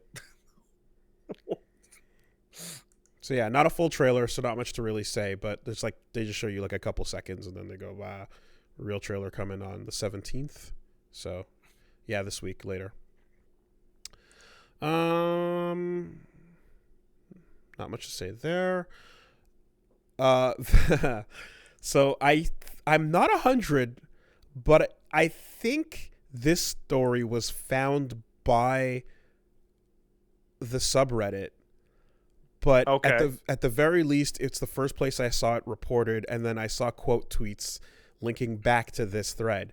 But Deathstroke in the Snyder League movie has a fucking Halo emblem on his sword because that's what shows up when you Google Raz Al Ghul or Raish Al Ghul. Excuse me. Yeah. Raish Al Ghul. Because that Halo symbol was used in a fan-made wiki crossover comic world, and it originally came from a Halo like clan icon. So I think it's a brute symbol. Someone went all the way through the efforts because that was also available in a full-sized PNG, and then they 3D printed it and made a metallic emblem and put it on a sword seen in the movie. like literally the very first image is they pulled it and printed it out because it's even the same color. It's like they just literally grabbed the first thing. And the craziest thing is when you type in Ra's al Ghul's symbol into Google, all of the symbols are different. Yep. Like the whole page is Yep. wildly different You had symbols choices. all over the place. You had choices, but they picked the first one, which was also, again, the highest. I think it was also because it was the one that was available transparent in full quality Yep. PNG. Um, The others were small. So when I saw this, my jaw fucking dropped because, and I shit you not, Wooly, back when I played Halo 3, That was your icon. that was my profile icon. Hell yeah. And it was in that color. A lot of people are saying they used that icon back in the day. It was Yeah. one of the best ones. Yeah. And like I'm glad Deathstroke thinks my Halo 3 play was lit, cause damn, thanks Deathstroke. That's right. I mean, I went down that Pokemon fucking shithole fan fiction thing a while ago, and all I can say is, like, if you do like an insane enough job of making your shit like prominent on the internet so that it becomes the first Google searchable result, whatever bullshit you find, if someone's doing official work and relying on Google searches, you might get your fan fictions into the real shit, or at the very least the Snyderverse. I think I was saying, like, when you look up Yui Ikari, I don't know if it's still there, but at the time, when you look up Yui Ikari, it leads you to a wiki page for this stupid Pokemon verse first, before it leads to anything official Ava related. Is that still the case? I don't know if it's still the case, but it was when I went down. Okay, the first response right now is Evangelion fandom. Okay. The second But result. the second is Sumo Verse. Yep, that's the one.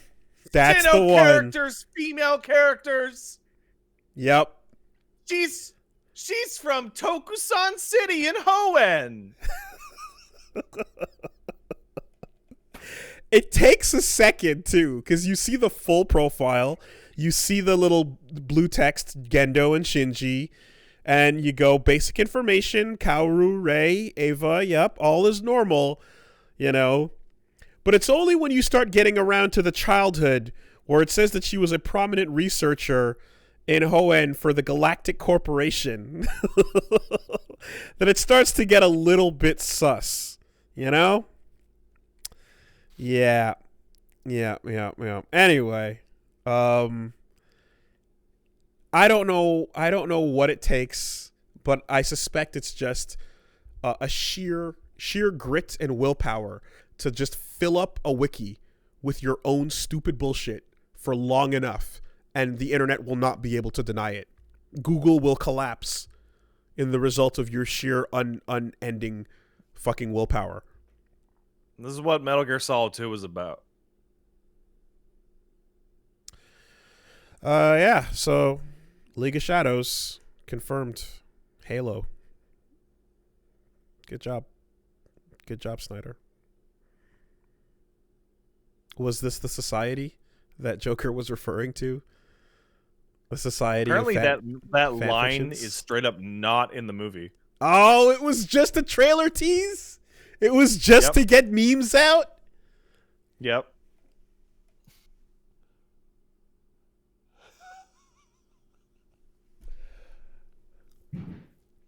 That's infuriating. That is infuriating. Absolute cowardice of the highest order. I have no respect for it. I have zero fucking respect for that shit. You're gonna cloud bike shot your stupid line that you use as the stinger for the trailer just to get meme reactions? Fucking cowardice of the highest order. At least if you're gonna do that dumb shit, have the balls to commit. It was dumb when it was in, but have the balls. You fucking cowards. God damn it. And Leto knew it the whole time and hammed it up anyway. Let's just remove Virgil's fedora. You know what? Let's just go ahead. Let's just go ahead and remove that Virgil fedora. All right. Well, a couple other stories. Not that many, but just to get around to them. 13 Sentinels has sold 400,000 copies, shipments and digital sales. Not good enough. Should do better. Could do better. Not good enough. Buy one for a friend. So here's where we're at, right? This is definitely in the realm of like, okay, it's not a million, but it easily could be. But based on everyone's replies, feedback, and in general, the comments underneath the reports on these sales, people are pretty much like, yeah, it needs to be ported to Switch or PC. A lot of folks are just like Switch and PC. Ideally, fucking both, because I don't think this game is going to have a problem with technical limitations. It's a whole lot of gorgeous 2D art. But yes, the number one complaint, or at the very least response, is I would have bought it if it was ported to another platform. But the fact that it's on PS4 and PS5 means I can't get it. Then beyond that is like, yeah, I was thinking about it. I should get around to it. / the obvious word of mouth stuff that we've been trying to get going, but the inability to fully talk about it in a way that doesn't spoil things, or at the very least doesn't. The grip shit is also the spoilable shit, as we've said many times. But porting would be the big thing. The problem, of course, is that when was the last time Vanillaware ported a game? Oh, they ported Dragon's Crown to the Vita. Yeah. That's it. They should fucking port Dragon's Crown over, too.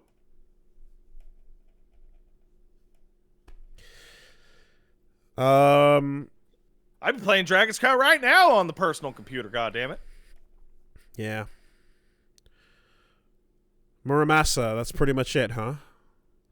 Yeah, they did. Muramasa. Also ported from the Wii to the Vita. Mm-hmm. Vanillaware's, they just go PlayStation pretty much the whole time. They're like Atlas, but more.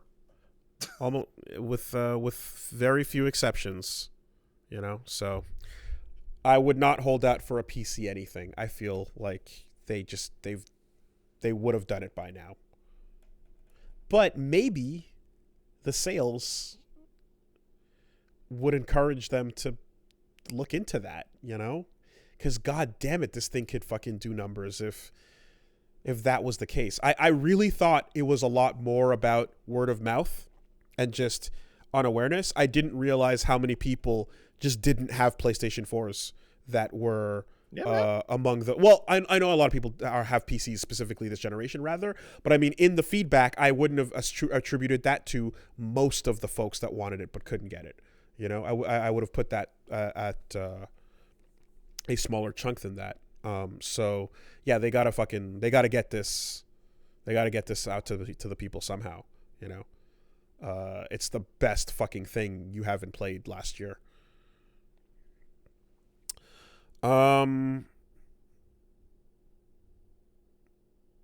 Asterisk for Like a Dragon, because we're figuring that out. I felt really, really torn as to which one of those was my favorite game of last year. Well, fortunately, I gave it to 13 Sentinels by a hair just because it was a newer idea. Fortunately, you don't have to feel torn because it's an arbitrary value that doesn't mean anything. What are you talking about? I'm an important man. You don't have to rank anything in your head. They're both good games. They're fine. There's no battle to be had if you don't want there to be.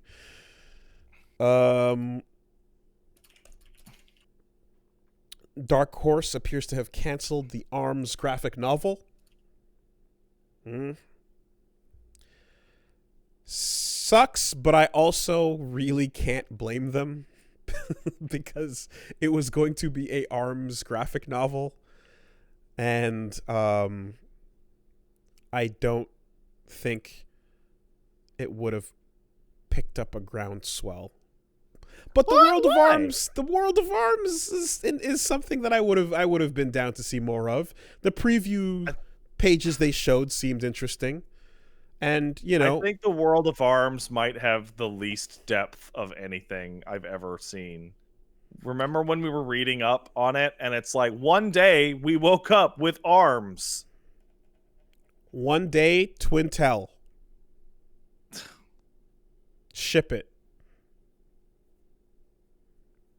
Yeah. And that's the honest truth, is that, like, as much as I'm like, damn, this would have been a cool thing, I probably would have forgot to pick it up. I probably would have forgot. I picked up a couple of things like that over the years that, like, if I see it, I usually see it like here, yeah. I've got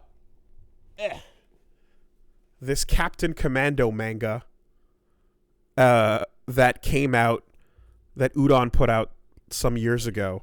And I remember I was like, oh, cool. That's interesting.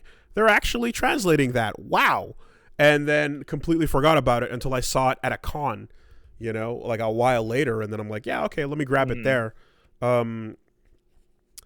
But catching this stuff on release is, I'm not exactly putting an alert in my phone for its purchase, when it drops. So anyway, oh well. That Captain Commando manga is probably a lot better than anything we could have gotten out of Arms. I didn't finish it. Does he do a Captain Corridor in it? I didn't finish it. But if he does a Captain Corridor, man. It's drawn, it's all in like a very early 90s art style though.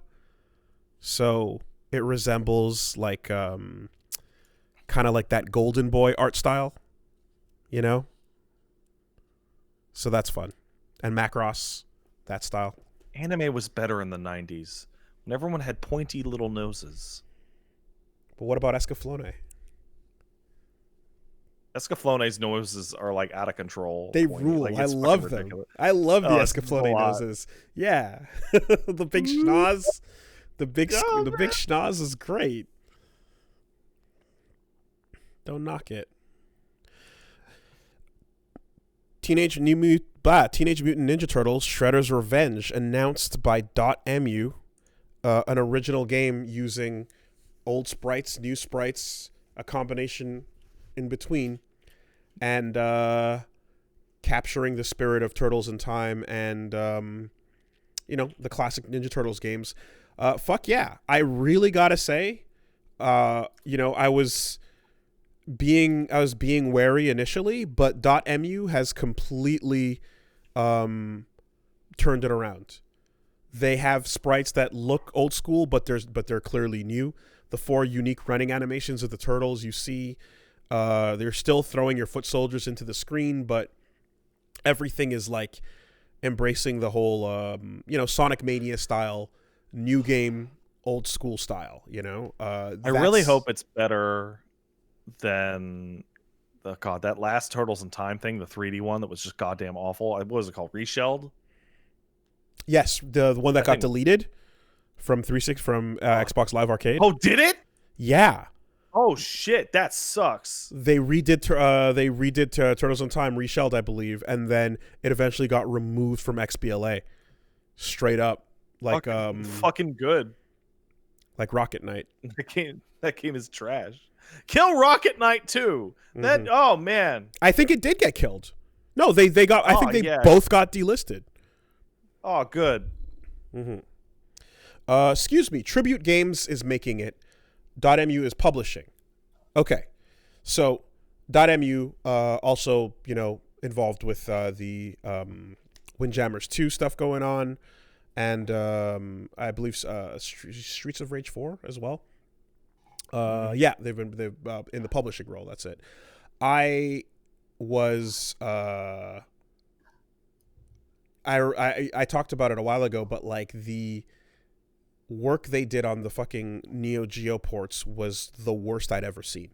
Like literally the most. I remember those trash tier, god awful PC ports of Neo Geo games. That I remember you going into the files on that to find like the broken emulators. Found the ROM set dumped from the Neo Geo emulation sites. Literally the same zip files, and then they just made their own emulator, and that emulator ran it worse than Neo Rage X or Final Burn or Cowax, any of the bigger ones out there. Like, their proprietary emulator, the one thing they contributed, made the game run worse. It was kind of insane. And you know, you're charging for that. Like, so yeah, that was a couple years back, and it seems like the stuff they've published since has been pretty solid. I hope this is, because the trailer looks fucking good.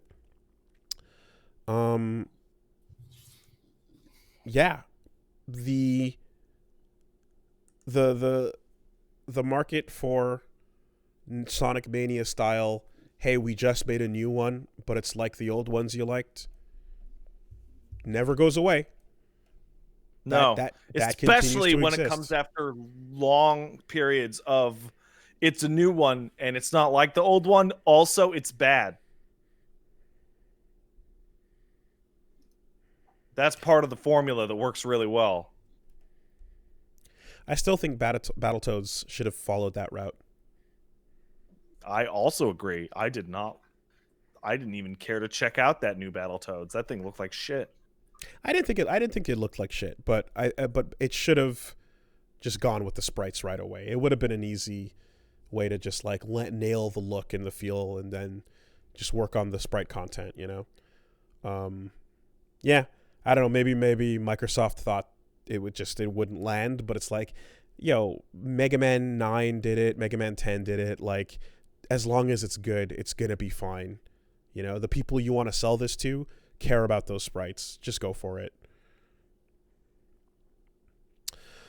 Battletoads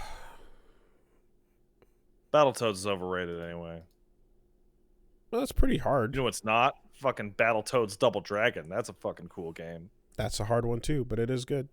It's weird because I actually don't particularly care for Battletoads, and I don't particularly care for Double Dragon, but I fucking love Battletoads and Double Dragon. What's up with that? I think it's cool. That's it. That's the whole thing. I was like 6 years old, dude. I don't know what to give you. I have not played it since like 1993. No, you're not wrong. That's a shit. Wait, you didn't play it at Game Buzz when it existed downtown? I did not. Because there was a store called Game Buzz back in the day that was like they had a Nest set up, and the only game in it was Battletoads Double Dragon for pretty much the entire couple years that shop existed before they fucking ran out of business. Yeah, I didn't see it there. Anyway. That place was such a fucking... I knew it. He took the bait. Ladies and gentlemen, we got him. I'm like, I can't bring up Game Buzz without you fucking going off on it. They stole my Deadly Premonition pre-order. Yeah, they fucking do. They're the worst. That's the place where they ripped off, where the fucking the Neo Geo, I think it was the MVS system or the AES system rather, was sitting up there for like almost pretty much $1,000 for years. Yeah, that's the place that was with the rip-off fucking Second Impact Giant Attack prices. You know, they leaked the Pokemon.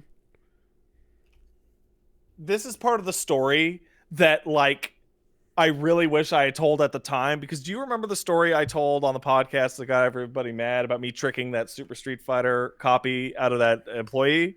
Mm-hmm. That was at Game Buzz. Mm-hmm. Mm-hmm. The place that, like, ripped us off constantly and was fucking filled with assholes who leaked out the fucking Pokemon games, all sorts of shit. When that screenshot of someone going, "Hey guys, I got Pokemon in hand," like a week early, where he had his receipt. Which one was it? It was Heart Gold? It was whatever became before X and Y.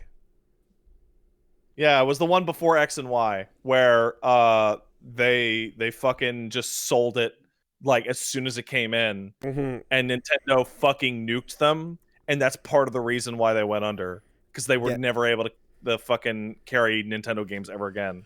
they're also the ones responsible for locally being the first to round up that extra $10 for Street Fighter 4 and never round it back down for any other game. They put the $10 premium on Street Fighter 4 and kept it that way even when shit went back to normal when the dollar went back to normal, you know? Fucking gross. I want to say they had a copy of, I don't remember which one, but one of the Phoenix Wright games that was rare or more rare than the others was sitting on their shelf for like $200 or some shit like that. And I'm I remember. What fucking, like, I forget who it was in there, but they came in, and it might have been Matt, went in to sell like a copy of like Third Strike for Second Impact. That's what I was just saying. Second Impact. Yeah. And then he was like, I could give you $10 for it, and then he pointed to like the fucking $300 copy that was right behind the guy. And he's like, "Hey man, I got a business to run."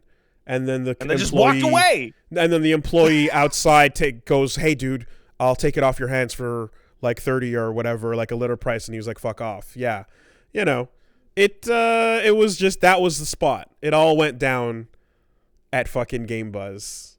That place is a shithole. Fucking Game Zone in Verdun was great right up until the owner fucking died. And then it was not as great.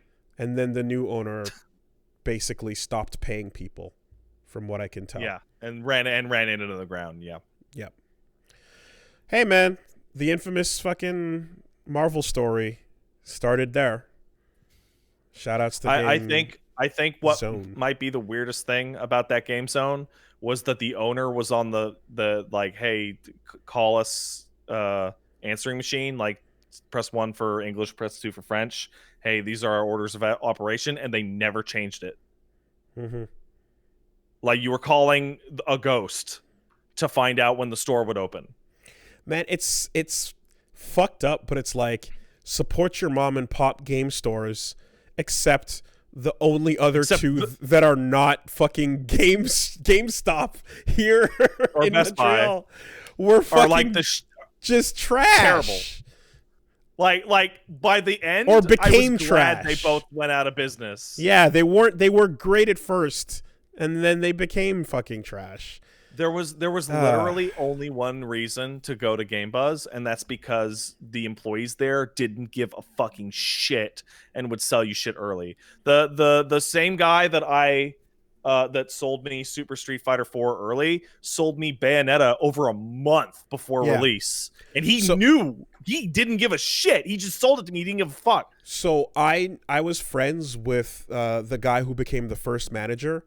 Within the, like, he was there for like 3 years or so, and he was really chill. And I remember his whole thing was just like, he was laid back because he knew the owners gave less than 0 fucks, essentially, you know. And but like he was, I think he was only there for like the first 2 years or so. What did he look like? Black guy. Oh, that the taller black guy? No, not tall. No, okay. Well, it's tough for me to actually, because he was taller than me. But he worked at the one in the basement before going to the one under the movie theater? I will type his name into the chat. I don't remember his name, dude. Oh, okay. I remember him as being the guy at Game Buzz. Okay, well, then. Because, like, I played through halfway of Halo 3 with that dude at the movie store. He was out. He was in the indoors one? Yeah.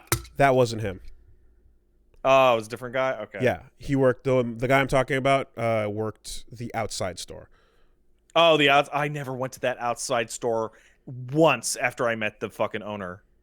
Okay. The owner is such a fucking piece of shit. Not great. Not great. Yeah. It was so nice to have a mom and pop style game store show up out of nowhere downtown. Yeah. And it had good decor, and it had a lot of rare games in it.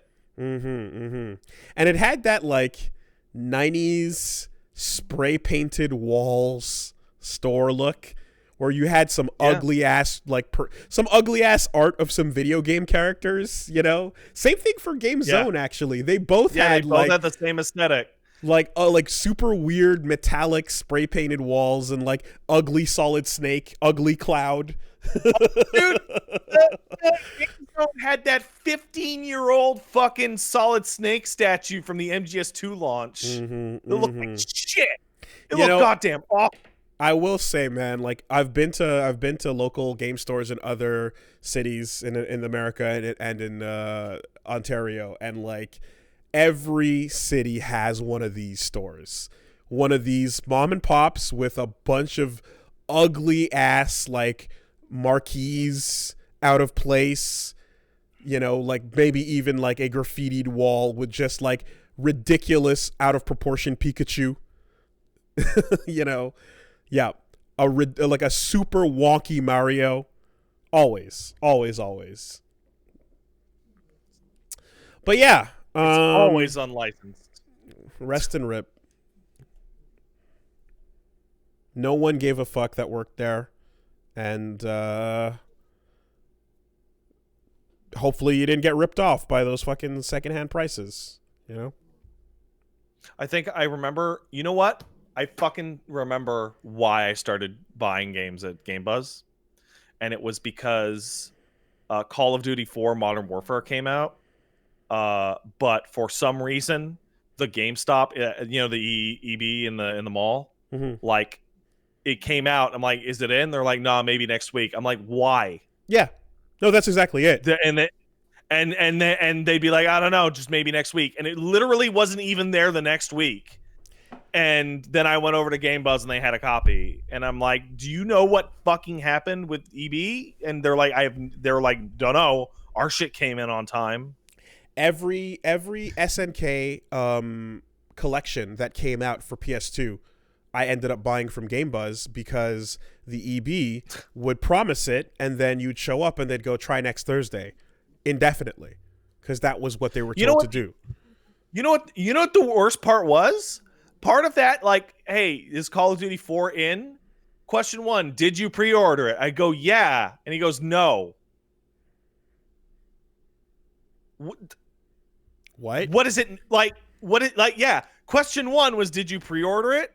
And then he checked and was like, well, no, it's not in. Like, fucking, like, and I was like, give me my fucking money back. And he's like, okay, fine. And then I went and bought it at the Game Buzz. What was kind of wild was seeing that there was two guys that were like the EB guys that were, I remember, you know, and they ended up at Game Zone before they closed. So is there's that like, true? Yeah, they were last time I went in there in the later years. When they were trying to open up the net cafe in the basement, those guys were there too. So similar faces end up in these game stores in Montreal. It says a lot. Willie, are you aware that the EB Games in the Eaton Center of downtown Montreal is the highest traffic EB Games in the entire country? Would that be because it's the only one in the only game store besides Best Buy in the downtown core? Yep. And it is dead center of the downtown core. Whereas if you go to Toronto, there's a bunch all over their downtown core. Yeah. Montreal, it's this one. There's one. It's the one. So it is the highest traffic, most sales of any EB Games / GameStop in the entire nation of Canada. And yet it is the shittiest store I had to constantly go to that I have now not bought a retail game in like 8 years.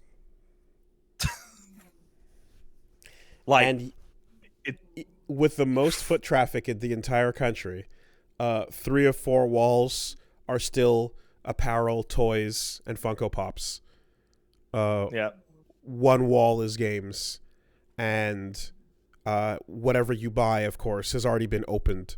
And then they hand you their discs from behind the counter as they put them back into the case. Because, you know, God forbid there's any pieces of paper in there that you're not supposed to see with any digital codes on them that you're not supposed to have. The last time I was in there, I just wanted to buy a red controller, and it. I'm not gonna say it almost escalated into like a fight or even an argument, but do you know that level of uncomfortableness when you're talking to a retail employee where you are going to snap, like not snap like yell, but like just be like, just give me my fucking thing, you know, that kind of snap, where it's just like the transaction took like 5-6 minutes of just constant, hey, do you need this? Hey, do you want this? Hey, do you have this program? Hey, do you have this? Hey, do you have this? And every single time was just a deadpan, no, no, no, no. I don't want it. I don't want it. I don't have it. No. Like, on and on and on. And I'm just like, oh my God. The guy has to ask that shit for his numbers, right? It's required. And nothing could possibly drive me further away to Amazon or even to Best Buy, right? Like, holy fucking shit. You don't want the warranty, disc cleaner, and Optimum card? No. Yeah. Anyway, fucking rip to that life. The only thing that comes close is the fucking source asking you for your email so they can sign you up for some bullshit mailing list Every time. Yeah, as part of the exactly. purchase process. Well, and it's not even like, And they're hey, like, it's not even, hey, can we email the receipt to you, or you know, or would you like to sign up? It's literally, I'd like to buy this. Okay, beep. What's your email? what's your email? And the answer is why? Like, what part of the And then they purchasing tell process? you, and you go, no. Yeah. And they go, are you sure? And you go, yeah, I'm sure. But like the fact that it's brought up in that way, where it's like, no, this is part of the purchasing process now. You didn't know? Like, it's wild. Like, all these retailers were like, oh no, digital's gonna eat our shit. Let's double down on like all the everything worst, that makes brick and mortar awful things. I remember shout outs to wherever it was, but I remember seeing someone screenshotting a thread where someone described how they used their GameStop as a bank by making pre-orders, putting money in, and then never really Just buying refunding anything them before the games came out. just refunding it to get the cash. Exactly. Like, fucking wow, you know. I mean, Shmup God Pat would often bring bags full of old games and just do the work, do the deals, add up this number, put that together with that, get a massive discount on this, get this for free, trade in for a console, whatever the case is. He did all of that. You know, I never, like I said, I don't want to get rid of any of my old shit. But fucking turning it into a bank is like next level. Anyway, that story was weird because like part of it was like, I don't trust myself to keep money in the house. So I keep it safe from myself at GameStop because I have to go down there to get it out. Is that why you would pre-order? No, not me. I'm talking about the story you were just talking about using GameStop as a bank. Yes, right. Yes, sure.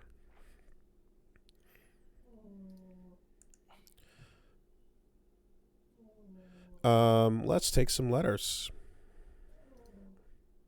Before we do that, by the way, Devotion can be now bought on its own store page. Oh, shit. Yes, sorry. Last story. I actually did have that here. Red Candle has released Devotion to their own eShop. And it will be DRM free. And yeah, we talked about this story back when it first happened, but this was the game that got censored by China, basically. For its, I forgot the exact phrasing of it, but it made fun of Z. Yeah. And they didn't like that very much. Made fun of the Winnie the Pooh man. So they then said fuck it, made their own PC eShop. It's just like literally like fuck you, we'll make our own store. So apparently, too, what I'm hearing is that like the game is actually even more so critical of like people's and the history and figures from Taiwan itself. Yeah. And it makes more direct references to them. So it's actually in the end like it would have been even more pro China than you would think. Yeah. But the detention was the same way. But the joke in the end just was like, nope, too far, fuck you. Even though the rest of it was like, like taking the piss out of like Taiwan. Yeah, it's figures. absolutely wild that the Chinese government had such a fucking horrible knee-jerk reaction to it, because the two games they've made shit all over the Taiwanese government and their horrible handling of like various issues, and which is in a way kind of pro-China, but like, no, they call me Winnie the Pooh. Ah, I don't look like Winnie the Pooh. Oh, bother. I mean, you gotta love the fucking Streisand effect on that, though. Like, oh yeah, absolutely. Yeah, that blowback was quite nice. So yeah, Devotion's available, self-published if you'd like. All right, let's take some letters. All right, it's letter time. If you want to send in a letter, send it by email and send it to castlesuperbeastmail@gmail.com.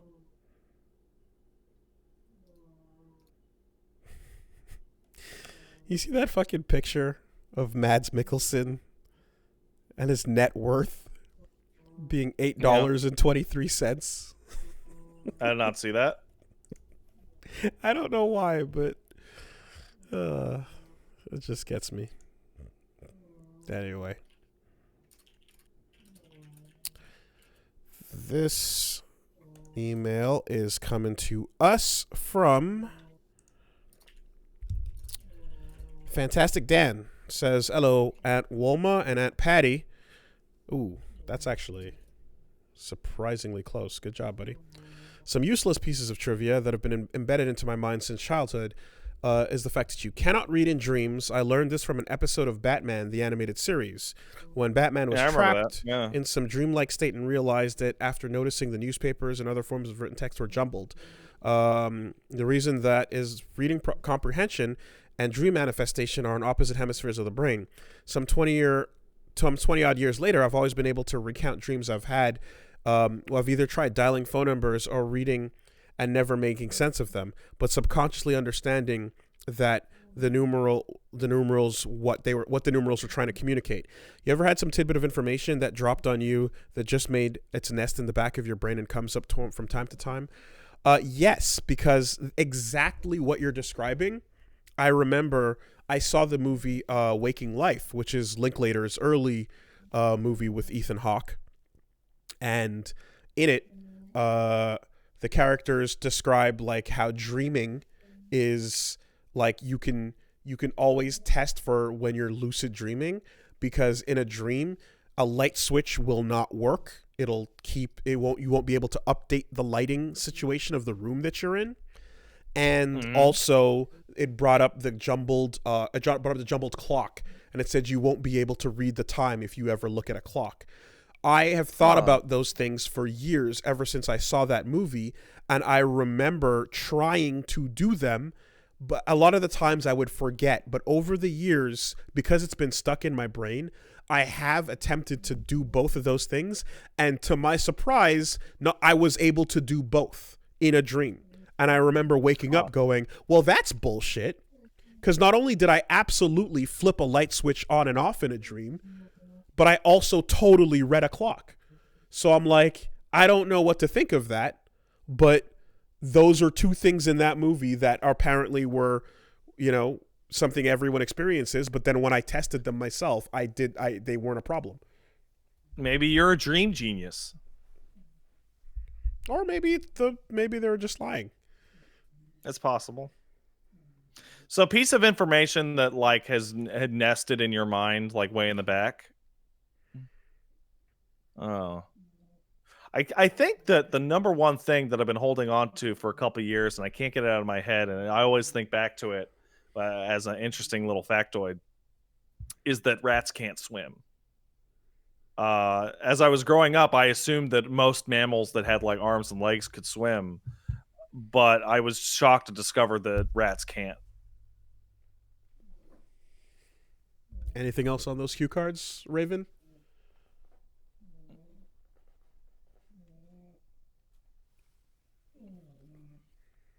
Is that what?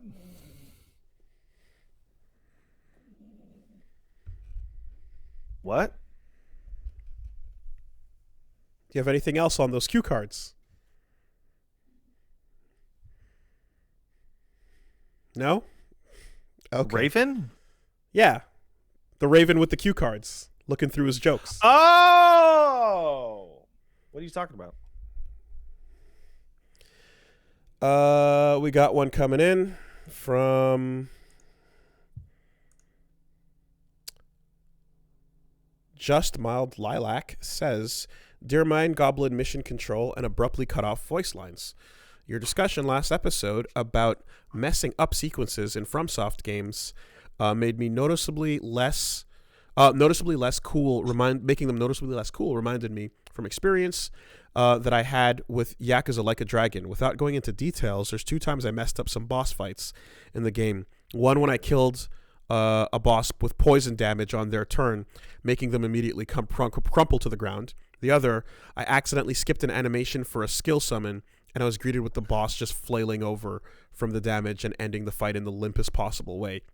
I didn't find it worth it to reset either of these boss fights, but the lingering disappointment of missing the cool finish definitely stuck with me.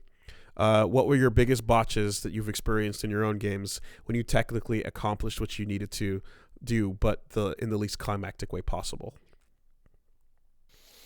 Yeah. I mean, anybody who's fucking who's poison gassed old Dolan knows the way, knows the pain of that. Yeah. Of that. Killing bosses via poison actually sucks in a huge amount of games. They just kind of fall over, and it looks terrible. I would say that, like, instead of that, because it's happened many times, there's been many occasions where I would save a big final attack for the finish and then fuck up, and then there's a little bit of life left. I've definitely done a fucking judgment cut end on Dante, and it wasn't enough to kill. And then you're like, now I gotta fucking do some stupid, like, summon sword. Oh, he got hit with that. Okay. Now the slow fall. You know? Those are the brutal ones in Devil May Cry 5. I think I recently played through the end of KOTOR 2, and if you go Sith Lord in that game, you get an ability called Force Crush, which even if they save it, still picks the character up and throws them down. Mm-hmm. And against one of the final bosses, I literally just spammed it on every turn, and they were not allowed to act. Mm-hmm. And I just picked them up and slammed them down for like 3 or 4 straight minutes, and took almost no damage. And they're like, the dialogue was like, "Oh, it's an epic battle." It's like, no, it's not. Yeah, but that rules though. I'm just ragdolling you around the fucking room. So in KOTOR 2 and 1, Force Lightning gets louder the more people you zap with it. Oh, does it ever? So when you have a room I was full going through, of droids. I was going through rooms and giving people like volume warnings. It's great. It's super hype. Also, when you're walking with the gang into the bar with the poison in it, and like you've got the Jedi shields up to not get fucking poisoned, but they get infected anyway, and you keep hearing Atten going, "Poison, poison, poison." Ugh. Poison, poison, poison. Anyway, I would say that the best protection against anti-hype climaxes is Metal Gear Rising: Revengeance, where after you hit the life bar into the final threshold, it initiates the final QTE sequence, which is always hype. which What- is mandatory cool. and the music and the lyrics kick in during that part. Yeah. So if you want to make sure no lame outros happen or no lame finishes happen, make it mandatory. It's great every time. You never get sick of it. It fucking rules. Let's take one more. Brad T says, "Hey, Wooly and Pat. Less question, more observation. Related directly into fighting games and other games. How do you follow the following observations? That high-level play tends to give deeply skewed versions of what novice players think the game should be. They think their own gameplay should look like this high-level play, but nothing could be further from the truth at first anyways. I think that contributes to burnout, frustration, and people learning the game's quote-unquote wrong. 3 brief examples. Combos are too hard. These KOF trials are gatekeeping me. Meanwhile, the traditional advice I grew up with is you should be able to win a game with nothing but normals. I'm terrible at combos, but mostly win because I like win in neutral and even in games like Guilty Gear. StarCraft is too fast. I can't handle micro. Meanwhile, most prominent teacher of the game, Vibe, has people literally making armies and just throwing them at the enemy with 0 micro, not even looking at any fights at all, even when it leads to bad engagement. It's just far more important for the new player to learn to make more stuff. 3, any presentation of chess in media. No one talks about mate in 12. All that shit from Paul Mophie games are from the 1850s or whatever. Most games between high-level players are decided by who drops a piece first, or AKA who gets hit first. It goes on a bit, but in general, it's the perception versus high-level play. And yeah, it's just, do you observe that in different games there is a feeling of like needing to execute on a high level that you see the, strong players executing at versus what you really should be focused on as a beginner? Absolutely. And I think part of that reason is like, let's take Daigo fighting games, right? You're looking at Daigo playing. Daigo's fucking killing it. He's doing super good. And you go, I want to train to get good like Daigo. What you're basically doing is looking at 1990s Michael Jordan annihilating people on the court and going, I want to get good like Michael Jordan. Now, you won't get as good as Michael Jordan. Not unless you get those special shoes like Bow Wow. Right. And you're going to go, well, that's okay because, I didn't start training since I was a little baby and I'm not 7 feet tall and I'm not physically, gifted, et cetera, right? But then they go, well, with video games, with Daigo, well, I mean, Daigo's like a normal looking dude. He's not like a super buff dude. He's like a normal guy. And I mean, he wasn't playing fighting games as like a little baby. So I should be able to learn how to do that. And they ignore the like decades of practice that goes into it. And they get frustrated that they can't catch up to Michael Jordan in like 3 weeks. So, yeah, that's definitely the case, and it shouldn't be. There's so much else that they're doing that you don't need to be worried about when you're just touching buttons and getting used to things. Which, as we talk about on Get Into Fighting Games, is part of why it's like, hey, if you think that looks cool, just boot it up, start pressing buttons. Doesn't matter. Don't think about anything else. Don't think about who's doing what, where, how. Just look at what looks cool. You like that character? Pick them. Go into a round 1. Start pressing buttons. See how you feel about it. Doesn't matter who wins or loses. Is it fun? Are you enjoying it?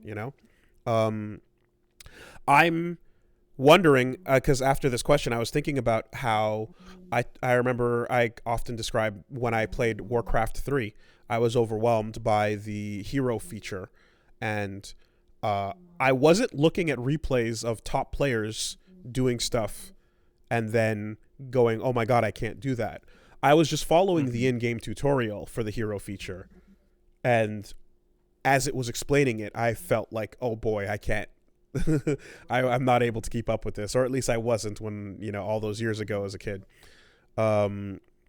So that's a case where I wasn't trying to emulate pros. I was just following the instructions. But in the end, if it turns out all these years later that you could ignore that system and be fine, I will have had a bad beat on that game. Yeah, you can. Damn. You absolutely can. Damn. I would take my heroes, and I would, well, because also in a lot of those missions, the death of the hero meant like instant fail of the mission. So I would take my heroes and just fucking jam them in the back of my fucking base, and play 3D Warcraft 2. But as someone that's using their hero, not like wiping your grunts out. I don't care. I'm not playing online. Okay. I'm playing that. I fuck what? What? I'm gonna have a fucking bad day by playing Warcraft 3 online.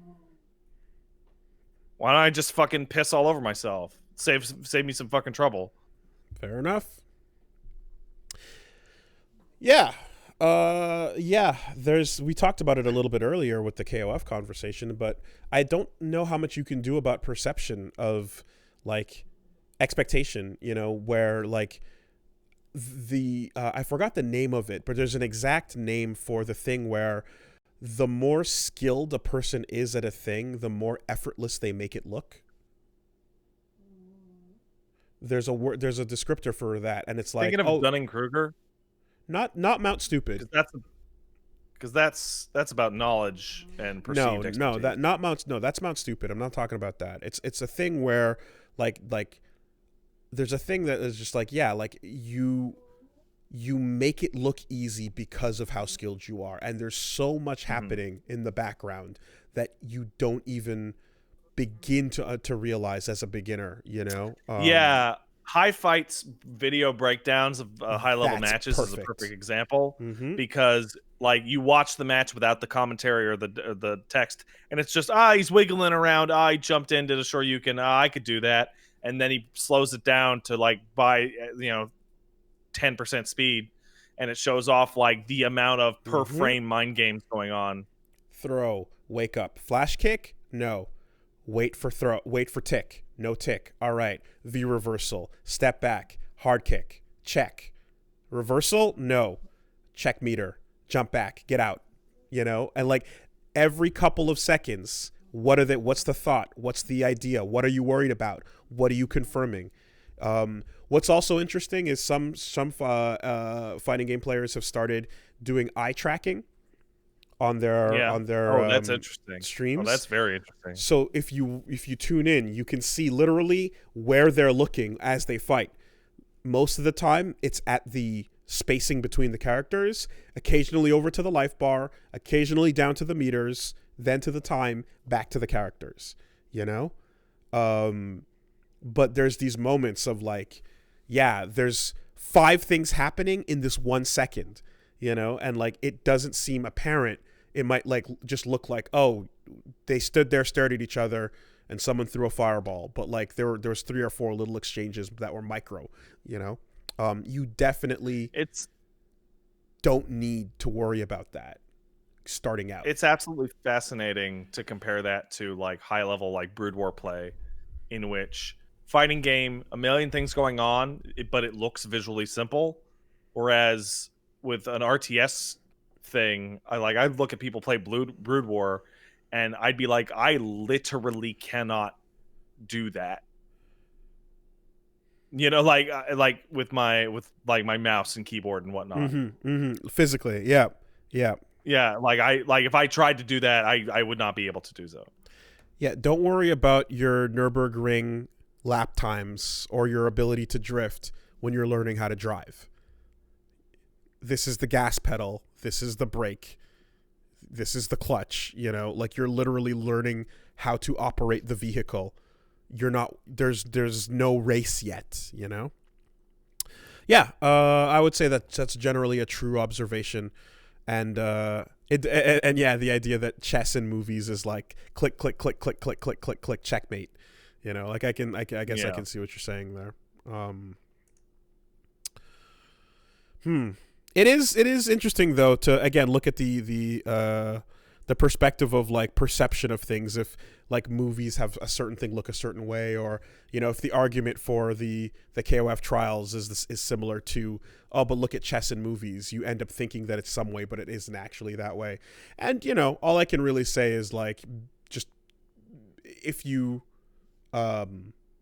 hopefully the person will like try something and find out for themselves very quickly how much what they were worried about doesn't apply if they decide to step in the water, or if they're watching something where the person they're watching straight up tells you, hey, yeah, don't worry about that, but anyway, if you got a letter, send it in castlesuperbeastmail@gmail.com, and that'll do her. Hooray! We Yeah. did it. Indeed. So this week, what's going on again?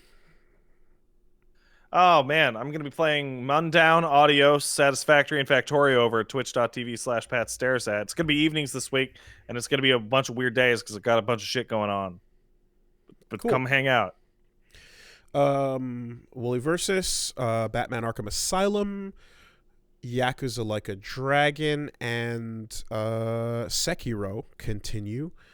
And then on Saturday, get into fighting games.